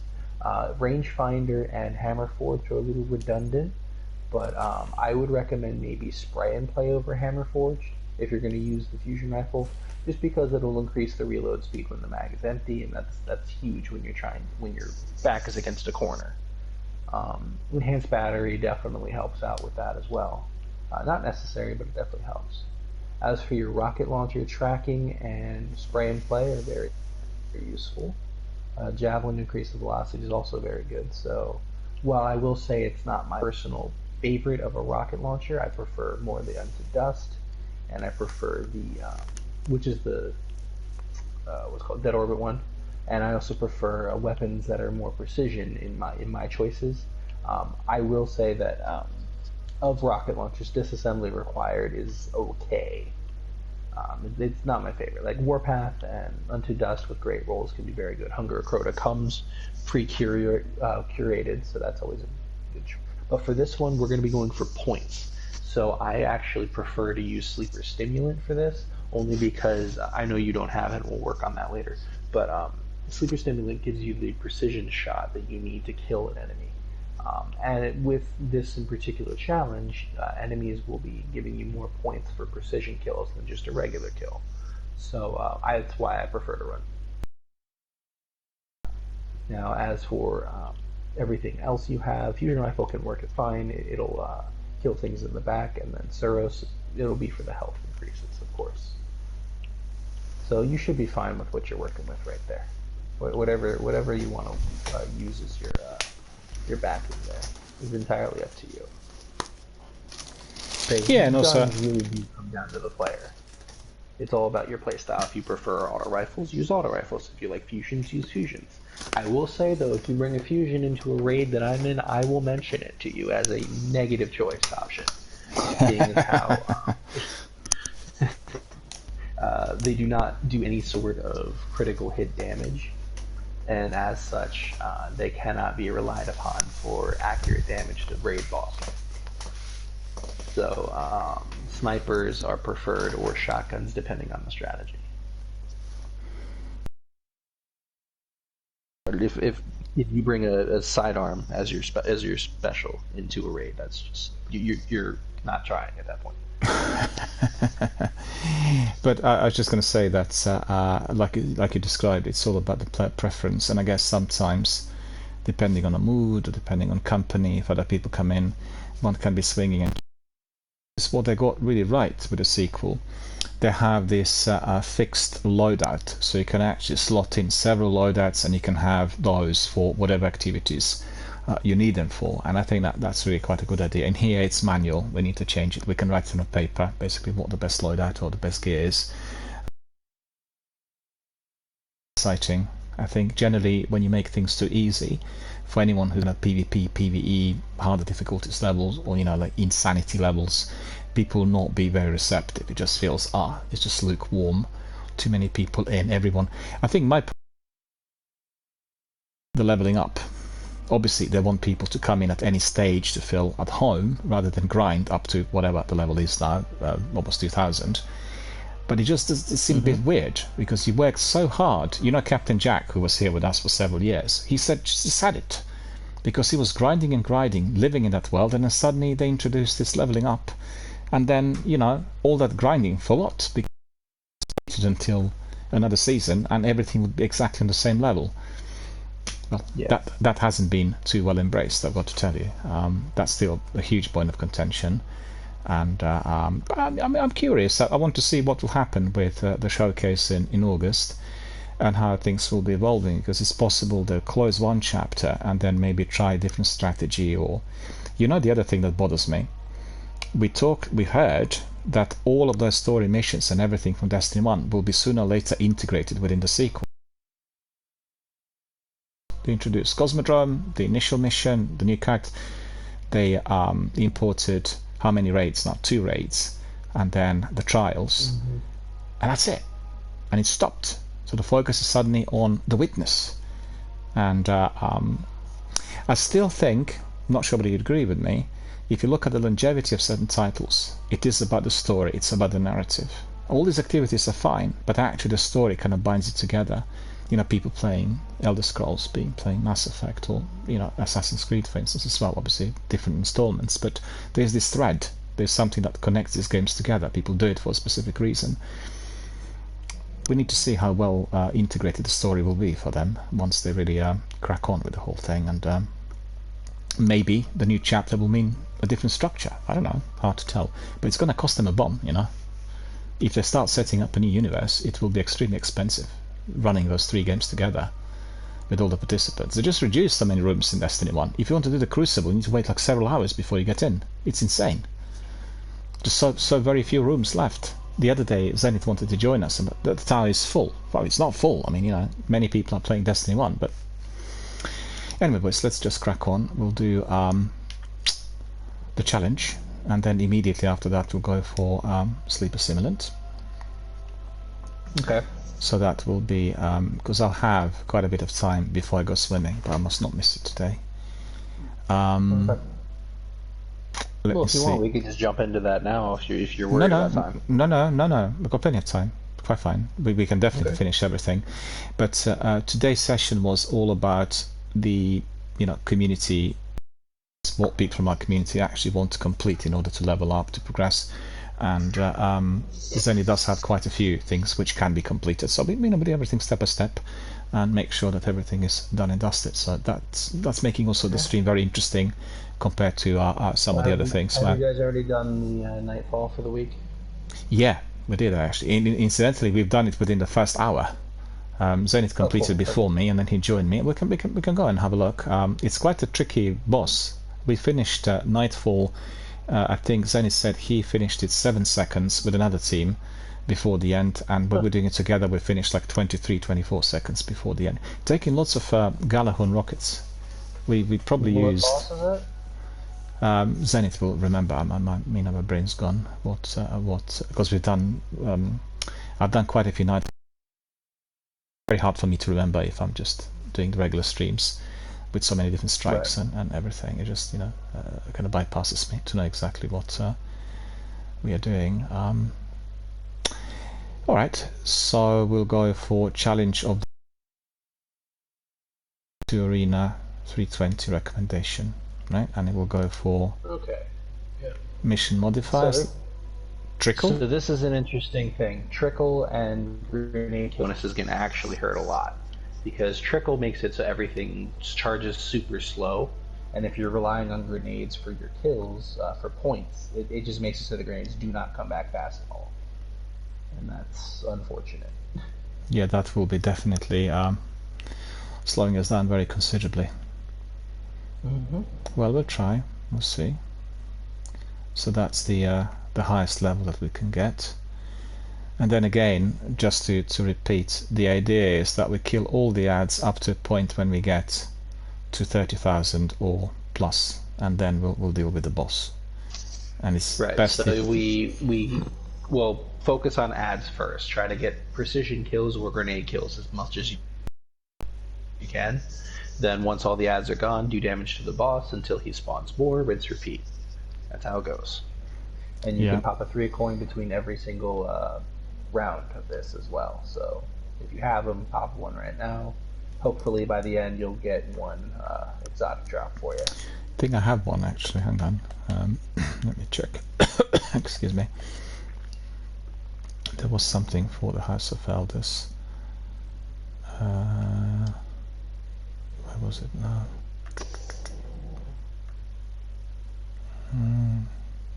Yeah, no problem.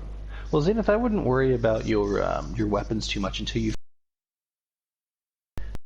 So once you find out exactly what you like, then worry about what weapons you want to get from that class exactly. If you're big on auto rifles, there's plenty of good auto rifles, but there's different types of auto rifles. There's the ones that fire fast and do less damage. There's the ones that fire slower but do.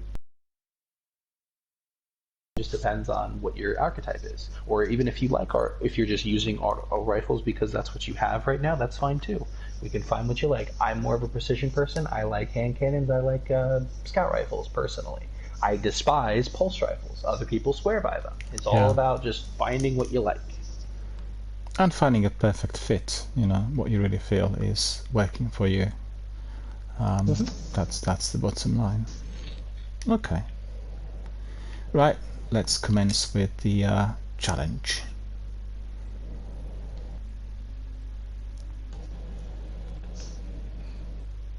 The other day we caught up, didn't we? We were like only 10 or 12,000 and then we caught up.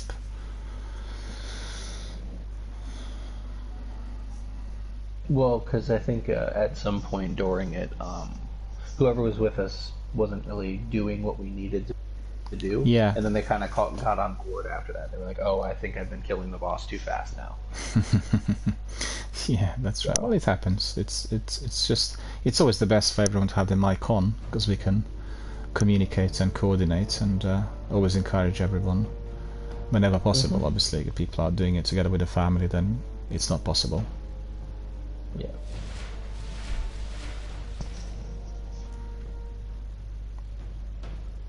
Now we all stand to attention. Welcome to serious business. Prepare for combat. I just hope we don't have to deal with Cabal. Our friend Zenith says, thank you so much for helping me with gear, loadouts and quests. Our pleasure, of course. This is what the channel's for. Okay. Hive to start, maybe? Yeah. Psylocke, Nope, the looks like we'll take Defile, them. thirsts for your light. Okay.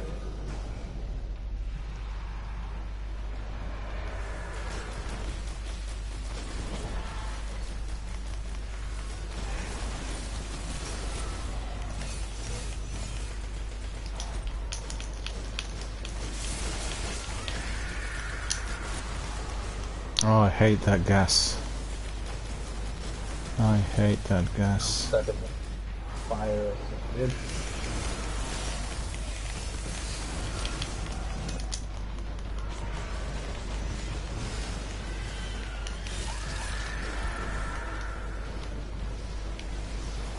Oh, this solar circle is so deadly. Thanks to the wizards.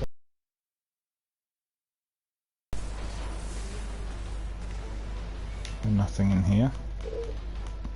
I think that's everything, so we can just gonna Yeah, we cleared it. forward with it.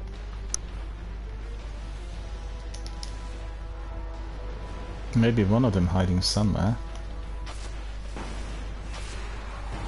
There we go.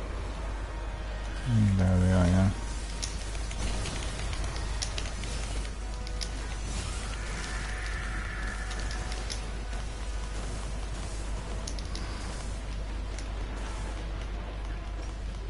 I'm running away from wizards shooting at me. Oh, you just walked in front of me, huh? No, it's got those wizards. I've got 2 of them so far. You going for precision kills best I can right now?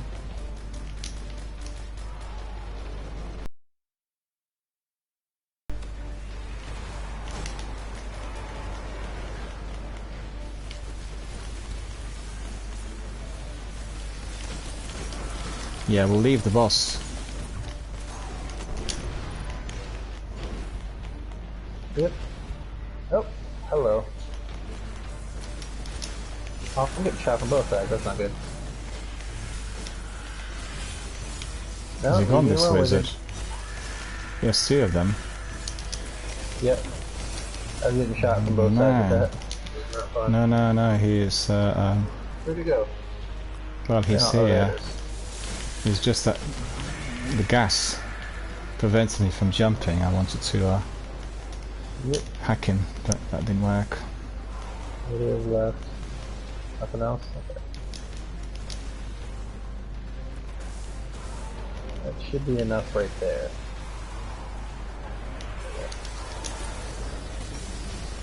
Another wizard. Oh, you got him. Okay.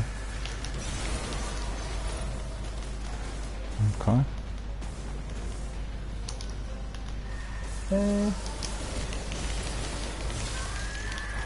Another wizard. So many wizards.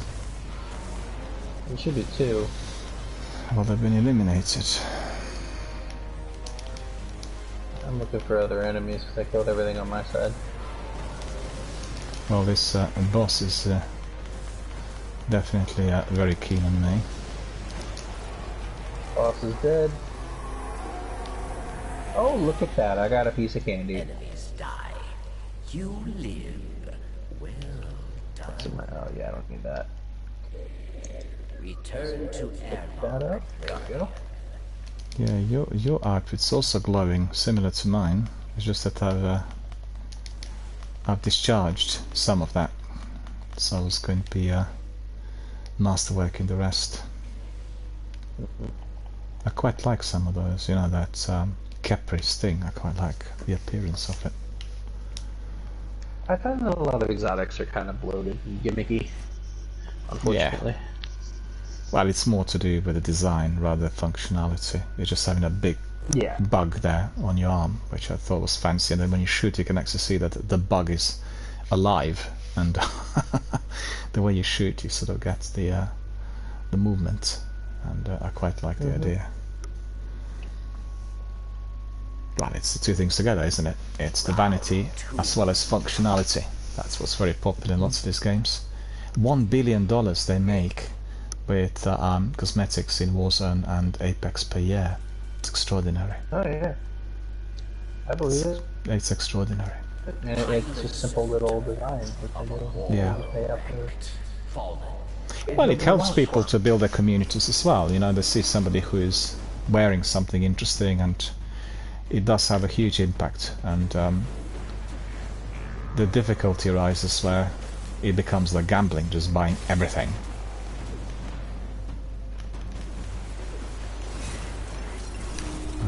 Gone too close to the boss. I was trying to only get headshots there, so I was trying to avoid hitting the wrong spot. Yeah. Now these guys you can't get headshots on. There's nothing you can do there. Well, I'll start using my hand cannon, see whether we get any better. I actually prefer using my scout rifle, but I just decided to use the hand cannon because you were using a Mago loop, so I decided to put on tape. Bring it just to use it for old time's sake. Oh, jeez. What's alive other than the boss? Is there anything? Maybe at the back. Oh. No, I don't see anyone. Oh, I covered it. Alright, well, it's some damage, I guess.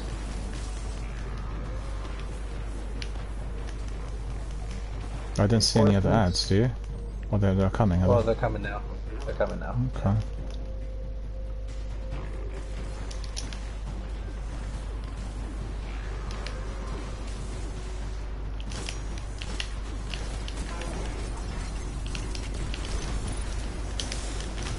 Oh, I'm being hit so badly. Too close to the boss. What am I doing?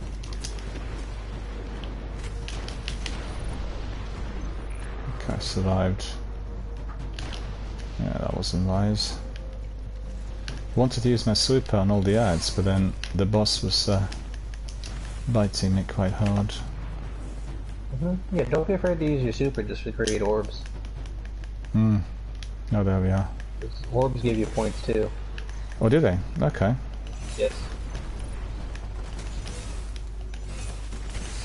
Oh, look at that shank. It's That's just hard to get dead. grenade kills right now because it's just coming back so slow.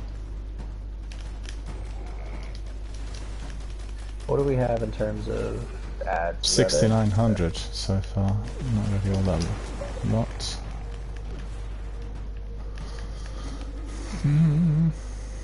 There we go. Reinforcements. Ah, I got killed. I don't know what killed me. Pilot Servitor, House of Probably Devils. grenade. Shot grenade, yeah. Yeah, so the grenades bounce around and just kind of go all over the place. Yeah, let me... I'll respawn. So, It's alright. it's gotta be explosives. They're absolutely deadly. Well, I think it came from the boss.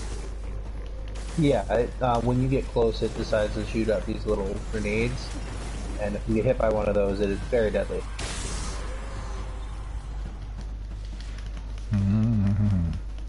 Well, I was taught a lesson. I'm not coming anywhere close to these grenades. I wasn't that close to the boss. It just literally came out of nowhere. He kind of just shoots them out of the side of him. Yeah, that's what happened, I think. Alright, reinforcements. Damage to stuff.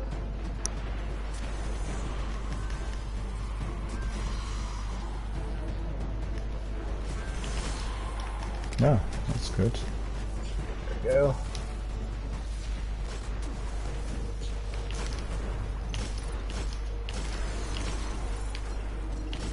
Oh, he's just shot a bunch of grenades at me. That was scary. Well, that's what happened to me. And he wasn't that close, you know. Oh, come on. Now you got one. I have my super back, so next round of ads I'll pop a super and hopefully kill a bunch of orbs. Alrighty. Yeah, you're right actually. It's exceedingly slow due to the mods.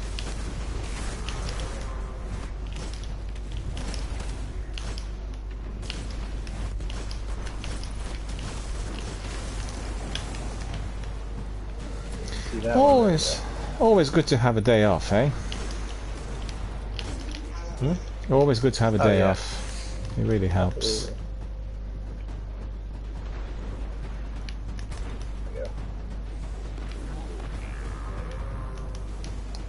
All those grenades, look at them. Is there anything else alive, or are we just at the boss right now? I can't see. If that's the case, we're on the last bit of them. There we go. Well, I didn't see any other ads. You're kidding me. Well, he exploded near you, you know. So. Well, he let off grenades just as he was dying, so. Yeah. But the reason I said, "Oh, you're kidding me," is because I'm 2 for 2 right now with our 3 of coins. Ah. This is what I tell you, always pop them in between rounds. I have 2 exotic items. I just got out of doing this. No, I didn't pick up any of that.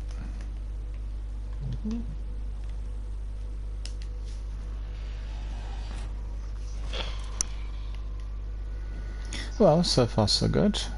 13,000 so far.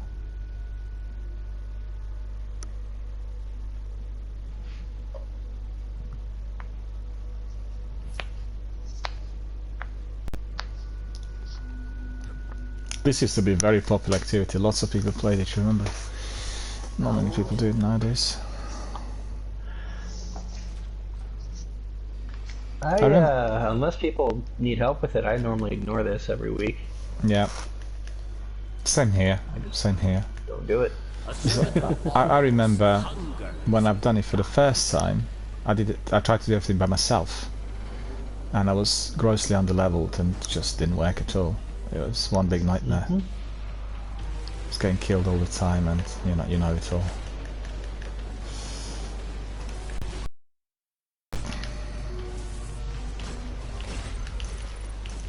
Oh, of course you made that one invincible.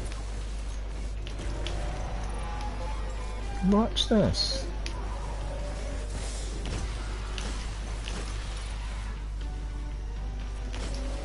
Of course, so many of them down They're here. making each other invincible. That's kind of not fair. Definitely. Why is it that these ones can punch one and knock it out of it? No, but it's funny because there was 2 of them. Remember points for those sword kills. No, I won't use it anymore. I just use them. Use the sword on those 2 doppelgangers. They were both, what do you call it, illuminated, shielded. Yeah. And there wasn't one without shields, you know? It's like 2 of them. Yeah, well, it was weird because they were shielding each other, so it was kind of like an invincibility hack, but they couldn't do anything else except shield each other. No. Oh, there's one there, look. Pop that down there, see what happens. Nothing? Oh, you made him invincible, that's why. Of course. Every time I use my super or my grenades, it's like one of them is invincible perfectly in time. It's so annoying. It is.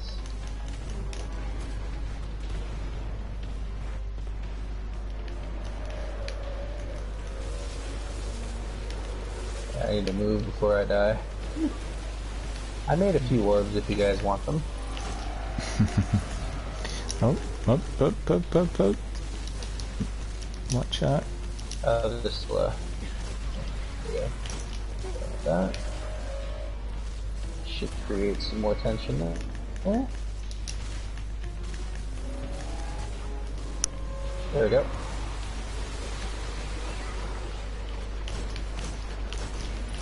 Yeah, we need the.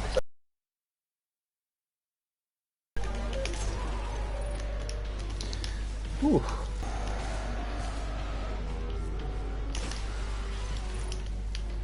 Oh, we want that 30k. Yeah, we want that 30k. Uh-huh. What? That one didn't... Oh, okay, it did die. Okay, good. Remember to try and use your grenades when you have them. No.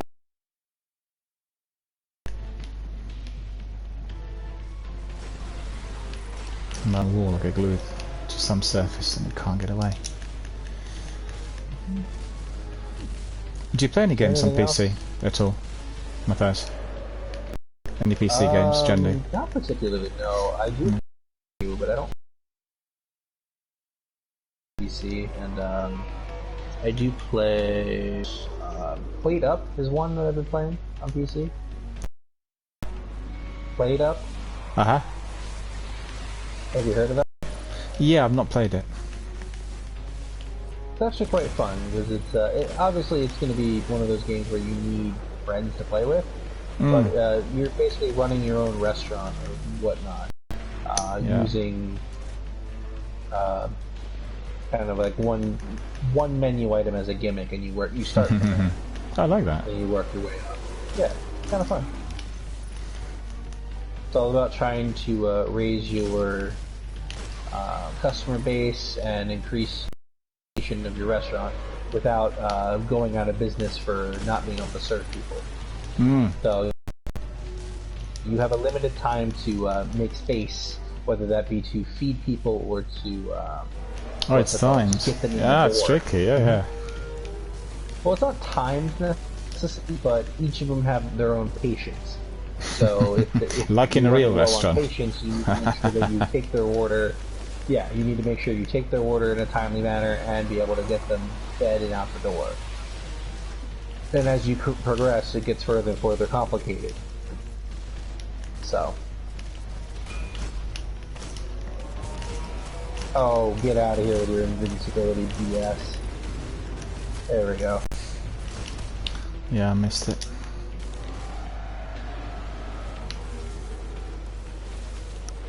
Oh, we needed that. 26. We're at 26. 27. This is gonna be the last round of ads, so we need to make these. Basically. Yep. That was not making every shot count on my end, so I'm sorry. Threw a grenade and it threw it in one spot. No, it'll be fine. We'll get there. We'll get there. I Imago looped it most of the time, so I used saw twice on these shielded. We're at 27,760, and that's all the ads. So I don't know if we're gonna make it because we need 2,500 to make this count. Anyone have a grenade they can kill it with? What, the boss? Where are your grenades now? Yeah, the boss, just to get the extra points. Do we need it? Yeah, I've got the grenade. Yeah, I won't use it. Chuck it at the boss then, see if it will do it. Okay. 29.5. Damn. Oh man. Victory. Well. That was so close.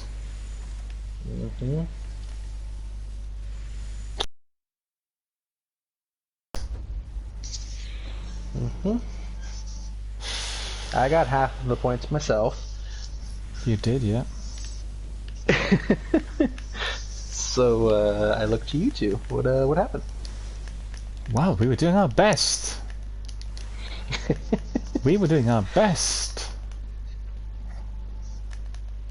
But eventually we weren't precise enough. That's the trouble. We weren't really having plenty of precision shots.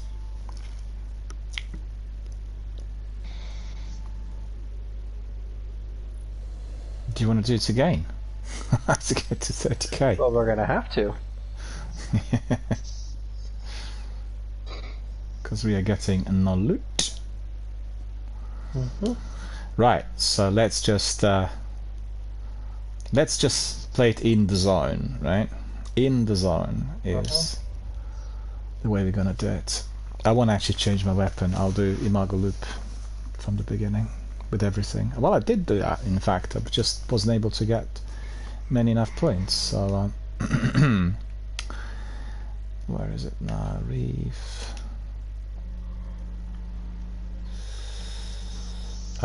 Challenge of the Elders. 320. You boys ready? Everyone good? Nope. What's happened?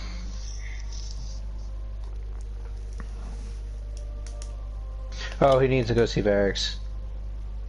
Ah, okay. Okay, we'll go there ourselves as well. I need to just nip to the loo. Ah, God, okay. What I do? That's ridiculous. Boo! Miller, wake up. Just started it. No, I wanted to click orbit, you know. No, we'll obviously depart immediately. So we are just keeping everyone in suspense there when people are... Well, you know, the thing I've got on my channel now, people can be betting who's going to be reaching a certain level. And people can be watching and betting, they're going to make it, they're not going to make it. And that's kind of funny. I'm not in favor of betting in general, so I didn't use that at all. Comes together with the pack that I've got from Stream Elements.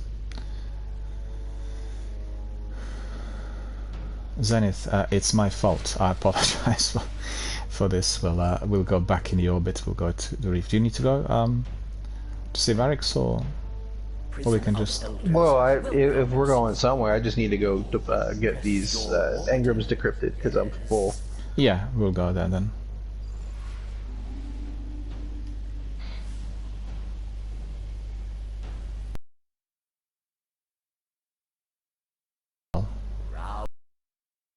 Checked.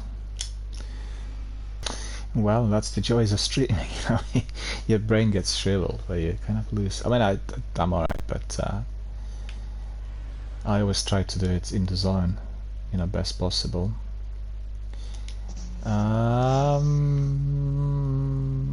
Yeah, reef. Not gone back to the challenge. I nip out for a second, so if you just stay put, I'll be back in 30 seconds. Oh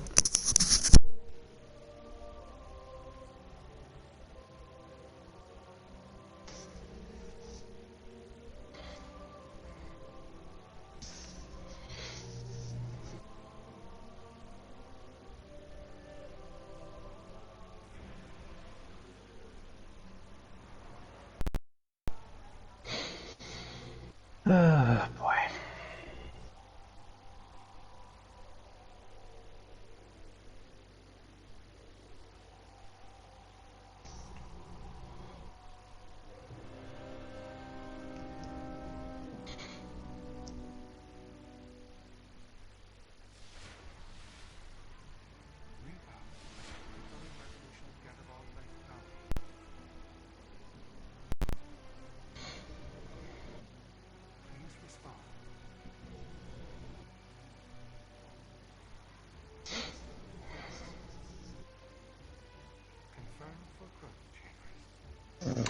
Well, since I'm here, I might as well partake.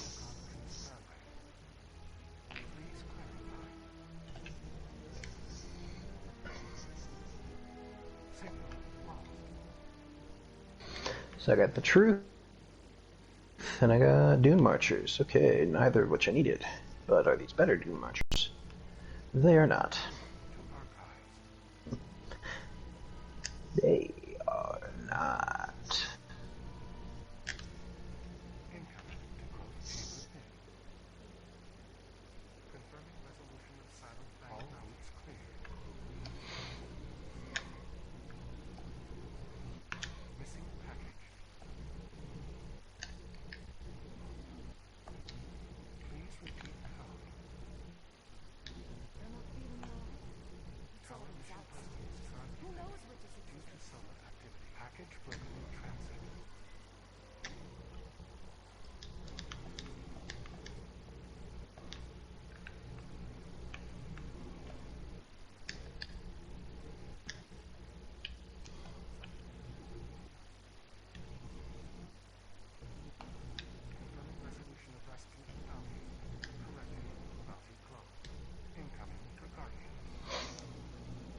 That's surprising.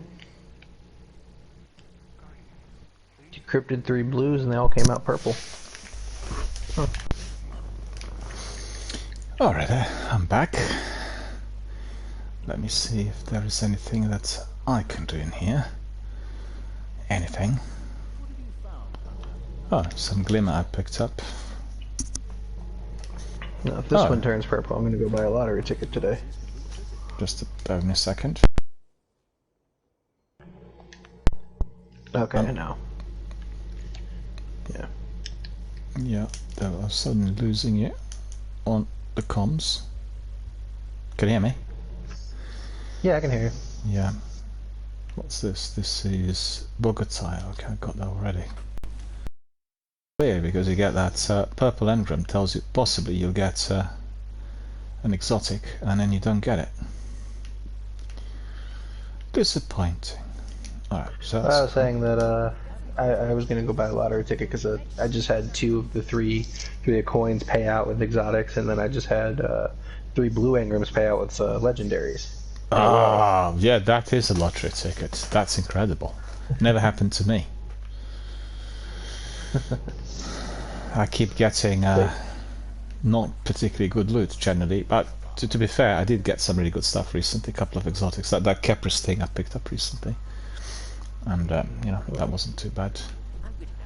Oh, I got one bounty in there which I completed. You guys completed any? Oh, several actually. I've got 4 bounties. Look at that. 2 Prisoner of Elders bounties. Kill them back.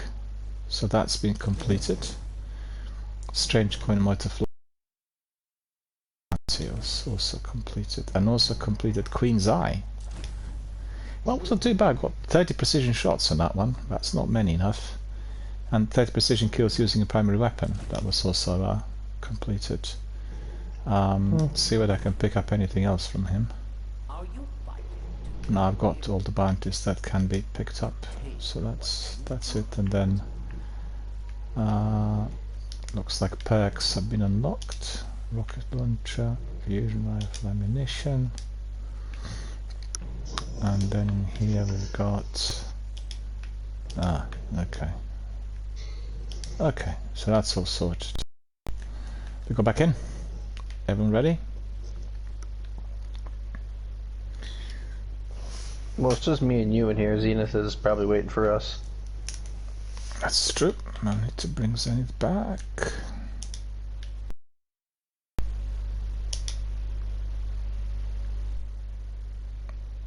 Well, go to orbit if you're going to invite him back. Okay. It'll be easier to get in that way. That's true, because obviously it'd be more difficult to get in here. Send another invite. Well, they've just literally reduced these rooms to rubble. There's hardly any rooms left.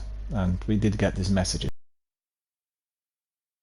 The rooms are full, and really what we want to see. Ever.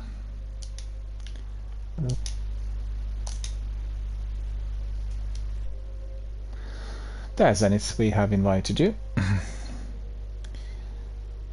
It's just probably easier to come in. Just try. Our friend Zenith says, bathroom break, I'll join you soon. Well, I did exactly the same. Okay. I had to go to the loo, and we got it sorted. And got myself some water. I always have a lot of water with me, you know, while we're gaming. This one can get really hot and dehydrated. I guess more in PvP than anything else, but I live on the ground floor, so I don't leave my window open. Then it can get quite hot in here. I have a 60-inch Sony Bravia, which produces a considerable amount of heat. So that's not always the best. What sort of setup do you have? Do you have a large screen or small screen for your PlayStation? I have I'm currently in a side room right now. I'm not in my living room. In my living room, I have a 60-inch. Yeah, in here I have a 38. That's all right. That's perfectly good. I mean, most people who stream off the PCs, they have very small monitors. They have very fast refresh rate and everything. But for me, it's all about the gaming experience, the size, and the immersive atmosphere, the environment, and very important for me to have it kind of as big as possible. I'm not too picky about that, because I feel like I can get immersed in an environment if I'm playing even on like a 20-inch. Doesn't matter to me. It's all going to be, I'm staring at the screen, therefore that takes up my view. That's true. My purview. It's personal preference. It's just for myself. It's a bit like, I'm a huge cinema fan and watch films since I was 4, and I always prefer to watch films on the big screen. And then in the old days we had VHS and the old analog TVs. I just hated VHS because Panavision films were not properly formatted. You got like pan and scan, so they would pan and scan through widescreen. Sometimes you would have on a screen like 2 people talking to each other, separate sort of sections of the screen, and on your TV set you just see the space in between. Absolutely hated the old VHS tapes, and always had the projector. The old projectors on Super 8 and Standard 8, and then later I purchased a digital LCD projector, and I have actually two. I have one which was from the 90s, and the other was in the noughties. It's a professional Sony cinema projector, so it was actually used in cinemas, and you get perfect picture, massive big screen and everything. I played games actually on PlayStation 2 through that projector for quite some time. You remember me talking on my broadcast. We had like gaming sessions with friends, and this was in the days where hardly anybody heard of these projectors. People, PlayStation 1 days, and I remember playing Silent Hill through the projector with some friends, and people were absolutely terrified, as the projector and everything else was plugged into my home cinema system. So playing Silent Hill, you could hear the creatures behind you, coming forward, going left to right, and they couldn't see anyone in that fog. You remember?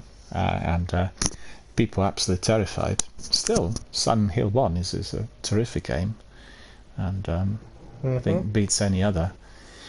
I didn't really rank all the sequels as much as the first game. I'm not sure as to why they've not remade it. It'd be absolutely perfect remake, wouldn't it? Wouldn't it be? So technically, Silent Hill 1 has been remade into like a reimagining type thing with Shattered Memories. They are remaking 2 currently with Bloober Team. And the rest of them, they had a HD remake, which is more of a demake in my opinion, because it's worse than the original. Yeah. So. I played the Bloober game on Xbox last year. The recent one, which they released after. Yeah, I thought it was a very good game. I liked it. You played it? I'm not a fan myself, but that's a whole discussion that that'll take an hour of time just to get into that. No, we'll obviously we'll skip that. Carry on, yeah. Yeah, but still, I think Silent Hill 1 for me was a very good game. We had a lot of fun, and some people were so scared they had to leave the room. It was atmospheric. You basically crank the volume up, and you can hear all that weird noise and shrieking. Silent Hill to Resident Evil. I think it's more atmospheric. I agree. Yeah, I didn't have Resident Evil at the time when we were having these parties with friends. I did play it on my big screen in due course. I didn't actually play Resident Evil when it came out. Again, great game. I think Resident Evil 1, 2 and 3, the originals, terrific. And I played recently the what was it? Was it the remake? Yeah, it was actually released on another console. The one you talked about a little while back. I've got it now on Xbox, and it was very good, but I still thought the first one was better. It was, I guess it's just the experience of the game. I think for me, playing that survival game then was that type of engagement for the first time. Like you play a first battle royale, play a first RPG. It always kind of the memory is cast in stone, stays with you because it was the first one. But despite of the fact it was the first one, also it's a very, very good game. And I'm still to play the remakes. I've not played remakes. The sequel and the third one. Final Fantasy is now attracting a lot of attention. There's a huge amount of chatter on Reddit and elsewhere. And looking really beautiful. They also will be releasing Final Fantasy for Android, and that was hotly anticipated. And I didn't really play the series as much. It's sort of a bit like Elder Scrolls or Fallout. You kind of grow with it over the years. And I didn't play it initially. The initial games were on PC, weren't they? And then I didn't play them at the time. So huge following. I don't know if that's. Let me see where the original Final Fantasy is released. Yeah, the first couple. I don't think they were Nintendo. I also need to dig it up. I forgot really. I knew all of that. And I do remember that there was a reason as to why I've not played them initially. They came out on PlayStation later, and then I played the other installments. Okay, yeah, I was gonna say I remember them being on PlayStation. Yeah.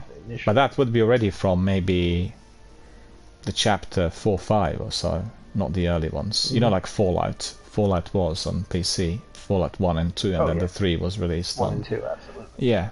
Well, Still 3 very also popular. changed the way it played, Still too. very popular, you know.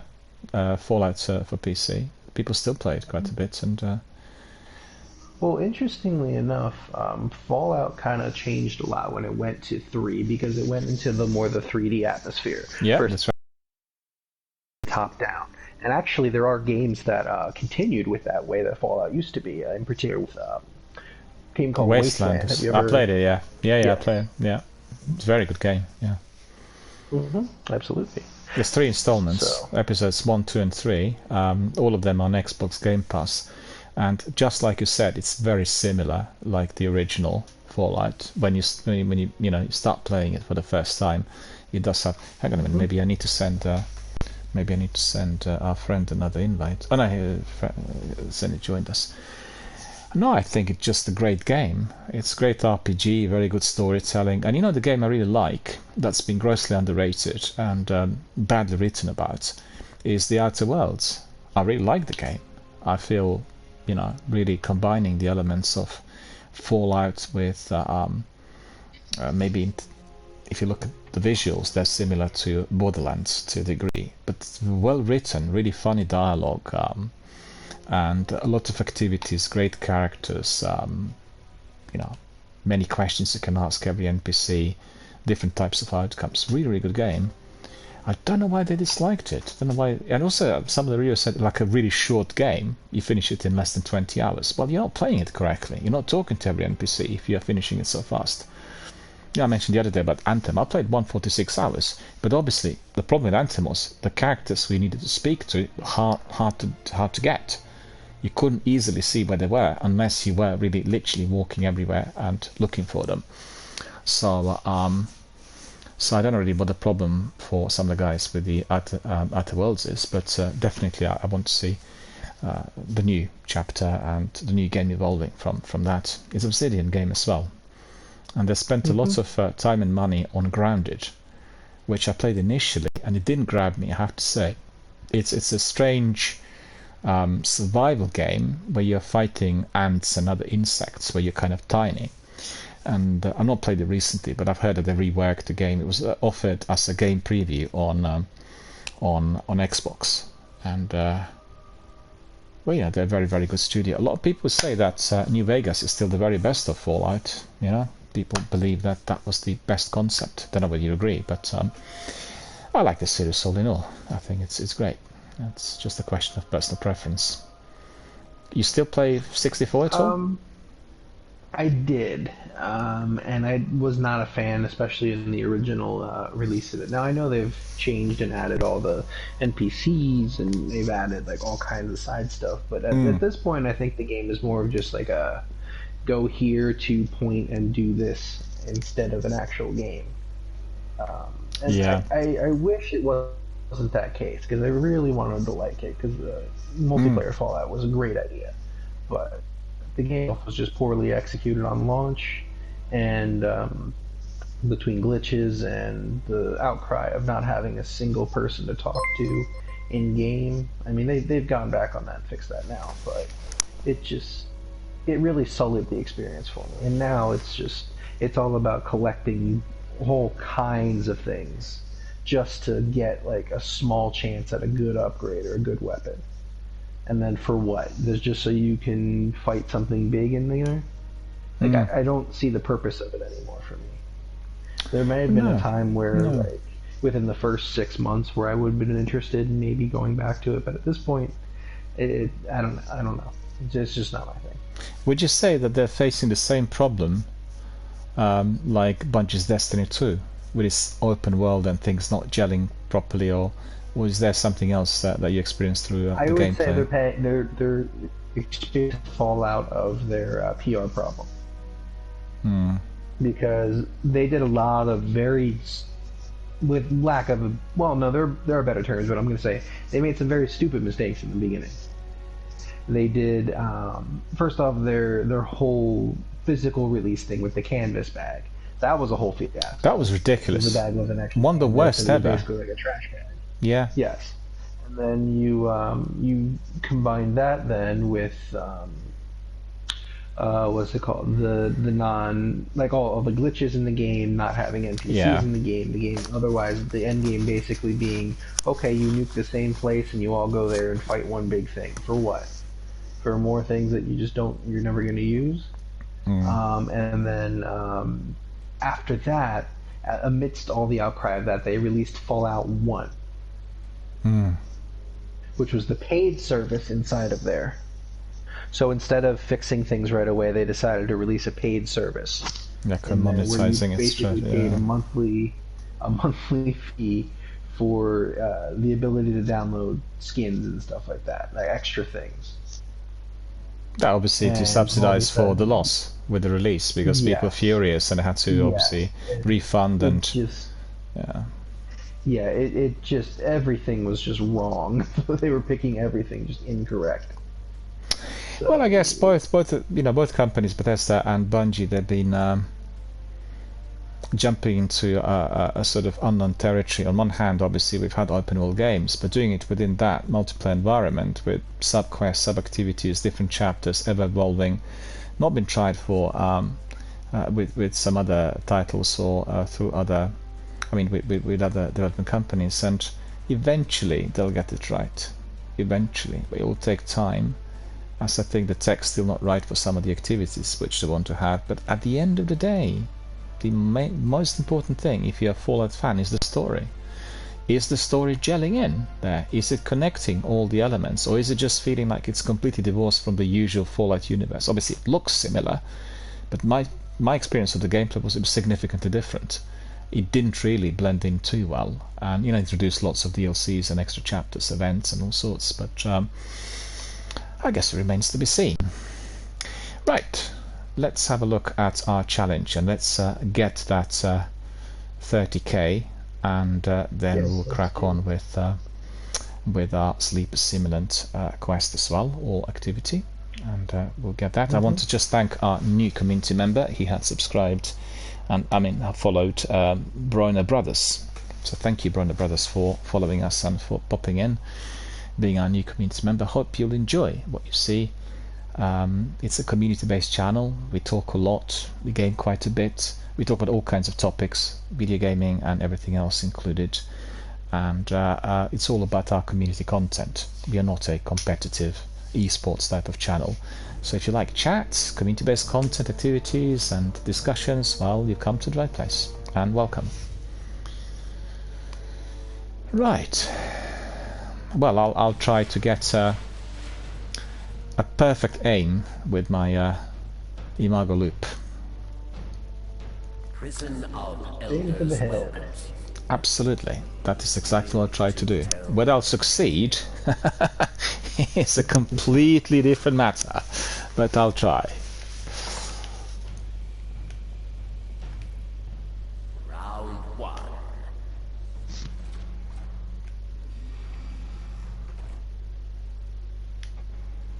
Okay. Where are we? Okay. That's right. Taken. Taken. Cylon, the Defiled, thirsts for your light.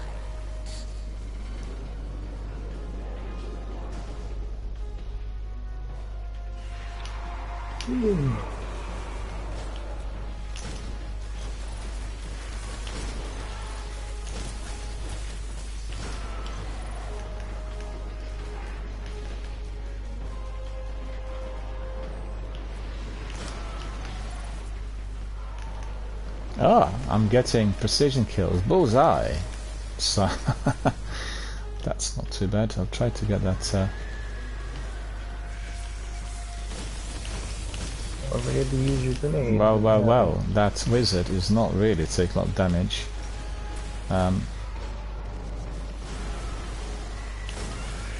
This time it worked. Okay. Come on, look over here. What are you doing? There you go. There you go.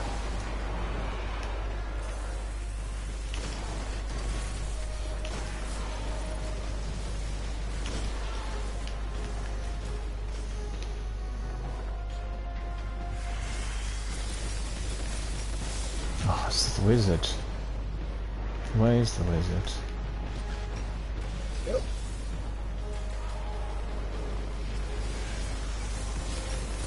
Ah, boo.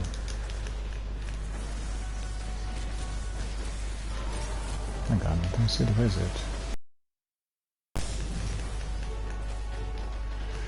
Oh, there. Well, no wonder I've not seen the wizard. Well hidden.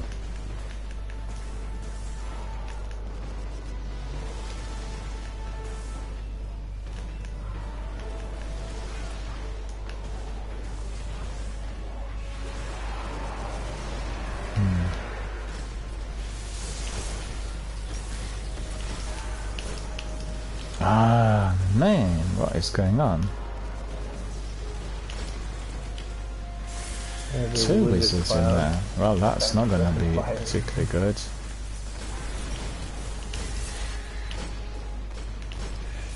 Oop. Oh well.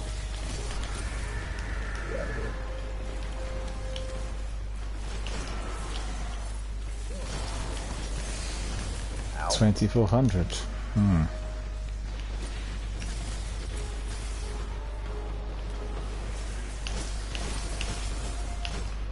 Admittedly, you could be doing better. How is it on your side, guys? Is it clear?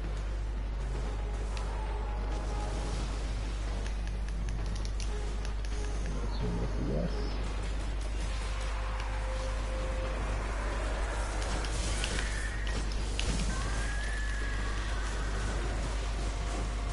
Come on, I hate that gas.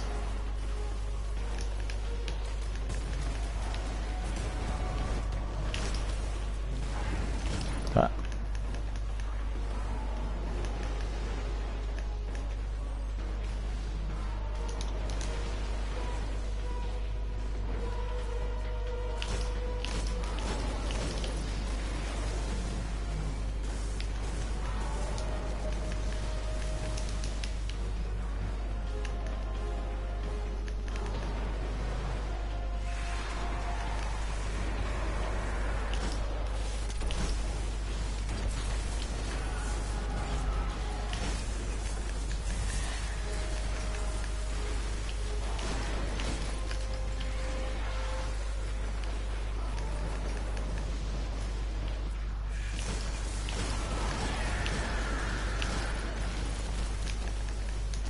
Yeah, these wizards need to be eliminated immediately.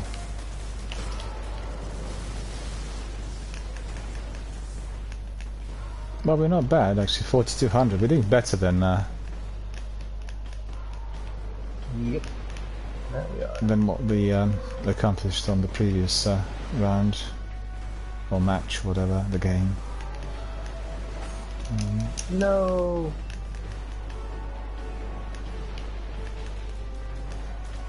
Score decreasing. Why? Varix is growing impatient. You live. Yep. Oh, we almost made the 5K that time. It's not bad. That's alright. Return to airlock, Guardian.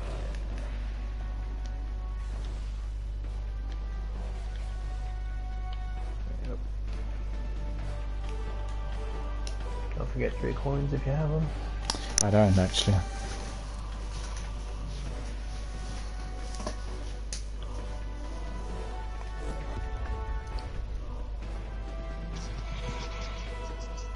Zenith, look at you go. Hell yeah.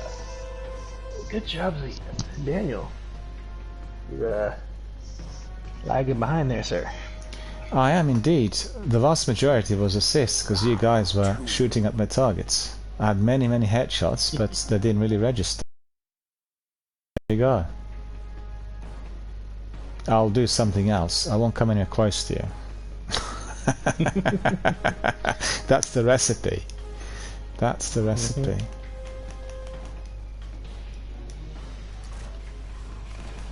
Oop, goodbye. Pilot center of a war-wrecked, fallen catch.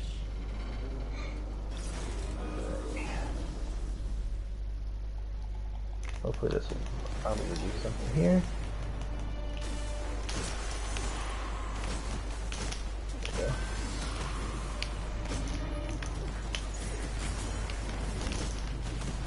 Alright.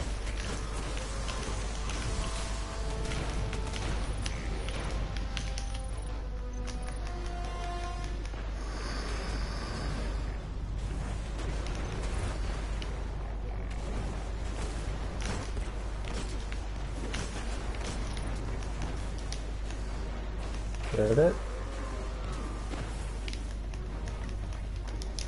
Oh well.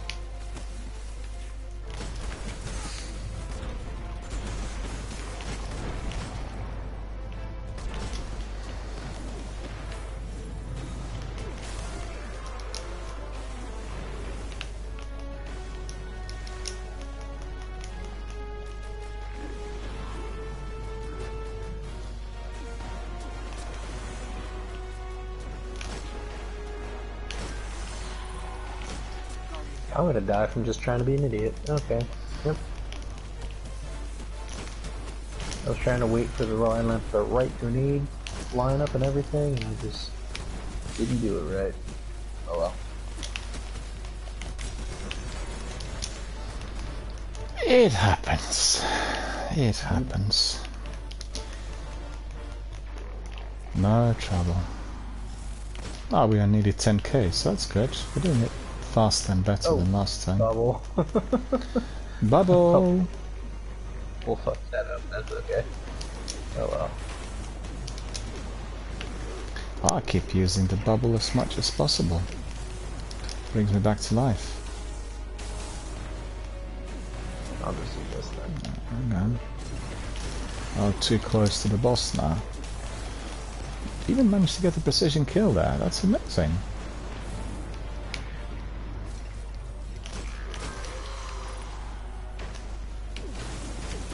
Oh, I should have just thrown the hammer. Oh well.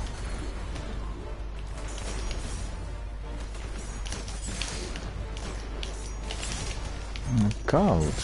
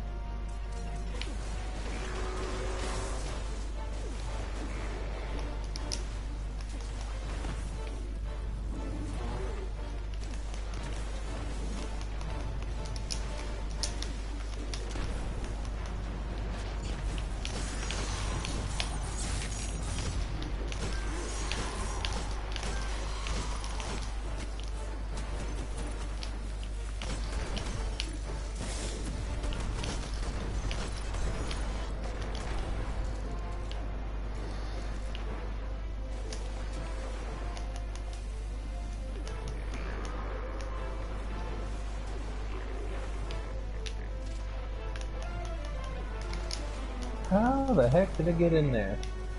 Excuse me, sir?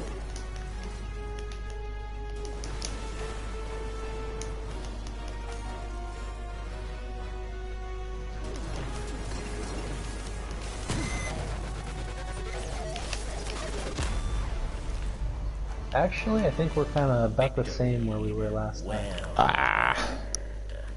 Yep. Retreat to airlock.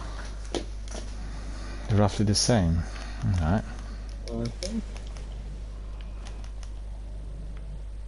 Because we ended around 14-2, I think, last time. Really? Here. It's about 120 difference. Well. We did better the first round, we did worse the second round here. Okay. Well, if we don't make it this time, then we'll come back to it another day, because I really want Zenith to get that sleeper simulant. As do I. Yeah. I agree. We'll do That is that. the more... That's better more priority. important, yeah. This can be completed on another day. Maybe we'll make it, we'll see. Alright. A servant of Oryx, Hunger's guardian.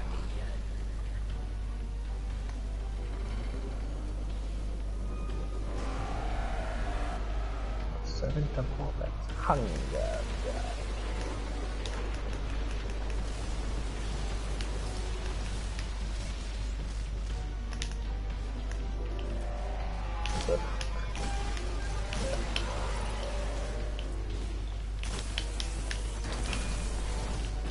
Ah. I got that one. Beautiful. I'm gonna die to the dam. Yep. Why is he targeting me? Because you're so lovable, that's why. That's twice. He targeted me right out the gate, and he targeted me again. Who are the people to look at? I mean, come on. Thank you. It was the same thing for me earlier today. The boss was just chasing me all the time. Didn't matter what, you know, whatever I was doing, the boss was on my tail all the time. Not in this activity, but other things that you've done. Yep.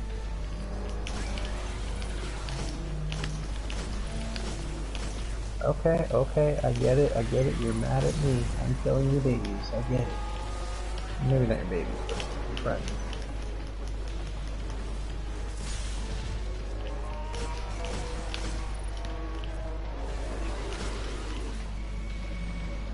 Oh, chill.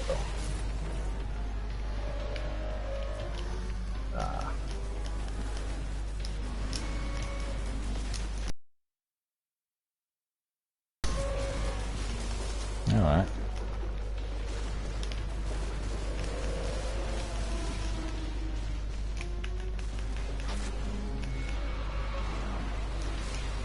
Oh no! Move, damn it.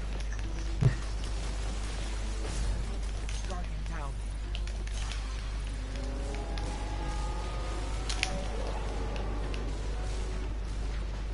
Well, let's do that.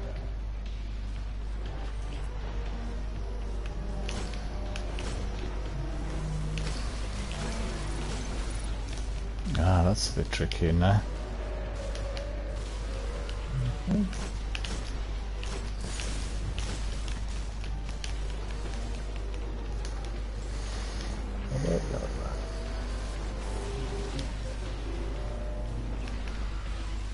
Dude, 23. seriously, leave me alone. Oh, he doesn't want to. He just wants to be chasing you. It's so annoying when you got the boss like literally on the tail all the time. Get this in Sealess. Constantly being shot at by the boss. Yeah. Well, the game knows that you are the top shot in here, so there you are. The price you got to pay. Yeah.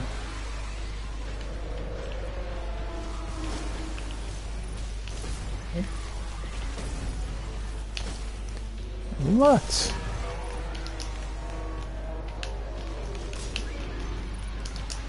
Well, I don't think so.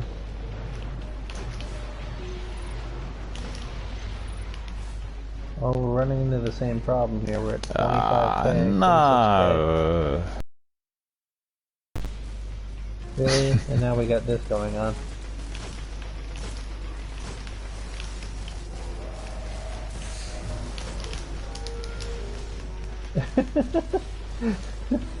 There we go.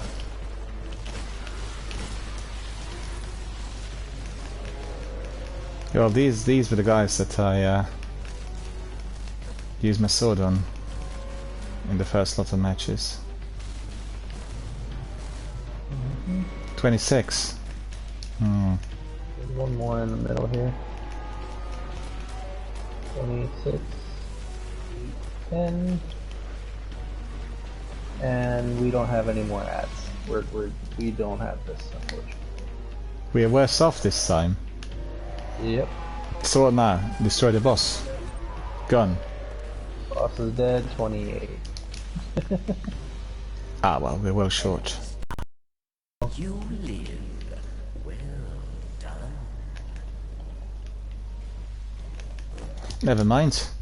We had fun, and then Sleeper Simulant is going to be next.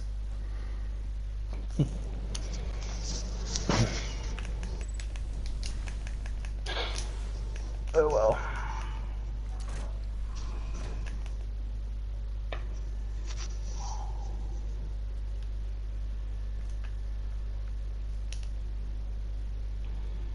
No loot this time for us.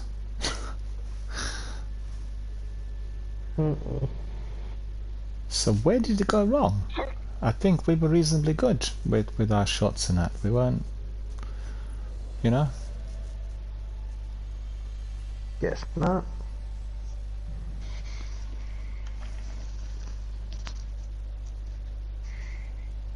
Doesn't say how many precision shots in there. Ah, never mind. Never mind. It's only a game. You know what Hitchcock said to Ingrid Bergman. It's only a movie, Ingrid. He had always a story to tell about his actresses, you know. I did this, I did that, which is always slightly made up. Right, so you lead the way, sir.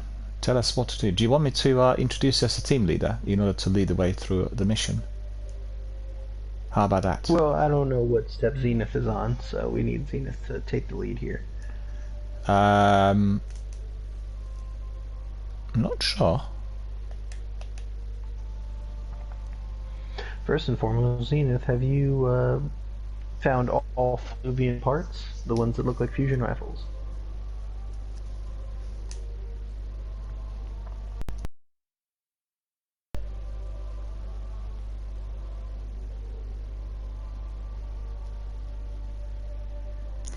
You were breaking up a bit. I actually I didn't hear what you said about the rifles.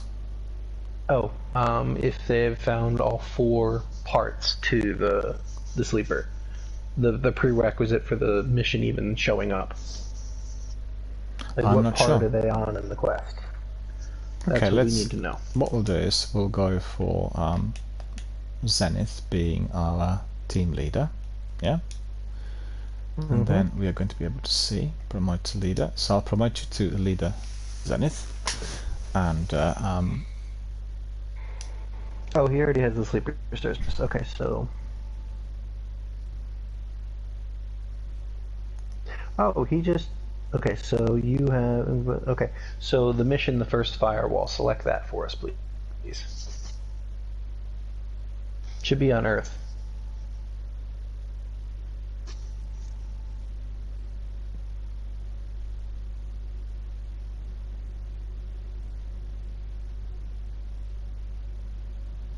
I'm not sure by. I have a message in here saying waiting for fire team leader, but we're not actually waiting for anyone. I promoted Zenith. Not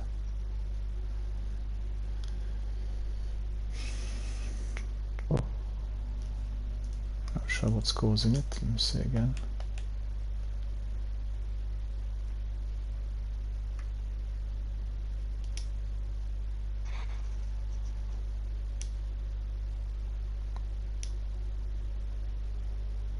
Do you see that? What's the reason for that? Do you know, Zenith?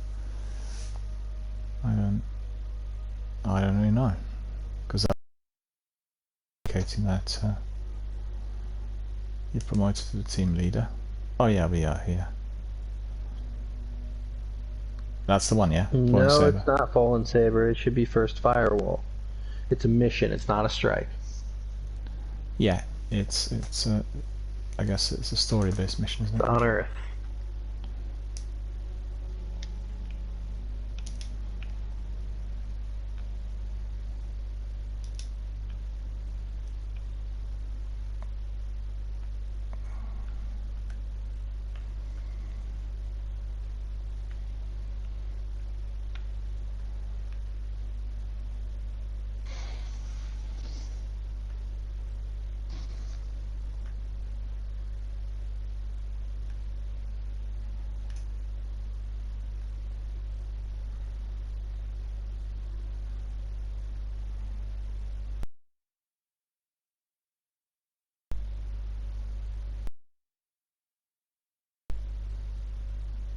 Not what we're looking for.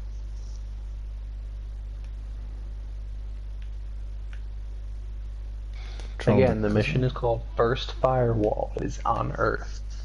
So it's First Firewall.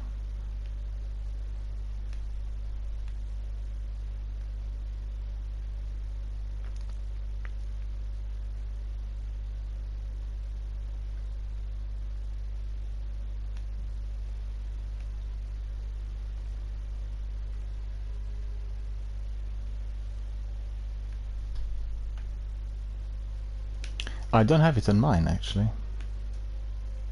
You know?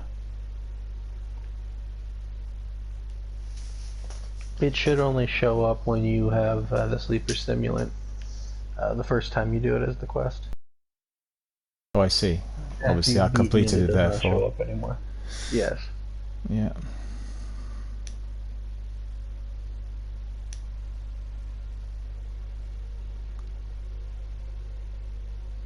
So it will be one of the missions on Earth.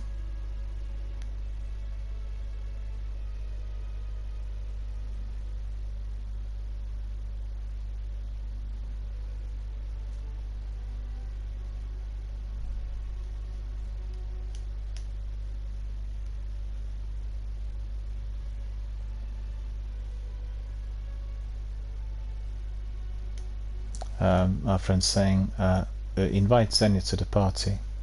Can you do that as well? Because I'm in your party. Actually, I can see whether I can do that. Add players. I'll invite Zenith again. No problem.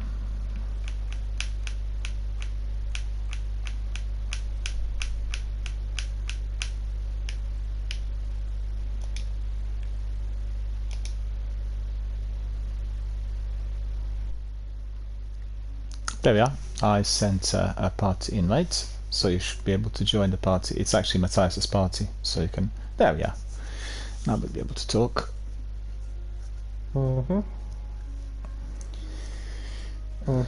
Takes a bit of time for PSN to connect on audio. There's a bit of lag.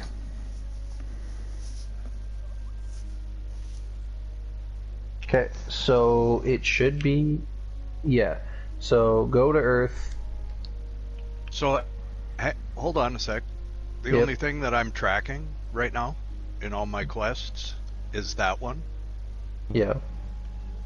Is the Sleeper Stirs, so the little green triangle.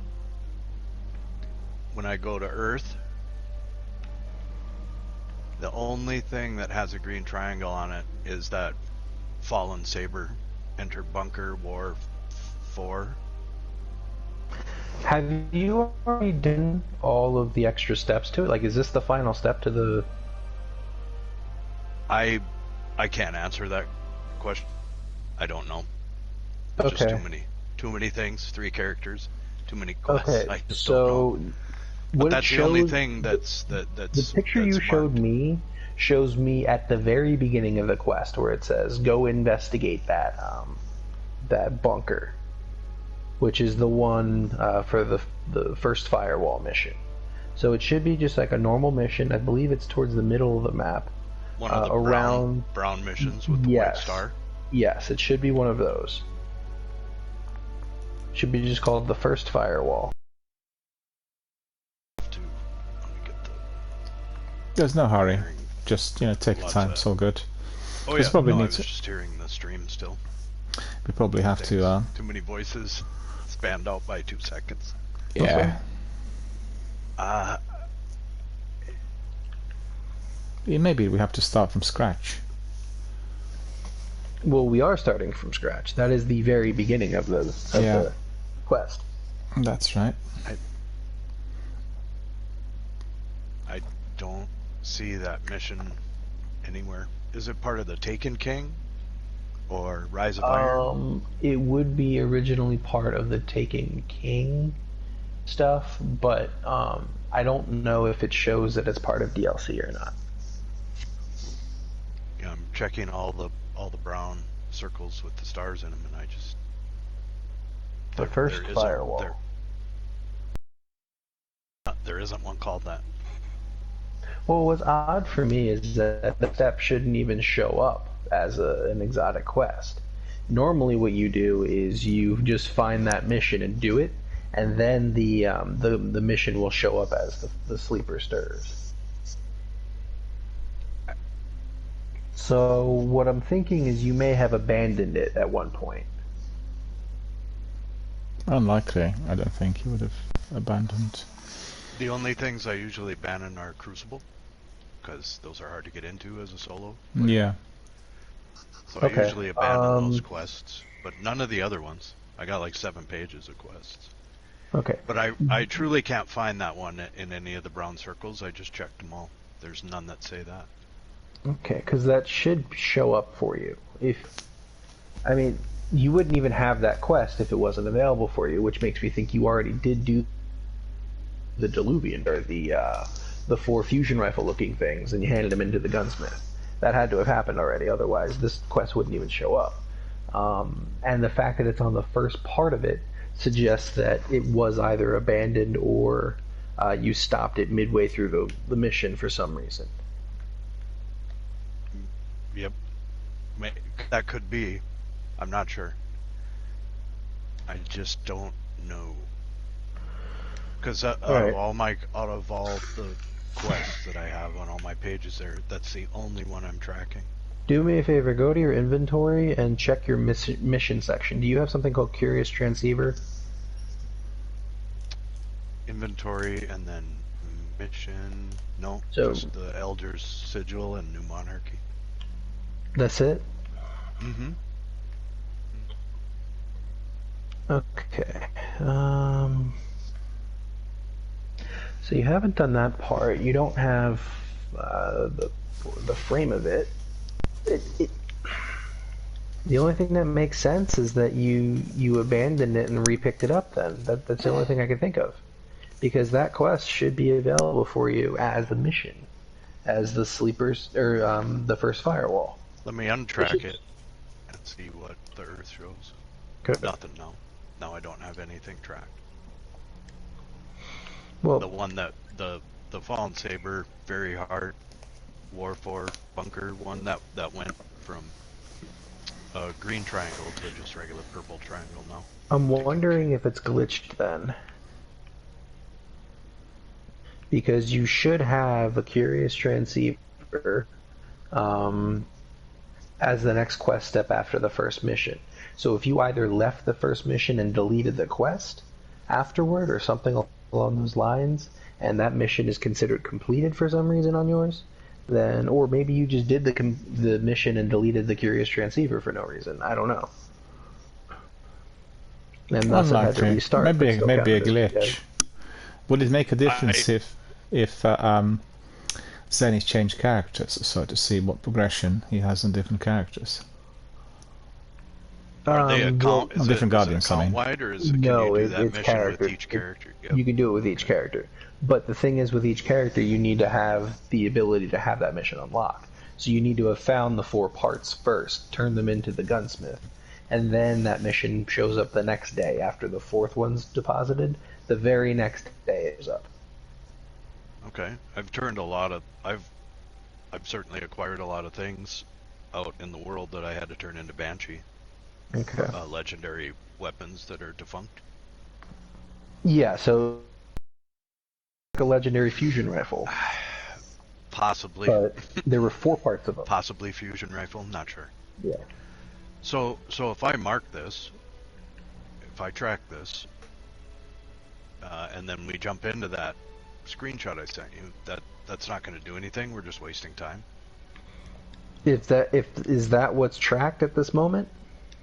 Yep. I turned tracking back on, and it's the same one as before. That. All right. Well, let's try it. But that's normally the end of the mission. Is that particular one? If it's tracked, let's do it and see what happens afterwards. Then that's the option. Yeah, right? I mean, we could try it to see what happens. Absolutely. Yeah. All right. If you're sure, yeah. Yep. What's the It says epic. light level 280, but very hard. Yeah. There's no modifiers. 1. Epic. Yeah, just the epic. Heavy shielded aggressive. Highly That means aggressive. swarms of enemies. You probably get Spicer Shanks or Spicer Shanks, whatever they call the sniper. Let's see what Because happens. on the quest it says Raz 4. Yeah. Or War 2, or Raz 2, something like that. Okay. What did I just read there? Let's step in. Well, let's try it. Let's see what happens. That's right. Investigate Vault Raz 2 and the source of the strange signal in the Cosmodrome. Well, this let's is- just. It's a little different. This is not the step that we need to be on, but because what the picture you showed me lists is the first step, which is that mission that I was talking about. This one should be the final part of the quest, where you've already repaired the weapon frame and done all that, and you just have this to finish. Origin point is somewhere along the coast, near the Cosmodrome. Well, fingers crossed. See what happens. We'll see. That's Rasputin, the AI Warmind. If I'm understanding him correctly, it's a distress call. There are so few ballet fans left, Guardian. It'd be a shame to lose him. How's my mic for everybody? Yeah, good. Let's, we can hear everything. I should be able to be on mic now for a while. I was just on. I had to talk a lot. No, it's fine. No worries. I know it's got to be difficult. Well, if we don't manage to... maybe not easy missions, but... Doesn't bother me. All right. You guys are pros. Well, right? Elite Destiny. Ah, well, that's very kind words. I would place myself onto a very different category. Avid gamer, that would be the category. Pro, I guess I would see as a esports player or something. We have to go the war yes. So I'll happily accept that title. Because I have to. Both you guys seem extremely knowledgeable about the game and about like builds and weapons and mods and best foot forward with subclasses. So I really appreciate that. That helps me a lot because I'm really new to this. Yeah. Well, you've been playing the 2, right? Yeah, you saw I don't know if you looked at my hours. I didn't check your stats in particular. I was checking more that one person's. But, yeah, they list 2 in my game console. There's 2 Destiny 2s. Looks like pre and post Forsaken. Yeah. And if I add those numbers up, that's about 11,000 hours. Yeah.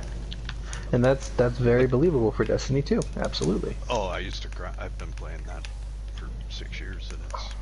Yep. I did it for not so much as of late in the last few months because it's getting a little frustrating with how things are going over there. Oh, absolutely. But yeah, I played it a lot. So right now we want to shoot off the guns off of this ship, because if we don't do that, we're going to end up dealing with that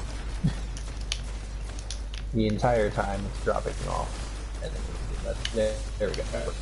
We got now them, we can just really kill the enemies without worry of death, so to speak. Yeah, the ship is like one shot. Yeah, it takes a couple, but yeah, it's very deadly. Well, for me, maybe. Well, you're not far behind us, so I don't think it would be one shot for you. It's amazing the difference that I see, though. I've certainly been running with other players that are 4,400, and I try to look at people's builds when I see like they're really making an impact. Why was that? So I'll look at their builds, and it seems like if you get all the right mods in place with reloading and ammo and the weapons, it makes a huge difference. And then precision hits. Oh yeah, precision shots are absolutely bread and butter in this game. Where Destiny, they really made it a lot easier, I think, yeah, just to get more people huge in difference. it, to make it a little more friendly. Because it seems like it's pretty, unless you're in the GM or really hard raid, it just doesn't seem like you have to be on your toes and make precision shots. Yeah. Uh-oh. We'll get him back. Yeah, I Somebody got shoot me. coat. Yeah, we got him. The goat. I'll take the captain. Oh, look at that. Arc shoddy. Yep. We have a third ship coming in, and that's going to blow us up pretty quickly, so be careful. We're low on health. Yeah, that would be good if you had it. Yeah, I was killed by a vandal. Thank you. There we go. Alright, we got Daniel up. Bubbles in. I have another super, so I'm going to go ahead and pop. We're also worse at anyways, so we don't even have to kill it until it's 100. Alright, we can leave now. That's about it now. We got it. Let me clear a spot out in the front here, and we can just go. Let's go. There we go. We are safe. Let me switch back to my my other exotic chest piece. Oh yeah. Yeah, he got me. I was trying to. Ghosts too, Zenith, or do you have those? Pardon? Don't worry about me. I'll respawn. I'll come in straight away. It was just that as I was jumping, I was hit by a stray bullet. Do you need dead ghosts or no, Zenith? I think I found 50 plus of them, but if you know of any, sure. Yeah. Okay. Well, the first one in the side right here, right around the corner, right here. If it's not on the floor out there, then it should be like right around the corner there on the floor. If you don't see anything glowing, then you already have it. Must have got that one. Yeah. That's a common one to get because that's outside. These, however, are unique because they were only added in with the Taken King. Okay. I did just recently find the one that's on the like the awning at the reef on top of that. To the left. Oh, okay. Well then, yeah, we'll check all these, see what happens. There's 3 total in the reef, I believe. Oh, am I supposed to be by you? Yeah, over here. Yep. Oh, okay. I was following the wrong guardian. That's fine. So there. up here, there should be a ghost. Yep. There it is. Okay. Perfect. Oh, come on. You got it, yeah? Nice. Thank you. There's a couple more, but they're further on in the mission. Okay.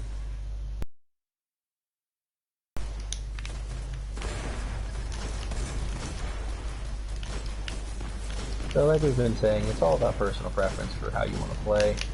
It doesn't matter what you use as long as you use something that's going to basically kill things quickly. That's what it comes down to. Yeah, I guess that's the method behind Wow, how Destiny. Am I out of ammo already? Okay, I'm gonna go up and make some friends with these. Oh, this is not good. Whew, I'm alive. An exploder. Look out. Yep. And sniper. I'll go get the sniper. He's just hiding in the inside. Ooh, he's causing a lot of problems. Oh, perfect. He was looking at me. Yeah, he didn't see me coming. That's right. We still have something alive. Invisible. Well done. The sniper. Hi there. Flanked.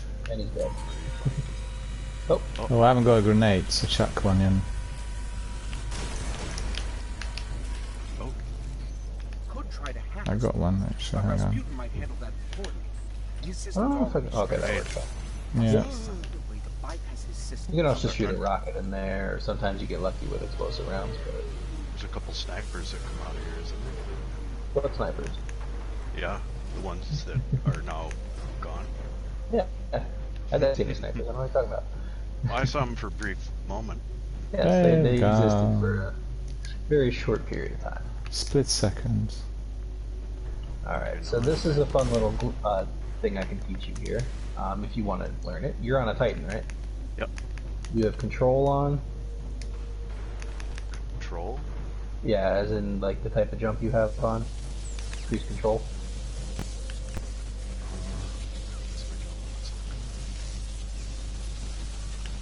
Increase control.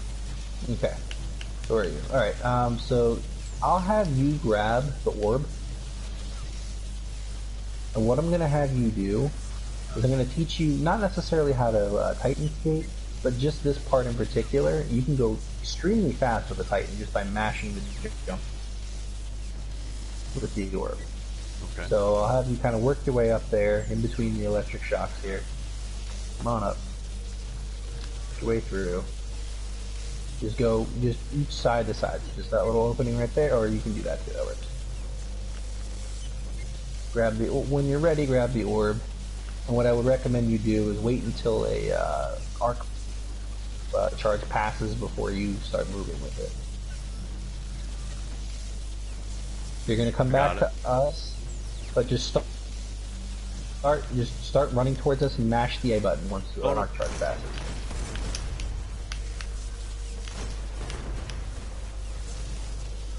And just like that. Very quick.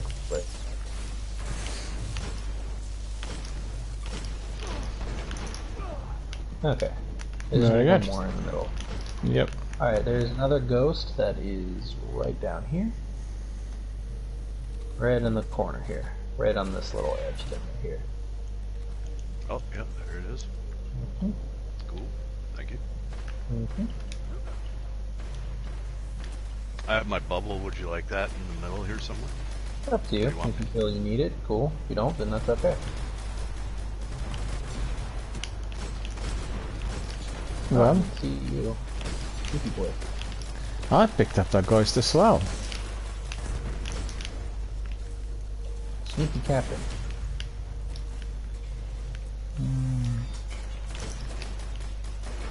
There's a shank in there.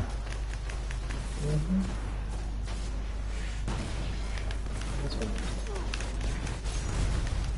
Dead. Okay. Awesome. As we continue forward. Let's see if there's anything in this room or not. Sometimes there is, sometimes there isn't. Like it's empty this time. So, there is one more ghost. It's actually going to be on the top up there. On the light fixture. So the best way to get up there is you can just boost yourself up and then boost yourself up immediately. Just touching this resets your jump. Your boost. Yeah, with my hunter I can't go up there. So you just get yourself right up there. Yep. Hunter can get up there. Really? See it? Oh, yep, there it is. Shiny part on the light fixture. Here you go. And there's one final one in this mission. How many total dead ghosts are there? As a fellow That is a good question. I used to know that answer. Like 6 years ago, I used to know that answer.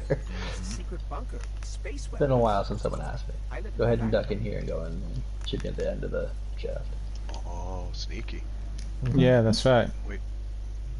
I must have got this one before. You got that one? Okay. I must have. I don't know. Yeah, how. I haven't got it. I mean, I picked it up earlier.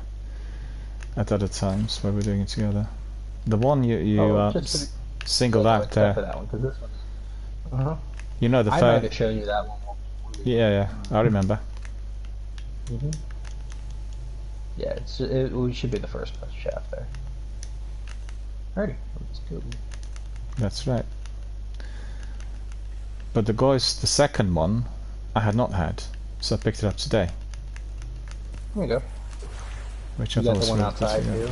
Yeah, you know the in the cave or whatever. At the very back of you know when you're chasing orbs down there, right at the back.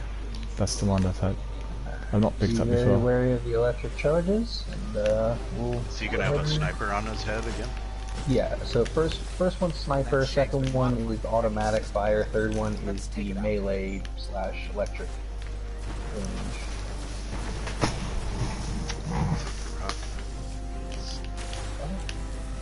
If you have anything precision, aim for those little boosters in the front.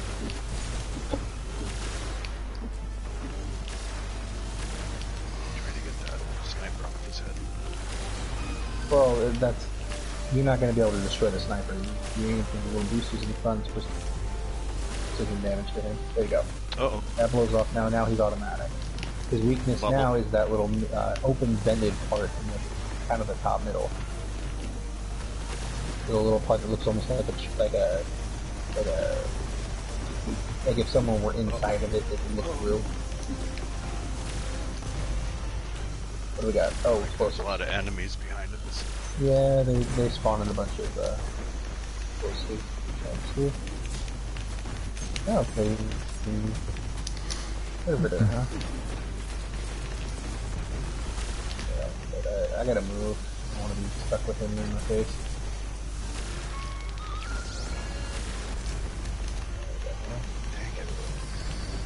Watch out for there's close to chance of respawning.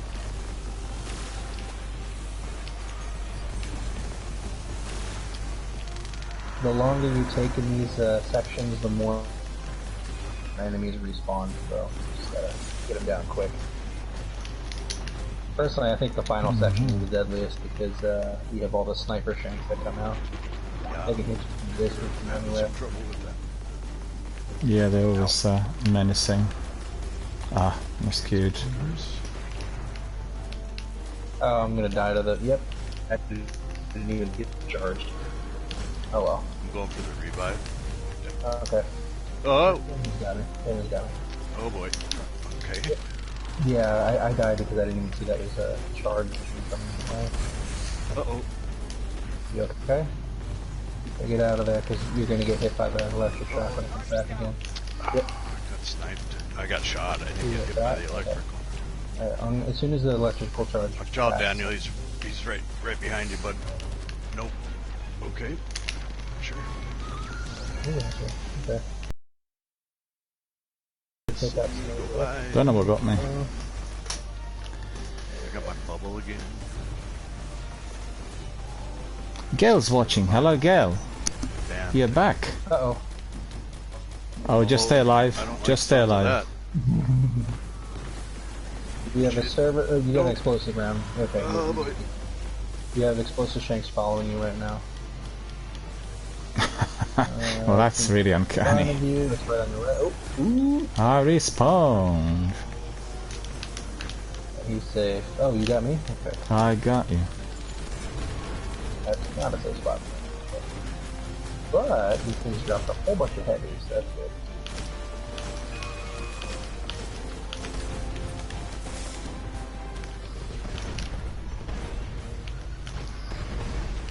Keep those exploders off you guys. Yeah.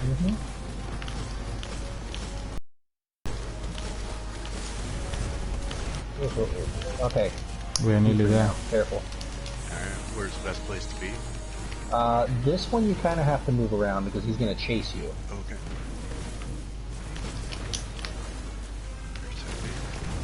Sniper shanks should be coming out soon, so be careful. Here they come. I'll try to take them out quickly. Luckily they're weak. I'm gonna... Just keep running. I'm gonna bubble over here by Daniel. Okay. Let me try and take out the sniper shanks that are around him. Yep. There we go. Yeah, that's cool. Thank you. Don't stay in there because he's just going to run right in the bubble. Yeah, just likes me this time, unlike in the last As soon as one. he's out, I can hit him. Weak spot is the open blasting core in the middle. Sadly, using the super is not going to be much to him. Oh no! Careful. Alright, let me see if I can do something. We have more snipers. Oh no, got me. Yeah, they're coming out. One of them. From above. Where's the bubble? Got him. Oh! Yeah, we got him. I didn't get you. Yeah, you did, yeah. What, was a sleeper simulant shot? So I did something a little more reckless. I did melting point combined with the shotgun. Oh, right. Now I got the weapon frame. It says go to the tower. Oh, you did? Okay, well then you must have had a fully constructed. Oh, cool. Well, that was good. Yeah, good Boys job. are gonna grab some nachos, so I'm getting a bit hungry.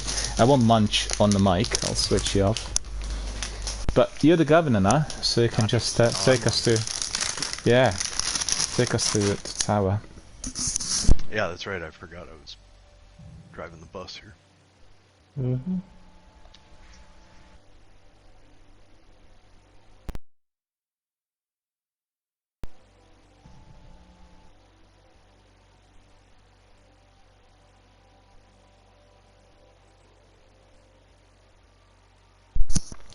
Yeah. I continue. It's really slow. Okay.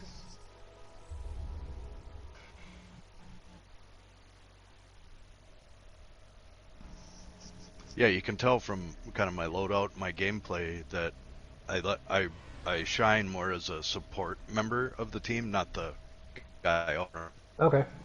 So that's usually my gameplay. I try not to hide too much, because I know sometimes you got to be full throttle to help the team, not always hiding in cover. So I try to control that throttle a little bit, but it's way more pulled back versus high speed. So then the bubble is definitely going to be your friend if you're more of a support character. Yes, I definitely like doing that. Watching what's attacking people that aren't seeing it. So I try to cover enemies coming in to the other fire team members. Not all the time, but that's usually my approach is support. I really like that.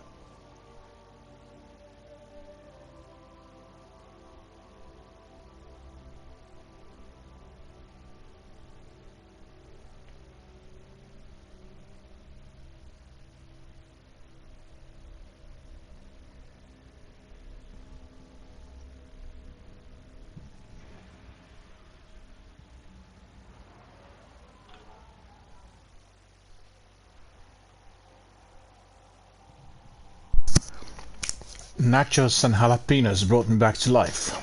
I'm burning.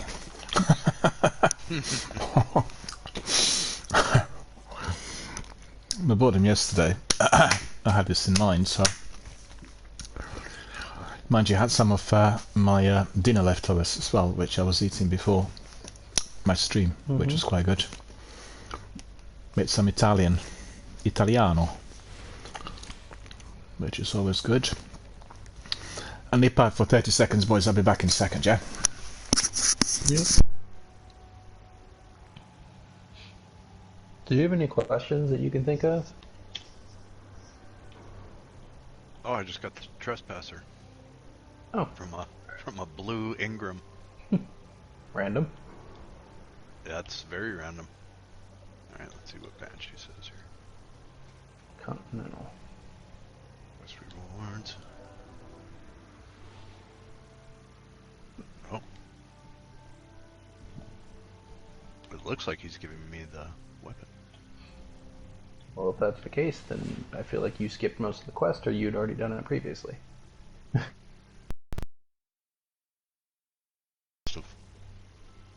Just strange. Because, like, the screenshot you quest. Let me see. No, I have the sleeper simulant. Okay, well, there you go. That was easy, huh? Yeah. I mean, guess you did all the work previously. Oh, and the trespasser is $3.99. Cool. That seems like it.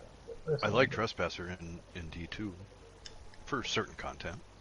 I will say that sidearms are very underwhelming in this game. They're good for PvP. That's about it. Okay. Yeah, I don't see too many people using sidearms in Nightfalls or Sepa Strikes or anything. No, they are terrible. Those situations.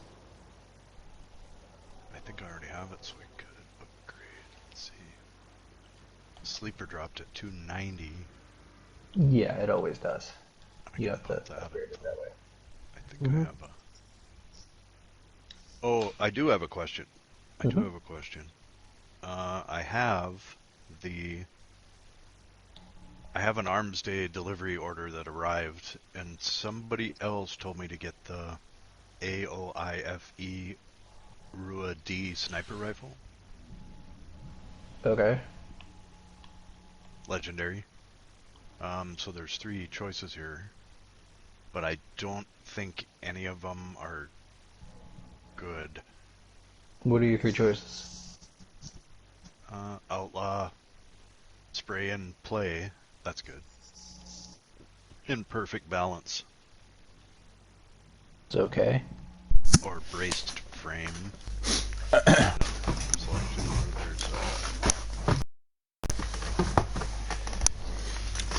Rodeo.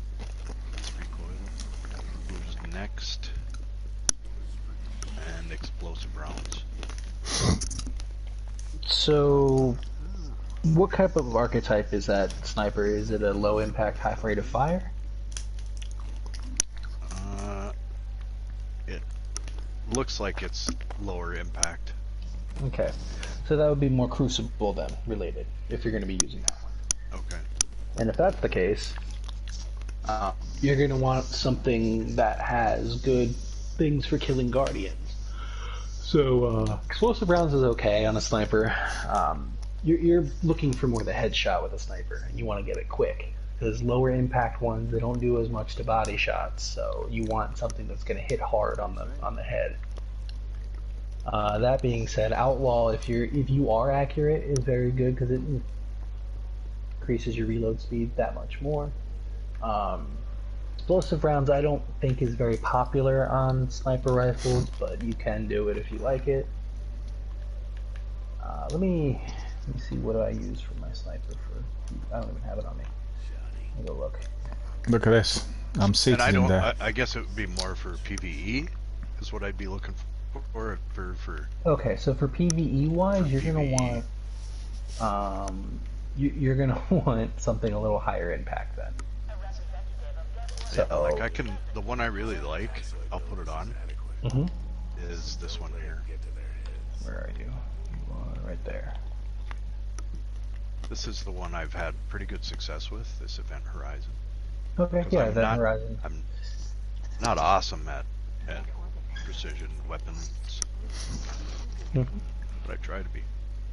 So Event Horizon actually, believe it or not, is from a Crucible role. That is a Crucible sniper, technically. But it works better in PvE, I believe.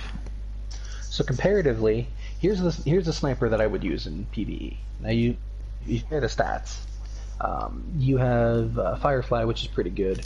Snapshot, very good. Mulligan's very useful to that. The one I use in particular is a raid sniper called Ex Machina. Now that one, I spray and play, which increases the reload speed. Quick draw, which makes it come out fast when I need it to come out quickly. And wait for it, which is a unique perk to this weapon only. And reloading this weapon when the mag is empty grants a larger than normal magazine. And it also happens to do more damage to Fallen, which makes it, better for raids and such. Okay. And it gives me a bonus agility when it's equipped as well. But this kind of archetype is what you want, which Event Horizon is. You have the impact, you have the fire rate, roughly the major difference there is just slight alteration based on your as soon as it loads, based on stability and reload, which it doesn't really matter that much. But Event Horizon is definitely a good choice. It's got the impact. If you make your shot, you get the Firefly as well, which is pretty good. So overall, that's a pretty good one.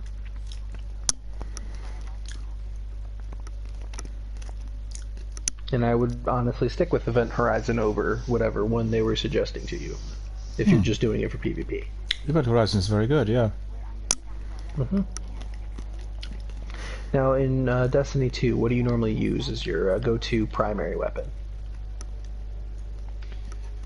In Destiny 2, it's usually Okay, what kind of weapon is that? Because I'm a little outdated when it comes to Destiny 2. It's an exotic SMG. You use SMGs. Okay. So that you one's like pretty more powerful, though. It auto-firing spreads ones, poison to everyone. So that's what's really nice about it. Gotcha. But you prefer weapons that fire auto then? Usually, and they did add that setting in the D2 settings where you can have everything fire full auto. That makes sense. So you can actually change it so everything's full auto. Right. But you prefer things fire full auto when you're using primary? Well, I like that setting on because I can choose, not so much with SMGs, but like scout rifles, it's kind of nice to have that.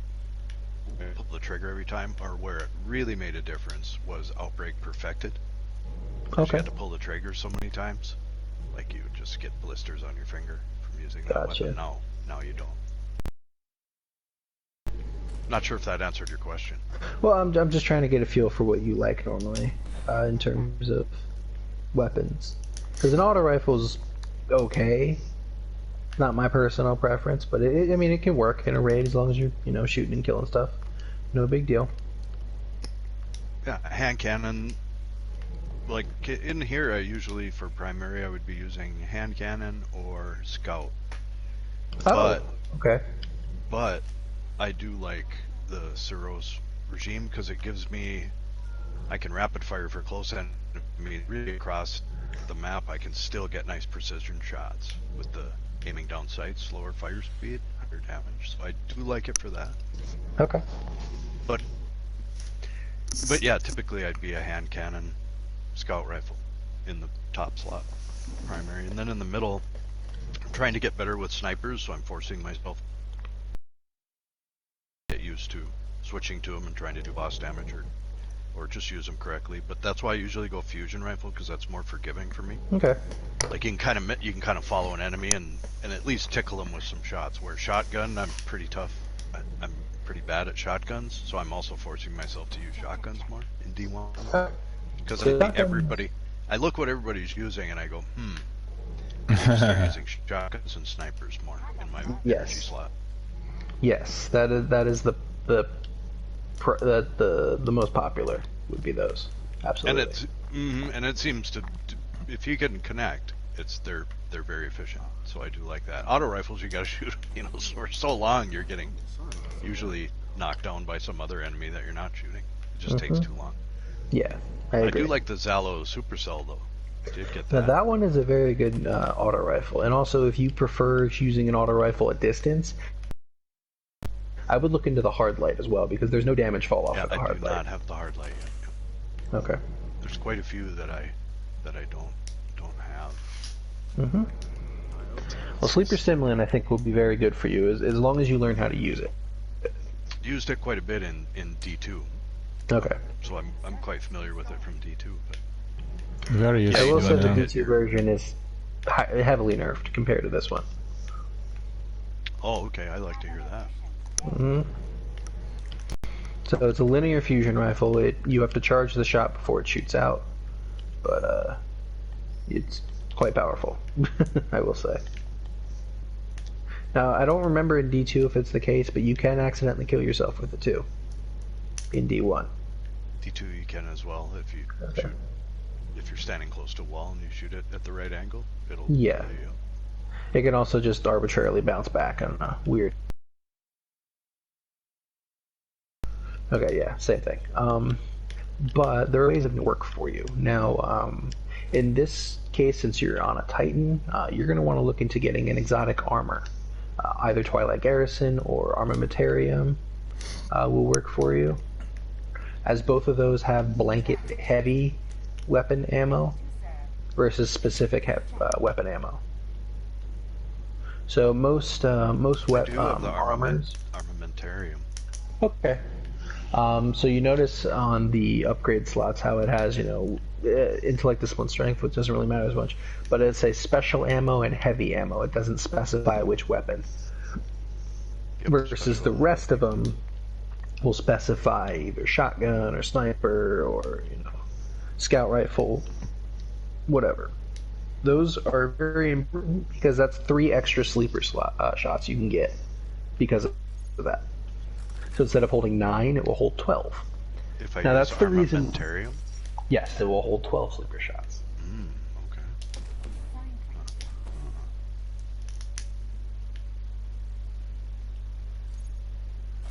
If I can.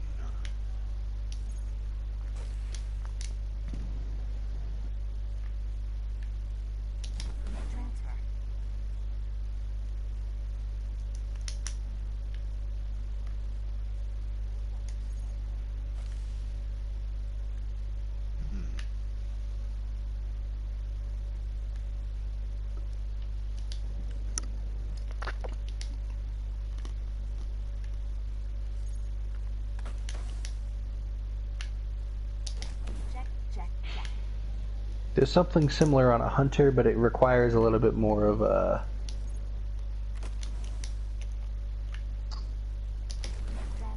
change, so to speak. For hunters, you actually need a year 1 exotic, believe it or not, to get the maximum sleeper stimulant ammo. Hunters unfortunately don't have the same benefit as Titans, where they have a blanket heavy in year 3. But year 1, there is a specific exotic chest piece called the I think it's the AOS Tantella. Oh no, is that the one? Maybe. But you get that one, and it comes with both heavy ammo and fusion rifle ammo as its perks. And the way it's coded, it covers both for Sleeper Stimulant. They fixed it in year 3, where fusion rifle no longer covers Sleeper Stimulant, which is unfortunate. But with the year 1 version of it, you get 15 sleeper shots on a hunter, which only really works when you're using a synth, because in order to use it, it would drop your light to like it would drop your light by like 30 points. So basically, you pop it on, pop a synth, and then take it off and put on whatever you want to use, actually. And that way you'd have 15 to start.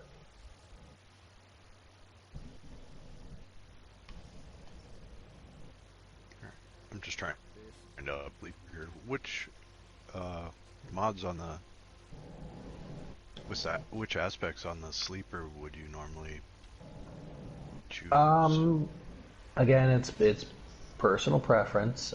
I prefer to use the speed reload one, and I like the CBQ ballistics, just because I like to have a little bit more stability on it, and the reload needs to be.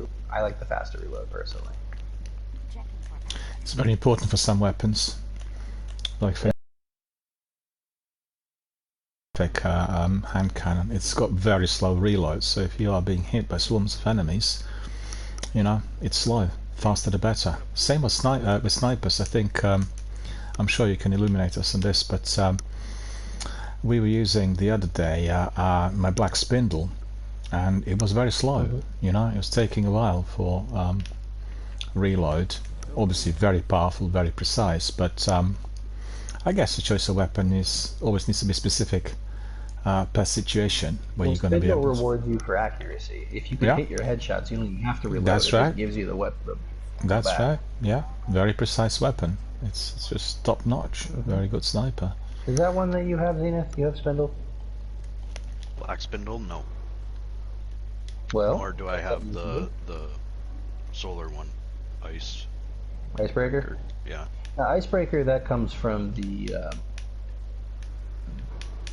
Sunrise bounty for doing nightfalls within 30 minutes at gold tier. So you want to make sure you pick up that bounty every time before you do a nightfall.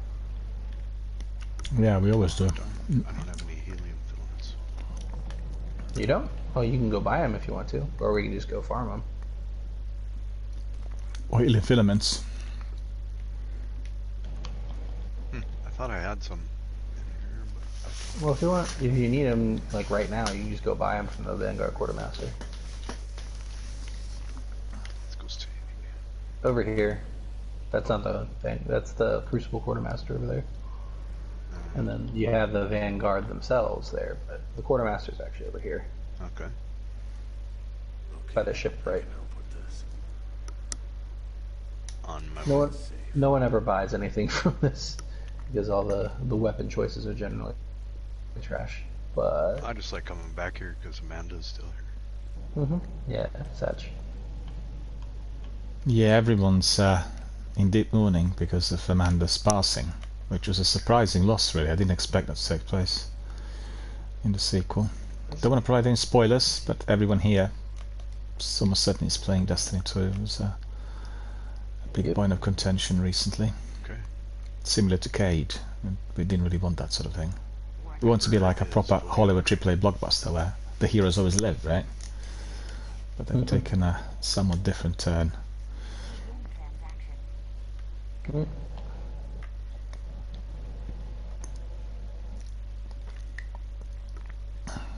There was something I needed, so as you are doing a bit of shopping in here, I think I'll do the same.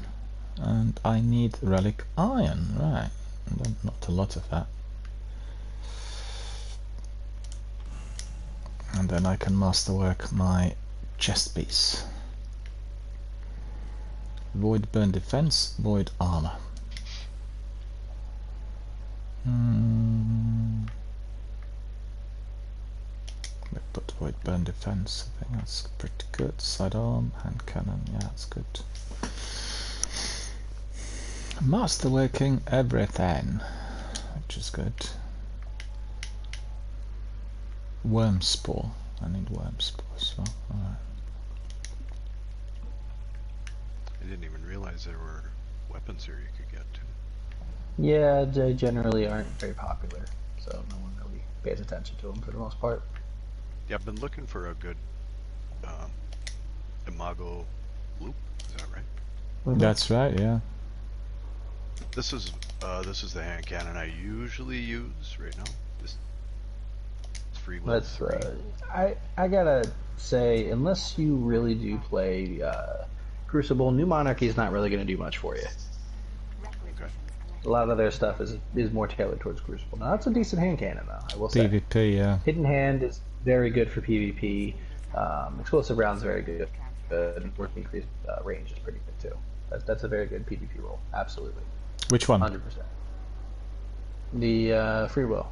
The only thing that would make it better is maybe instead of either Hidden Hand or Hammer Forged, if you had like Luck in the Chamber. That would make it even better for PvP. How about PvE? What's probably the best rolls you're looking for on hand cannon? Perks. Honestly, PvE wise, I like Fatebringer. I just put it on. Yeah, Fatebringer's very mighty. That comes from the VOG grade, right? Yes, it does. Yes, it does. Yep. Oh. On a harder setting, kind of thing, like D2. Yep, Firefly, different things. I personally don't like explosive rounds on there because I feel like explosive rounds and Firefly both clash with each other. So if you have explosive rounds on, chances you're not going to hit Firefly because it's going to die to the explosive round and not the actual Firefly shot. Well, that is nice because if you want to choose explosive over Field Scout, you got both of those there. That's nice. Mm-hmm. That's good. Yep. Mm-hmm. Yep. Yeah, I love Fatebringer from D2. It's really good. That's probably my go-to hand cannon. Yeah. Now this is my go-to scout rifle for PvE everything. Okay, I have a Keystone. That's that one from Dead Orbit. I think I have that in the vault. There is a That- vault. No, it's in this. I'll have to look. I think so. I just think I liked this one. For some reason, I like this one better. The Wounded. That's the one I've been using lately. Okay. I also have a Wounded with the same roll. Actually, a better roll. Oh, brag? What? Here you go. There's my Wounded. Alright, let's see. I prefer the Keystone just because of the impact, but Wounded works just as fine if you prefer faster shooting ones.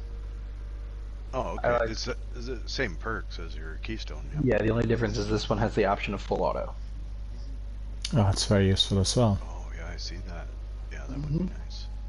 Let me see what's... No need to be pulling the trigger all the time. Yep. Of course, it might be on one of my other characters, but let's look. Oh, wait. No, that's not.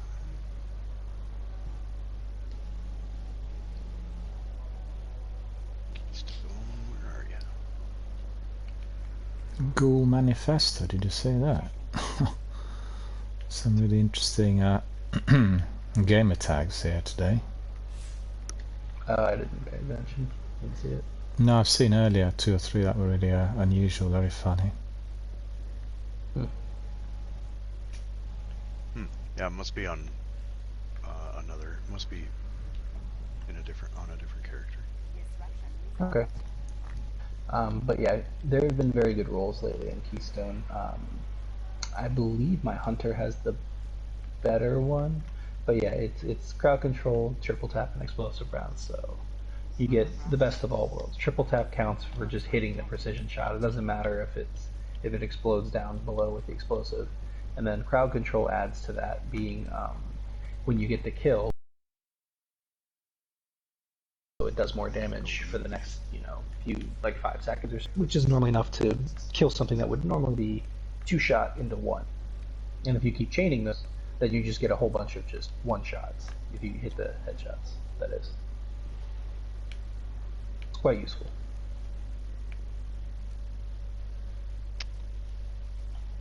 Awesome. Mm-hmm. Let me keep to do this. Turn the controls back over to Daniel. Well, yeah, it don't matter. No. Thank you guys very much for the sleeper. Mm-hmm. Well, we can get you sleep. What's it called? Spindle now, if you want. Hold on, you completed a sleeper. You got a sleeper sim. Yeah, it's on my back. Yeah. Oh, you have. All right. Yeah. Want a screenshot of that? Yeah, cool. Yeah, I can see it. So it was literally the last. I'm glad that we got in there and it was one and done. That was great. Yeah, terrific. Well, again, that was what was confusing to me, because it didn't make sense that you had that strike when it listed it as the first part of the mission. That's what you needed to do, because the strike is the literal last part. So, I don't know. But you got it, so that's all that matters. You've got it, yeah, that's most important. Mm-hmm. And I switched to the armamentarium too. Cool. As we completed Sleeper Quest, what shall we do next then? We want to get him Black Spindle too, so he's ready for raids as well. Okay. And I'm down for whatever too. Whatever you guys would like to do. Lost a light. Okay. Is this doable as a 3-piece?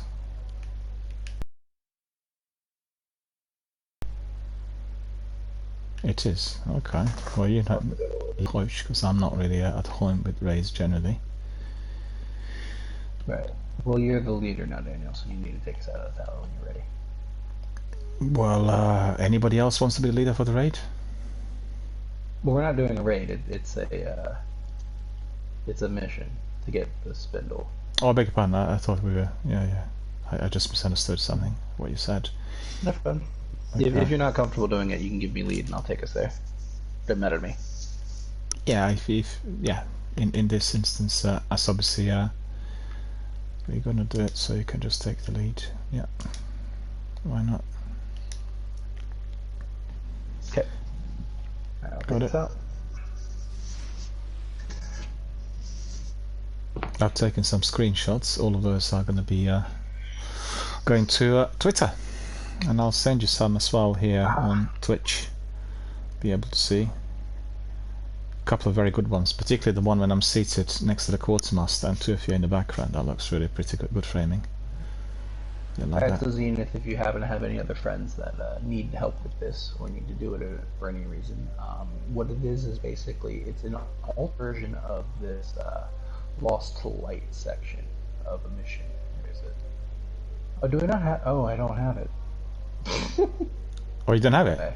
Oh no, I found it. I was being blind. You got it. Okay, so you do this. You put it on hard. And there's an alternate exit to this mission. There's a couple missions that are like this, actually. You do them on hard versus the normal way. But what we're going to do is we're mostly going to run past everything for the first part. We're going to kill my favorite ogre. I call him Baxy Poo. His name is Bax. And once he's dead, it kind of triggers the fake end of the mission. Part of the DLC.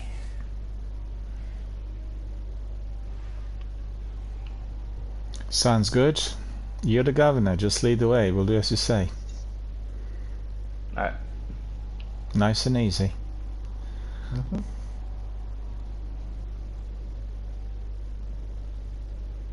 First thing I'm going to do though when we drop in is I'm going to pop a heavy synth. Yeah, I've been doing that a lot of late.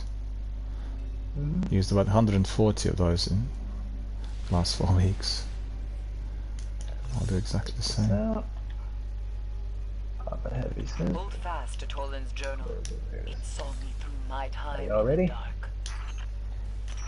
This is a slightly timed mission, so we want to get going. Keep going, yeah? Okay. Yep.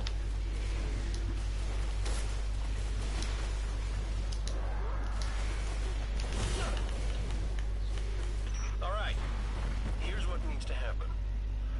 We have to steal a chunk of Hive crystal that still Again, we don't have to kill anything here, we should just run. interdimensional portal on the Dreadnought and kill Oryx. I leave anything out, Eris? It must be done before Oryx turns his scrying eye to this realm. Good luck, Guardian.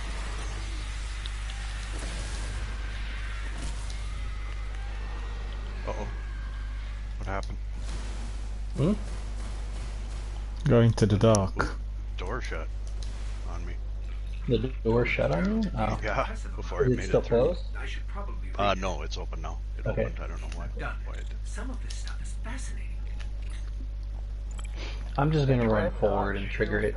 Once I get to a certain point, it'll just pull you guys with me. Were we to pass through, our light would be as a dying sun. I don't think Toland was much fun at parties.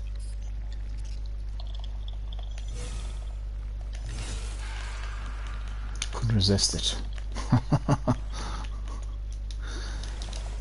Then a little further ahead of you guys. If the thralls still Alright, I'm at the room. Crota's essence must endure. You should see joining allies soon. As soon as Vax shows up. That's normally when it happens. There we are. Joining allies.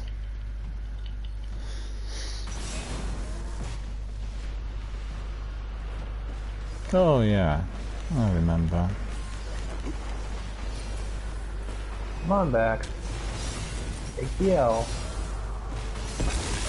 I'll let you do it. I'll let you do it. I didn't want to interfere. He was extracted. It's gone. Yep. I think Oryx just took So an now we're ogre. gonna wait by the door over there. I'll Not take the even Oryx can control piece an of ogre Crota's soul. unless it's taken. Now quickly, I need a shard of that crystal. I'm used to doing this on Solar Titan, so it's really void Does one. it still hold the whisper of Crota's soul? Okay. According to my analysis, it's empty. I think I did it fast enough where we don't. No matter. I'm not ready for another one of Return to these. me, Guardian, and we will Yeah, 2 minutes. Okay. Get ready to run. Ready to run. Eris? Cade? I think we've lost them. Go. Something's blocking our signal and our transmitter.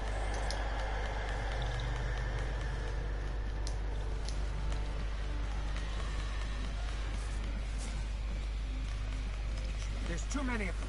Run! We were doing that recently, actually, with someone else. I'm not sure whether Zenith was with me or I remember doing it recently. I have done it many times since I did it with you, Daniel. Well, no, it was part of Kind of refined some. the process at this point. It was part of the weekly activities. This, definitely. Yeah. A long while ago since then.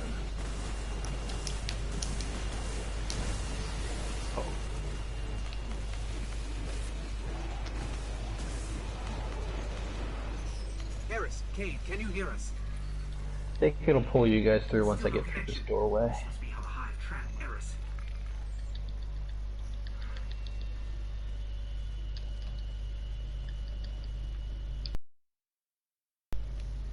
Join the allies. Can you hear us?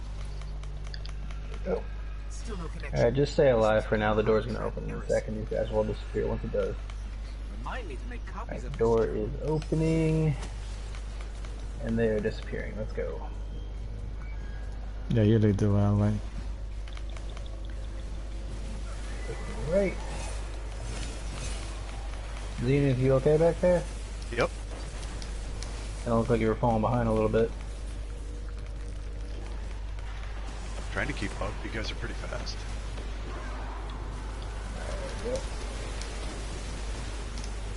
Alright, the door is not going to open without 2 tomb husks. If you guys want to get the second one, it's in a cave. It's like in the bottom right. I got the first one down. I got killed now. Okay, I'll get the second one. Thank you. One thing is you cannot wipe. So you cannot die and respawn to start a checkpoint. If that happens, you need to restart it. You can die, but you can't respawn at a checkpoint that way. Alright, that's the second one. Doors opening. These will not despawn, so we'll need to run around them to get through here. Come on through. Doors opening.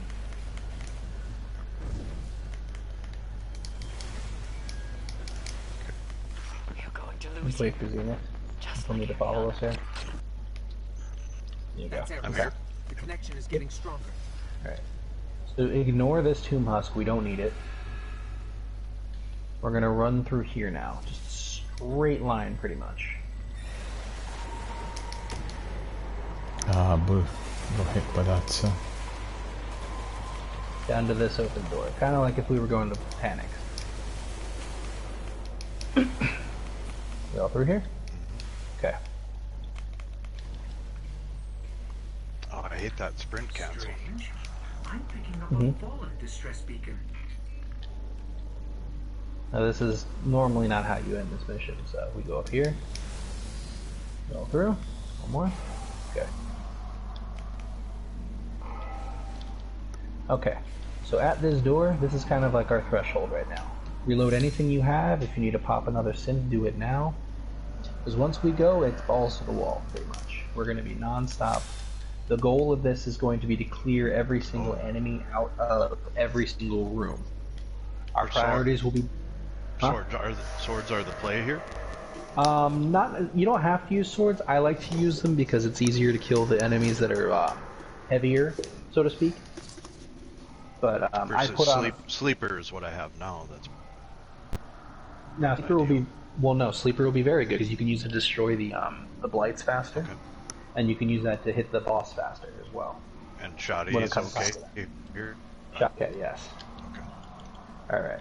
So what we're doing, blights first, then okay, because the blights will respawn enemies. Okay. All right. Let's go. You'll notice a timer will spawn up as soon as we get to the end of this door. Guardian. Well, let's do it. I'm gonna pop my super right here. Oh, that's right. I'm on blessed or bubble. I'm used to being hammers. Okay. Well, there's a blessing there if you need it. I was prepared for the end game. Yes. There we go. Are you not dead? Alright, they're gone. Now go for the big guys. Okay, that Centurion's annoying, but he's gone. Where'd he go? Here. Alright, that's gone. That should be everything in the room. Let's go. I'll take right if you guys take left. Okay.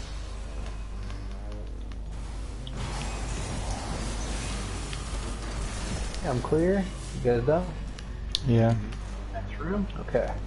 Once again, blights first, then everything else. Blights, in this case, it's blights, wizards, then everything else. Because the wizards can spawn little shadow thrall things. They're kind of annoying. I got one in the middle, and I'm getting one to the left. There should be one more to the left. We got the right one. Okay. Left one spawned one before I can kill it. That sucks. Alright, so I got a couple more to deal with.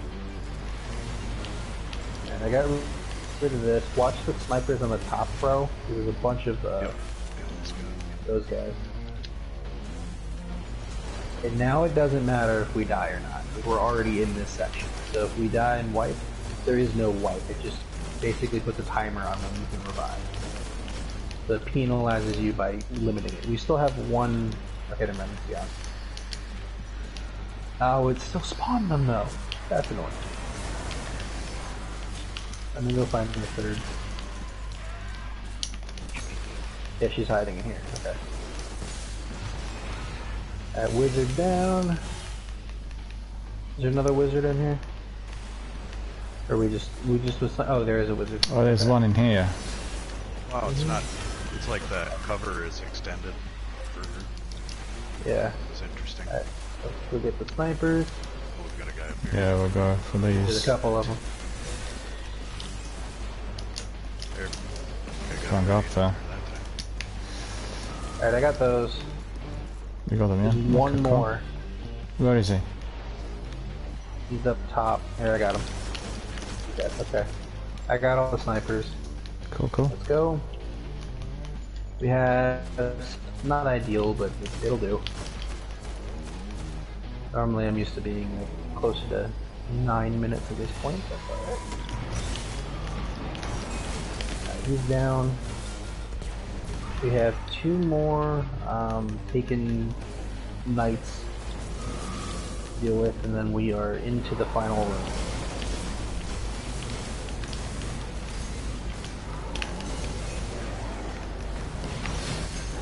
That's it for that room. Now, this is kind of where we're going to be hanging out here. Once again, Light's priority, then add, then boss.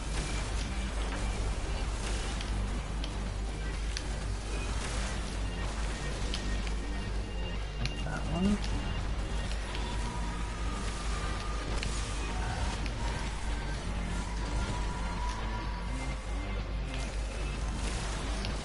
All the taken scions will split like rapidly, so don't feel too bad if they do. Let's see if there's any lights from this one. This one down here. That. Why are you freaking following? Oh my god! Don't worry about me. Just kill stuff. Just kill stuff. I can move that myself. That guy just chased me down though. I got a second before you. More blight spawn. Get the blights. Okay. Ah, cool. It's in on the left side. On the left bubble. Side. Okay. Oh. Need to get rid of that. Alright. Okay, it's gone. Okay. Try and clear some of the ads here. Okay. How's everyone on timer in terms of their heavy synths and everything? Okay, that's one here. Alright. I got killed by the boss. That's okay. That's okay. That happened. Alright, so what I'm gonna do once Daniel's back, I'm gonna go up to the boss, pop a blessings bubble, and I'm gonna go ham with a sword. Okay. Zenith, if you want to go ham with the sleeper on him when we do that, and we're going to ignore everything going around on the outside, basically. We're just going to go straight boss DPS once we get Daniel back. Yeah, I'll just divert them somewhat. You go there and I'll bring on the enemies towards me. Or I'm just going to get shot up. Oh my god, there's so many things in the middle. Didn't realize that. Alright, put a bubble up here. I got, I was going to put a bubble there, but boss just killed me. If you can get to where I am and pop a bubble, you can res me and you can just do it from there, and I'll have another bubble ready. If not, then that's okay, I can just res myself in 6 seconds. Okay, Dan, you got me. Here's bubble. Let's go fight him. Yep. Don't worry about the blights now, we're just strictly on boss damage at this point.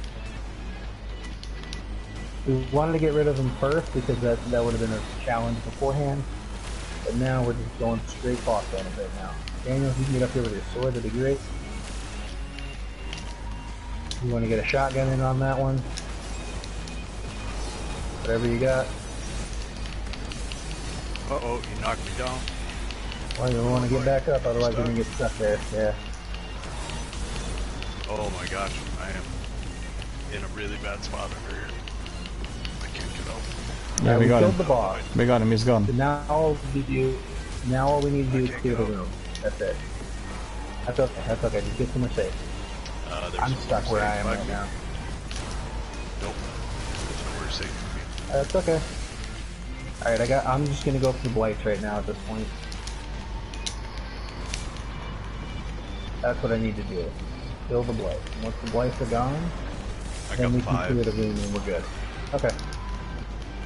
Alright, I got 3 of the blights down, but I'm probably gonna die back here because I'm getting chased by the Centurion shot. There we go. I'm back in the middle here. Alright.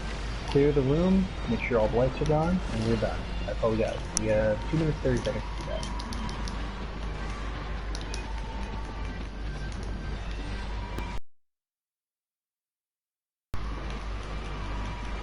I'm gonna put a bubble out here to come out of the hole, so to speak.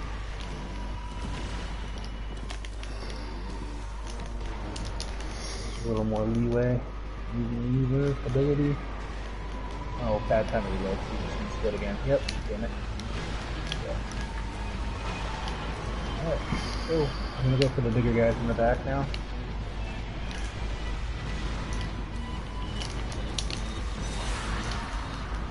I'm gonna die to frickin'. Yep. Okay. Careful. I believe all the blights are Oh no! I got hit by I'm not gonna be able to get that revive. okay. My bubble's a little short. That's okay, I have 4 seconds. Okay. I'll just get myself. Just stay alive. Stay I got here. 7, 6. Bubble.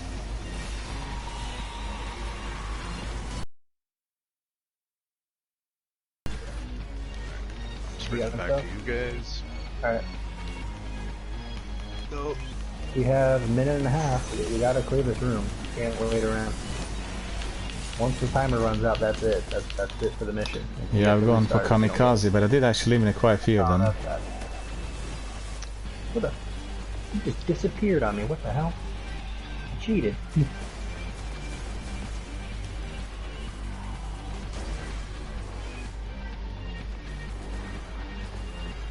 Less than a minute, guys. We need a hustle. Come on.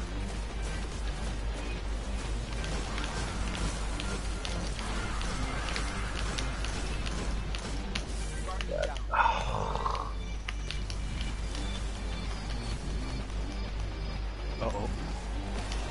Just kill him. Kill him. Do whatever you got. Kill him. I can't see it blind. You staggered him. Okay, you got him. Cool. Daniel, kill whatever you can. Don't stand back there. No, I'm gonna revive you. Yeah, you're gone. Yeah, okay. It's everything fast. It just needs to go down now. It's like 10 seconds. We got it. Black Spindle is yours. And yours, apparently. And mine. Good. Wow, that was right down to the wire. That was down to last 5 seconds, 3 seconds or something. Frantic. Wow. God, that was hectic. We succeeded. Yes. Got it done, thankfully. Well, now the time to masterwork. Thanks for keep telling us. Coaching. Because it keeps you focused. That's right. right. Stay safe. That's yeah, no, right. Like, That's right. It's important that I mention that because otherwise we, yeah. I just get caught up and try not to die and get to cover in. No, we got it. That's cool. Yeah, and you can just now unlock the perks and then, you know, get masterworked and be very useful. Because obviously, Black Spindle for you, as a support player, is going to be fantastic. You can always take pot shots from any distance. It's bang on, like precision is the best. Terrific weapon, one of the best weapons in the game. You know, really cool. So yeah, if you're good with your aim, absolutely go ahead and check the perk on Black Spindle. It's actually quite unique. It's called White Nail. So rapidly landing 3 precision shots will refill the magazine from your reserves, basically meaning you do not have to reload if you hit your headshots. Okay. It just keeps going. Alright, we're gonna do one more mission. Cool, that was fun. Thank you. Which perk? Specific raid too. In King's Fall raid. What's the perk you were describing? White Nail. White Nail. I just got it. I got it on this one. On the other one, I don't have it. So, in here, on the first Black Spindle, the perk I had was white. No, actually, wrong. White Nail. I got it on the other one as well. It's White Nail, yeah. Yeah, I was gonna say there's no way you don't have it if you haven't leveled up. No. It's just me. I've looked at the different perk. It is the same on White Nail. Yeah. So that's really good. Yeah, Black Spindle's a static roll. It's the same every time. There's no variation on it. Alright, so this mission is another one where you have an alternate ending to the mission. As such, starts you off on an exotic quest. We're just getting you all kinds of stuff started here, Xena. That's it. Crazy, yeah. That's it. Yeah, doubling up on everything. I only keep a sword on for this one, but you can, again, Reaper's perfectly fine because I'll switch to the Sleeper at the end. Because we'll need it. Just for the beginning part, I like a sword. Because we're going to be kind of in the fray with a bunch of taken. Now the key to this one is this requires you to take a very specific path. This isn't necessarily just going a one alternate route to lead you to an ending. This will let you take multiple alternate routes to find a certain item, and it gives you a little lore along the way as well, which I like.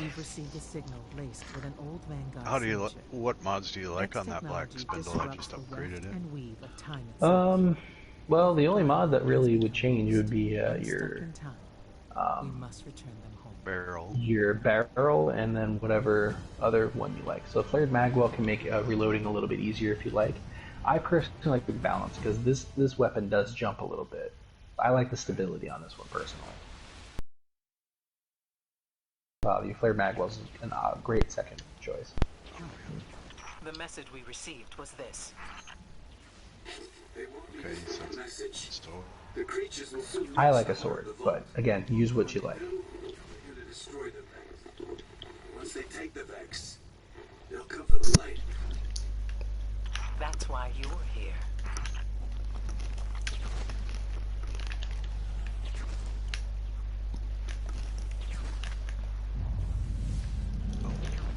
Oh, we're going that way. Okay. We're going into the vaulted glass. Get you down. Alright, let me put on Radagast real quick. Pop a heavy sync here. Take off Radagast. There we go. And now I have 88 sword ammo. I'll wait for you guys to catch up. We are just behind. I just lost you. I'm... Come up the middle. Where are you? Where are you going?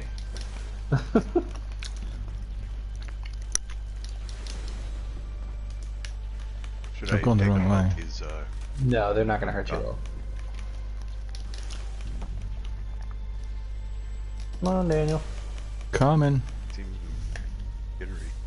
Is that Dark Drinker? That is Dark Drinker, nice. Do you have Raise Lighter too? Mm-hmm. I have all three. Perfect, okay. Alright, Daniel finally made it. Let's go. I made it. Sparrows? Up to you. You don't need it, but I'm so used to doing Vault of Glass that I know my way through here with a Sparrow. My name is Praedyth. I was a member of Kabir's that's the only one that I've done completion. In D1 here. Oh. I've heard that name before. Scattered pieces of gear, references in the margin of a text. Is there a chest down below? He is real. No, there's no chest in the mission, but there would be if we did the raid version. Yeah, it's just like down here, right? You drop off. Yep, that's actually the way we need to go anyways. Oh. But, waiting for Daniel. Alright, but yep, just like Just you said, behind. you drop off backwards and you just kind of catch yourself into the hole. There you go. I'll watch Daniel go. Bye, Daniel. I missed the hole. Being down. I missed the hole. I'm standing in it, so as a hunter, basically drop off and then Backwards, boost like yourself this. when, yeah, drop off backwards so you can see where I am, and just like that. There you go. Okay, your reflexes need a little work there, Daniel. They always do. Jump a little I'm earlier old. than that. It's just comes with age, man. It's just not avoidable. Hang on, I need to see exactly what hole I need to get into. Hang on. Turn around. You see where we are, right? Yeah, I got you. I just miscued it. Just miscued it early on. That's all. Yep. Yeah, you lead the way. So basically, what we're gonna do here, we're not gonna go too far, but just right around this corner here, right around here. I'll let Zenith pick it up. Collect memory. So the Vex have predicted their own annihilation. When did they believe this would happen? Gives you a little lore Praedyth. from Praedyth. Praedyth. Yep. Calculations of minds the size of planets. Wondering where that name came from. Yep. It gives you 3 different extra things from Praedyth from collecting these. Hang on, where did you go? Oh, I'll go back. Yeah, I didn't see the Yeah, I'm hole. sorry. I'm used to just doing Vault of Glass. No, it's Having okay. a look. Oh no, I got it. Yeah, it's fine. There you go. Yeah. Just wait here for Zenith to see me. Mm-hmm. I'm here. Oh, you're there, yeah. Okay, you made it. Cool. Mm-hmm. Well, it becomes like second nature when you've done it so many times, you know. One just forgets Yeah. about the details. And I've not done this too many times, so it does require... I remember actually doing that together with you. This. A while back. You can use the right side or the left side. Left side's a little tricky because it's very thin. Right side's a lot easier. Bounce stuff. Bye, Daniel. Bounce stuff to the wall. Is it a quick respawn? He can respawn himself, yeah. Okay. And it won't Not send him too far back. No, don't worry. I don't So think just, so. you just carry on. I'll respawn. The only thing is, I may not be able to find my way. So, one with the other, you're stuck. Okay, we can pull you down. We can pull you down. That's fine.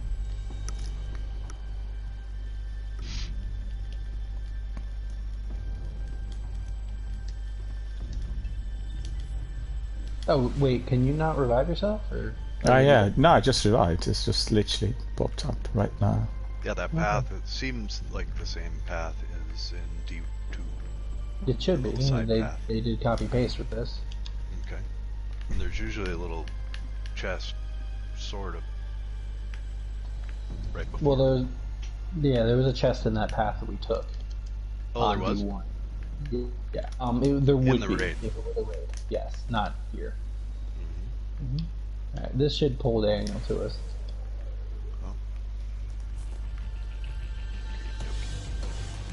Yeah, that's right. You pull him in. All good. No, thank you. Thank you. That thing for making it invincible. Yep. Oh man. Now being hit from all sides.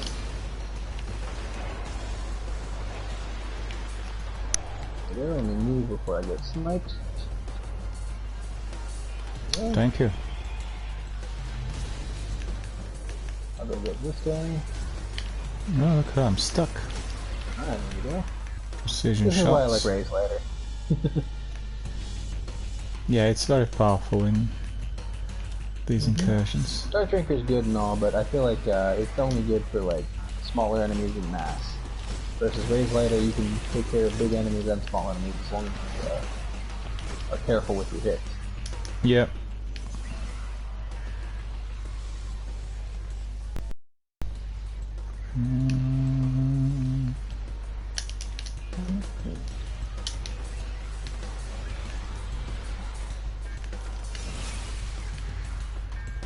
Might as well do this because I'm gonna have to use it up anyway. So.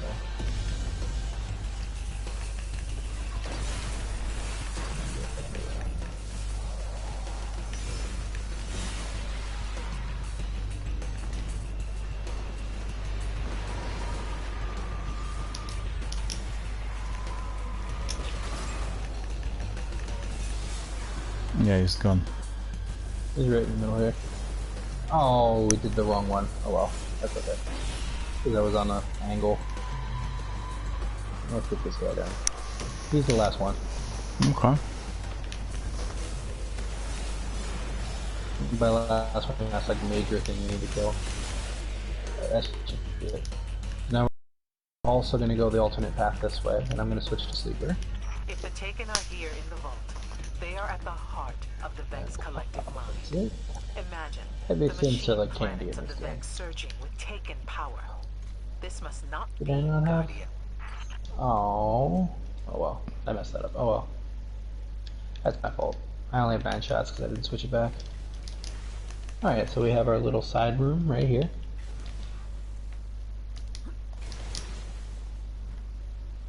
Now this part I'm gonna wait because I want to make sure everyone sees this. You go in here and then you have to like slide under, and you fall down.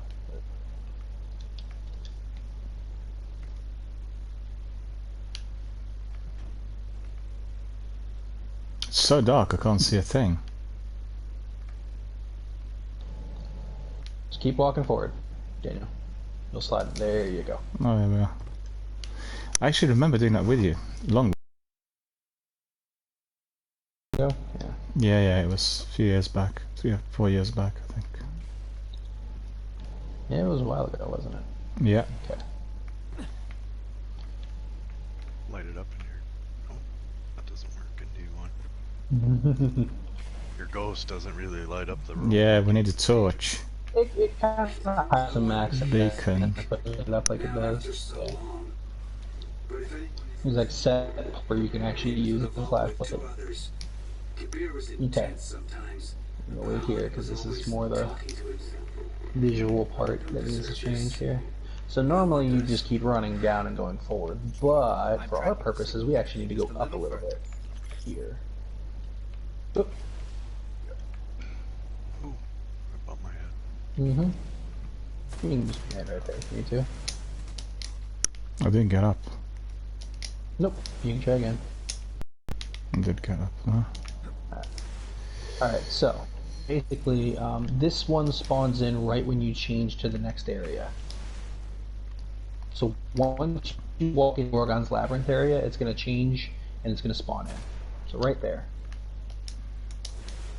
See it? Oh, yeah. Wasn't there until it turns into Gorgon's Friend Labyrinth. back at the tower. She used to say, Bradith, there's always room in the mind for hope. It's the crack that lets the light in. The Vex have no hope, no imagination, no drive, no fear. All they have Just a minute. Yeah, you got it. Everything must fit. If it can be made to fit, good. If it can't, The catacombs. I'm just being quiet because I want him to hear the... No, I I want bounced him off. to hear the actual lore. You're a big fan of lore, right, Zenith? I have to assume since you're still playing D2 at this point in time. I like the lore. I'm not super familiar with all of it. There's so much. Oh, yeah. But yes, I do like the Many story and pages. the Yeah, these are all unique dialogue options from Pradith that you wouldn't get unless you did this mission this way. So, yeah. lore. Very cool. Now let's head down here. This would be an exotic chest room if you were in the raid. I'm gonna just hold up for Daniel for a second. Yeah, coming. Okay. Let me clear the enemies ahead then.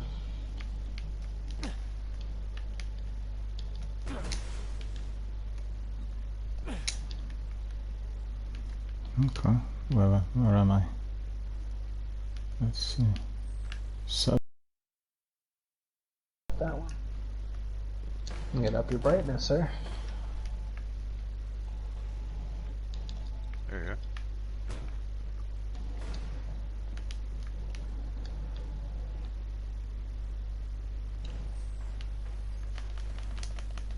still further down. Wonder if there's a way to get back there. Let's see. Jump up on that. You might be able to jump off of that though. Well, for me the difficulty here is just extreme darkness because of my settings. It's like really dark. Gotcha. Okay. Whoop, misfire. That's okay. alright.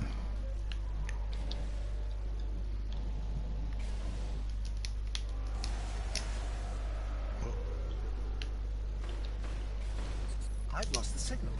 Something down here is blocking it.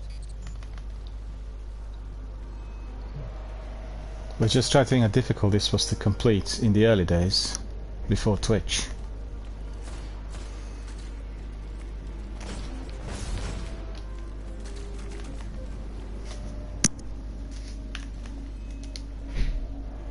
Okay, once you see the Hydra, then it starts. Until then, we can still kill stuff without being anything happening. He's being shielded by something else. There's a Hydra. Alright, the Hydra came around. Alright, let's go.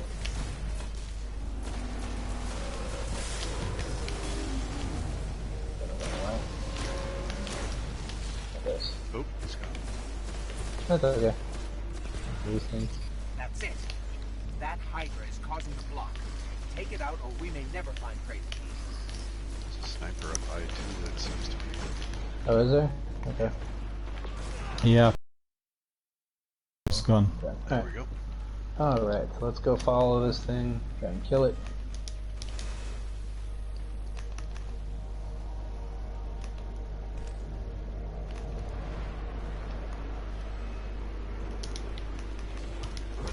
Okay. Now it should have visibility thing on it now. Elite. Not quite an Oracle, but kind of similar to it.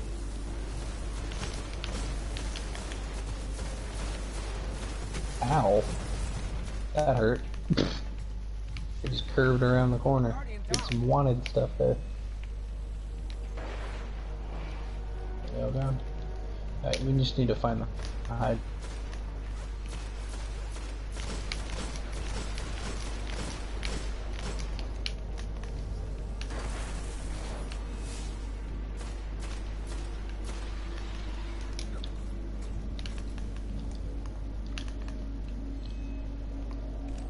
If anyone sees him, let me know.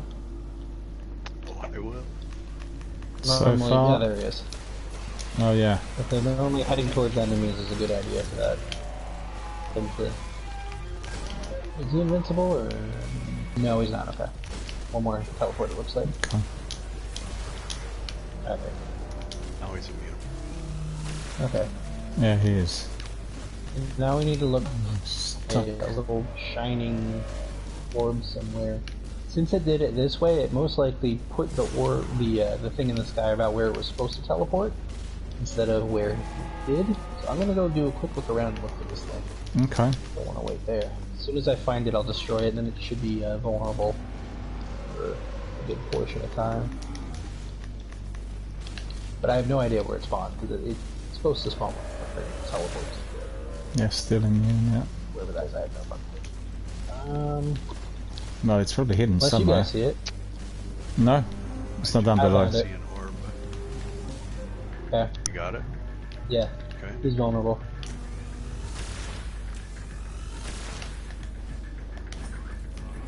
Reloading. Alright, he's gonna put us in a detainment, so to go ahead and shoot way out of that. One shotgun blast is normally good. We gotta chase him. He's got like 5% left. He's over here. If you got that sleeper on, just use the sleeper. Yeah, should end it pretty quick.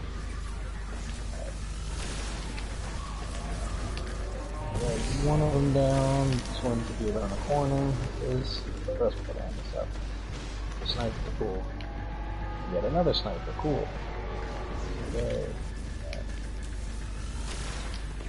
That's it, roll for it. Immune. Yep, screwed it.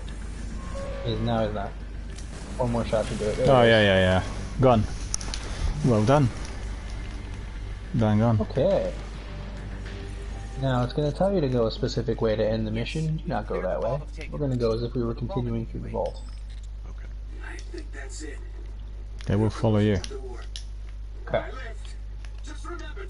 Is what we're doing here kind of a discovered cheese, or is this an actual? Yeah, like.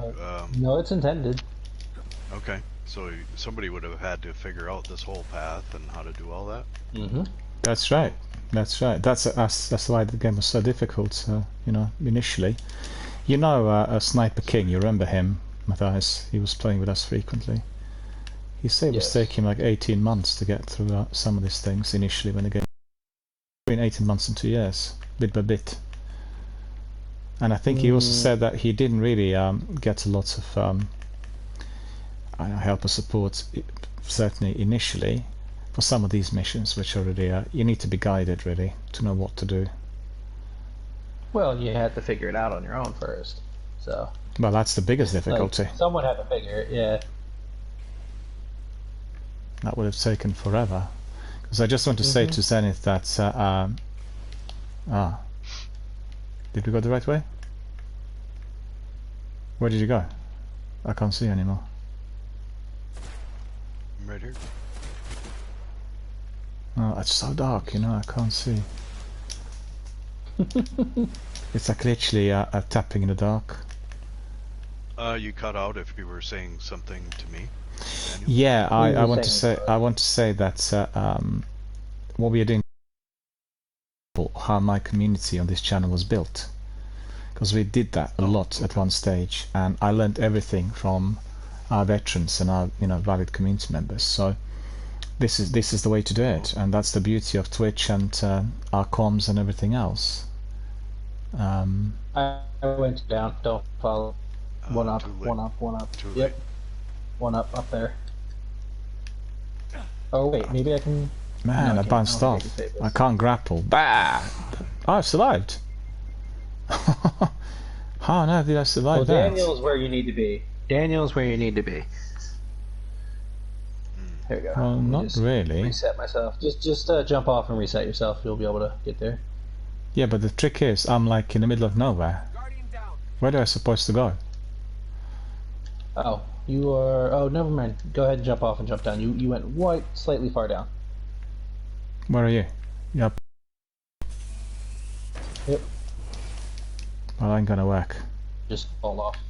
Casually. Alright. There you go. So you'll find that in that little cave right there ahead of you is your final task.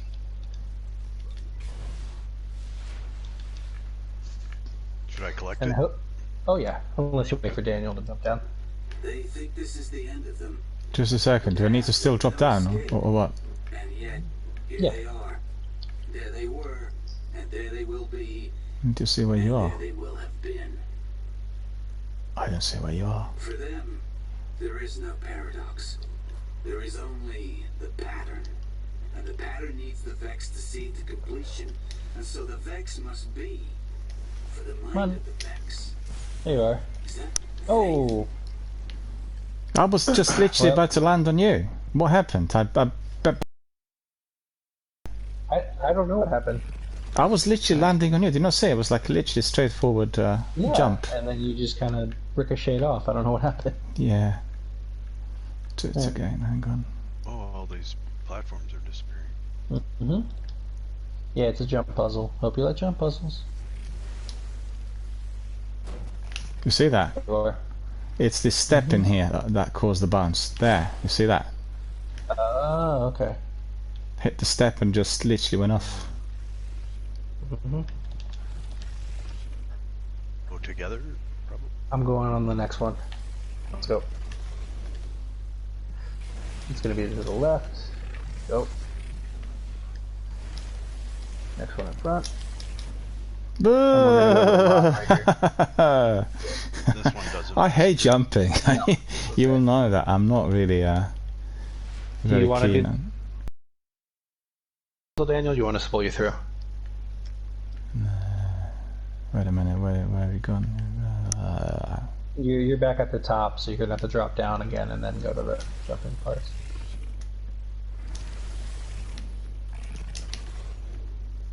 Yeah, they disappeared beneath me, so I just... Look, I have no jumps. Why didn't I have a jump now? I didn't even touch jumps at all. Ah. That's annoying.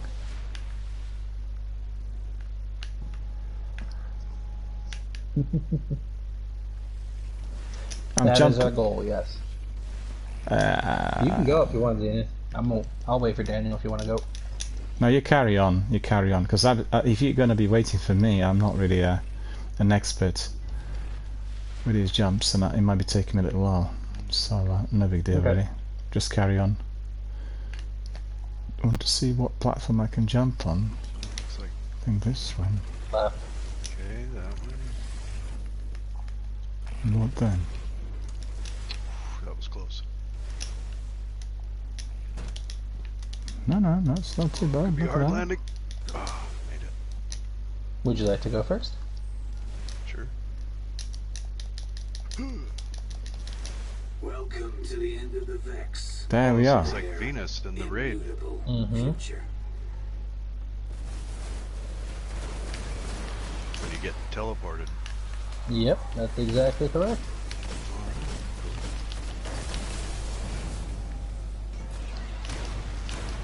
At least there's no funky looking Vex in here. That's kind of nice. Well, they replaced them with Taken.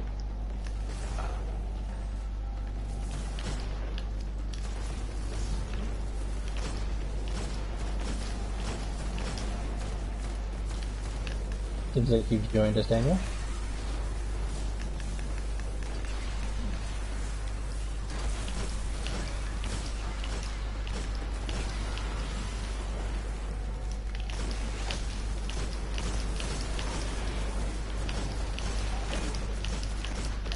That's a...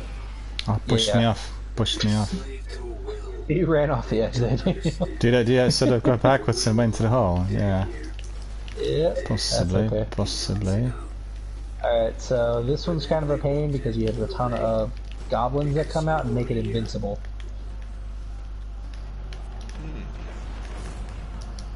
But it will teleport from side to side as it sees fit, so if it disappears, or like kind of seems like it's not there anymore, the chances are it moved.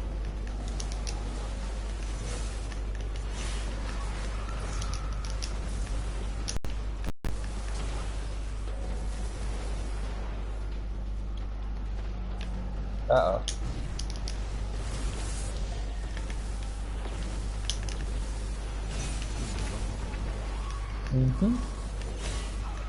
As you can see, it is now invincible thanks to a random goblin that came out the door.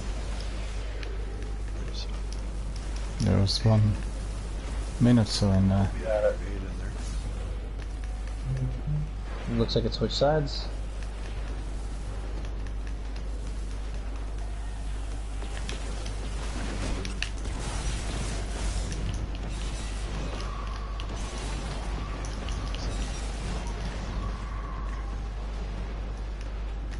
God, destroy them all. That was really unusual. I'll try to make it more visible. There you go. Oh, it switched. No, I missed it. Invincible again. Yay, goblin.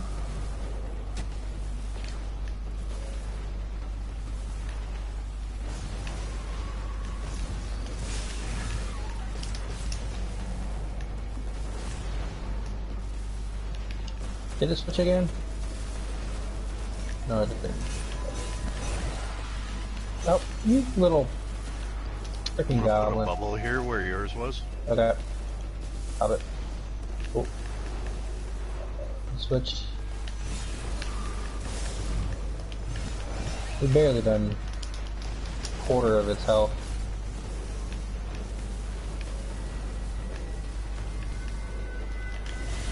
And it will just keep respawning, so just do as much damage as you can. Oh, it moved. Yeah, he did. Oh, there he is. It's just behind me. Yep. Oh, It'll just no. move between the two. Dipped in the Too hole. far, at least. The damn goblins, though, that keep coming out, making it invincible. It does have an AoE stomp, so don't try to get too close to it. Dudes ran out, popping bubble.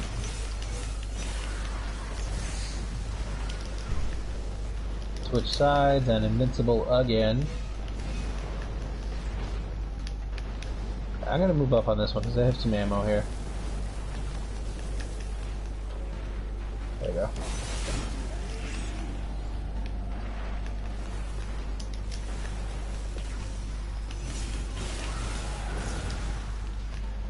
Oh, please, look at that. Oh, no.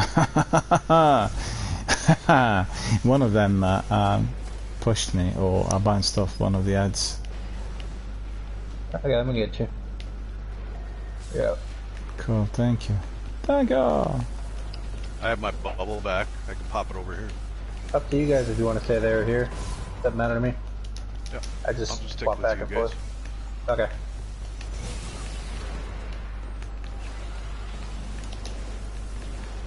Alright, coming back over with you, Xena. Yeah, I'm gonna put a bubble down. Sure. Bubble. Wow. Yep. I think you threw your grenade at melee at the same time. Yeah, my triggers are acting funny. I've been noticing that lately. Yeah, I meleeed and then threw a grenade Yep. at her feet. That was funny. Not very efficient, yeah. Oh, we need more ammunition. Yeah. Run out of everything. I watched you punch and then I heard the grenade explode. I was like, huh, interesting. So he melees. Those are grenade bullets. Yep. I see. To contain the Hear them up though. explosion, of course. Of course. Concentrated fire. Yeah. Wow, these guys making everything immune is really a bummer. Yeah, like I said, they just come out of nowhere. Yeah, they just keep coming as well. Immediately make them immune. I can't even get a shot off with Oh sleeper. no. The boss spawned on me. That's ridiculous. It actually spawned on me. Did you see that? I was yeah, he ported over. destroying the ads, and then suddenly he was on me, and I was dead. Let me clear out this platform, then I'll pop the bubble. Whoa, whoa, whoa, whoa, whoa, whoa, whoa. Excuse me, sir. I'm gonna have to pop a bubble a little prematurely here. There you go. He's on a... What? No. Okay. I was about to call shenanigans on that one, because he was still covered from the opposite side.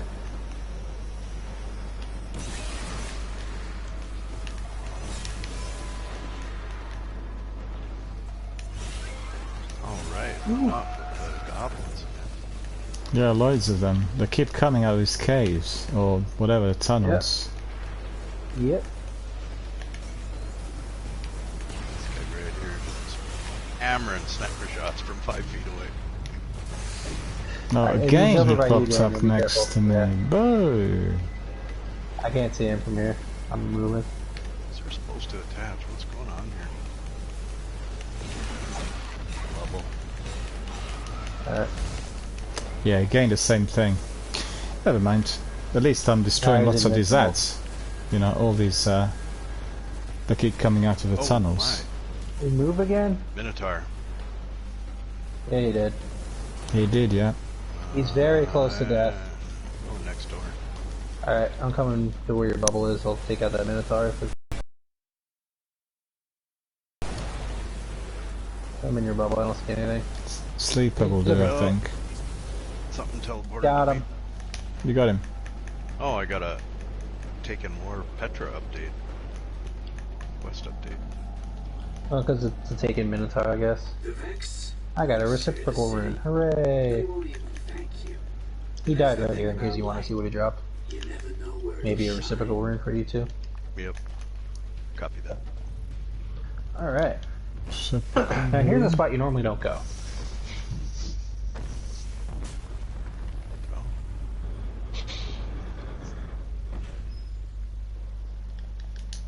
Here is your prize. Oh. Let's see what... Cult Ghost. This is... Oh, does it automatically give it to everyone? This is Praedit's ghost. Cult Ghost. Yep. That is the prize, right? Everyone stand here so I can take a screenshot. Just near the chest. Oh no, I got you. That's fine. Got you near the chest. Yeah, got it. Stand still. Cool, got it all. Well, that was thoroughly enjoyable. And this I have never completed before. This particular activity. Okay. We've done 14 deaths. We've done the first part of the mission, but we haven't gone down this route. So, I would have swore I'd taken you down here at one point or another. Maybe on a different character. No, we've gone down there, but we've not completed it with this ghost. We've not done this part. No. I mean, I'd remember it. That's definitely the new thing, because I've never gone through that special gate and you know, to that chest. Yeah. So that's really cool. Super fun. Well, I think this is going to be bringing it to a close for today. I've extended the stream and didn't go swimming because I really enjoyed the activities. I thought it was a wonderful opportunity for all of these things to be completed, and particularly for Zenith to pick up. Yeah. Almost 8 hours. Yeah, but you know, it's like we walking. Wait 10 minutes and 8. Why not? Yeah. Walking into the forge with all kinds of things that are on offer. So that was really pretty good. All right, so let's see what we've got there. You're still our team leader, or is it myself now?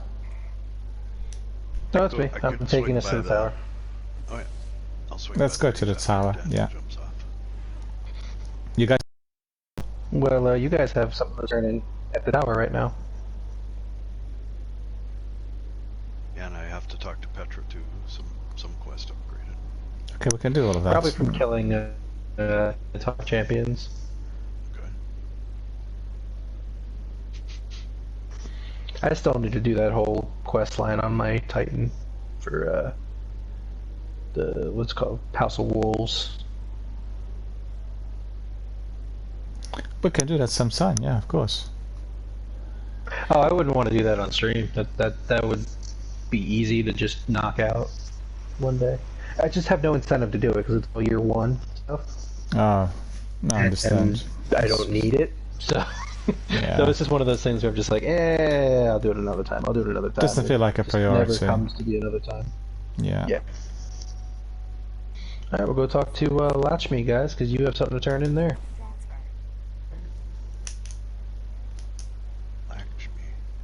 She Future War is Cult. by the dance floor, right? Yeah, she's above at the the top. dance. Yeah. I'm also Future War Cult. I probably need to go there as well. Wait. Oh. This way. Now, unfortunately, you're going to have to wait until reset day to do anything further with this quest.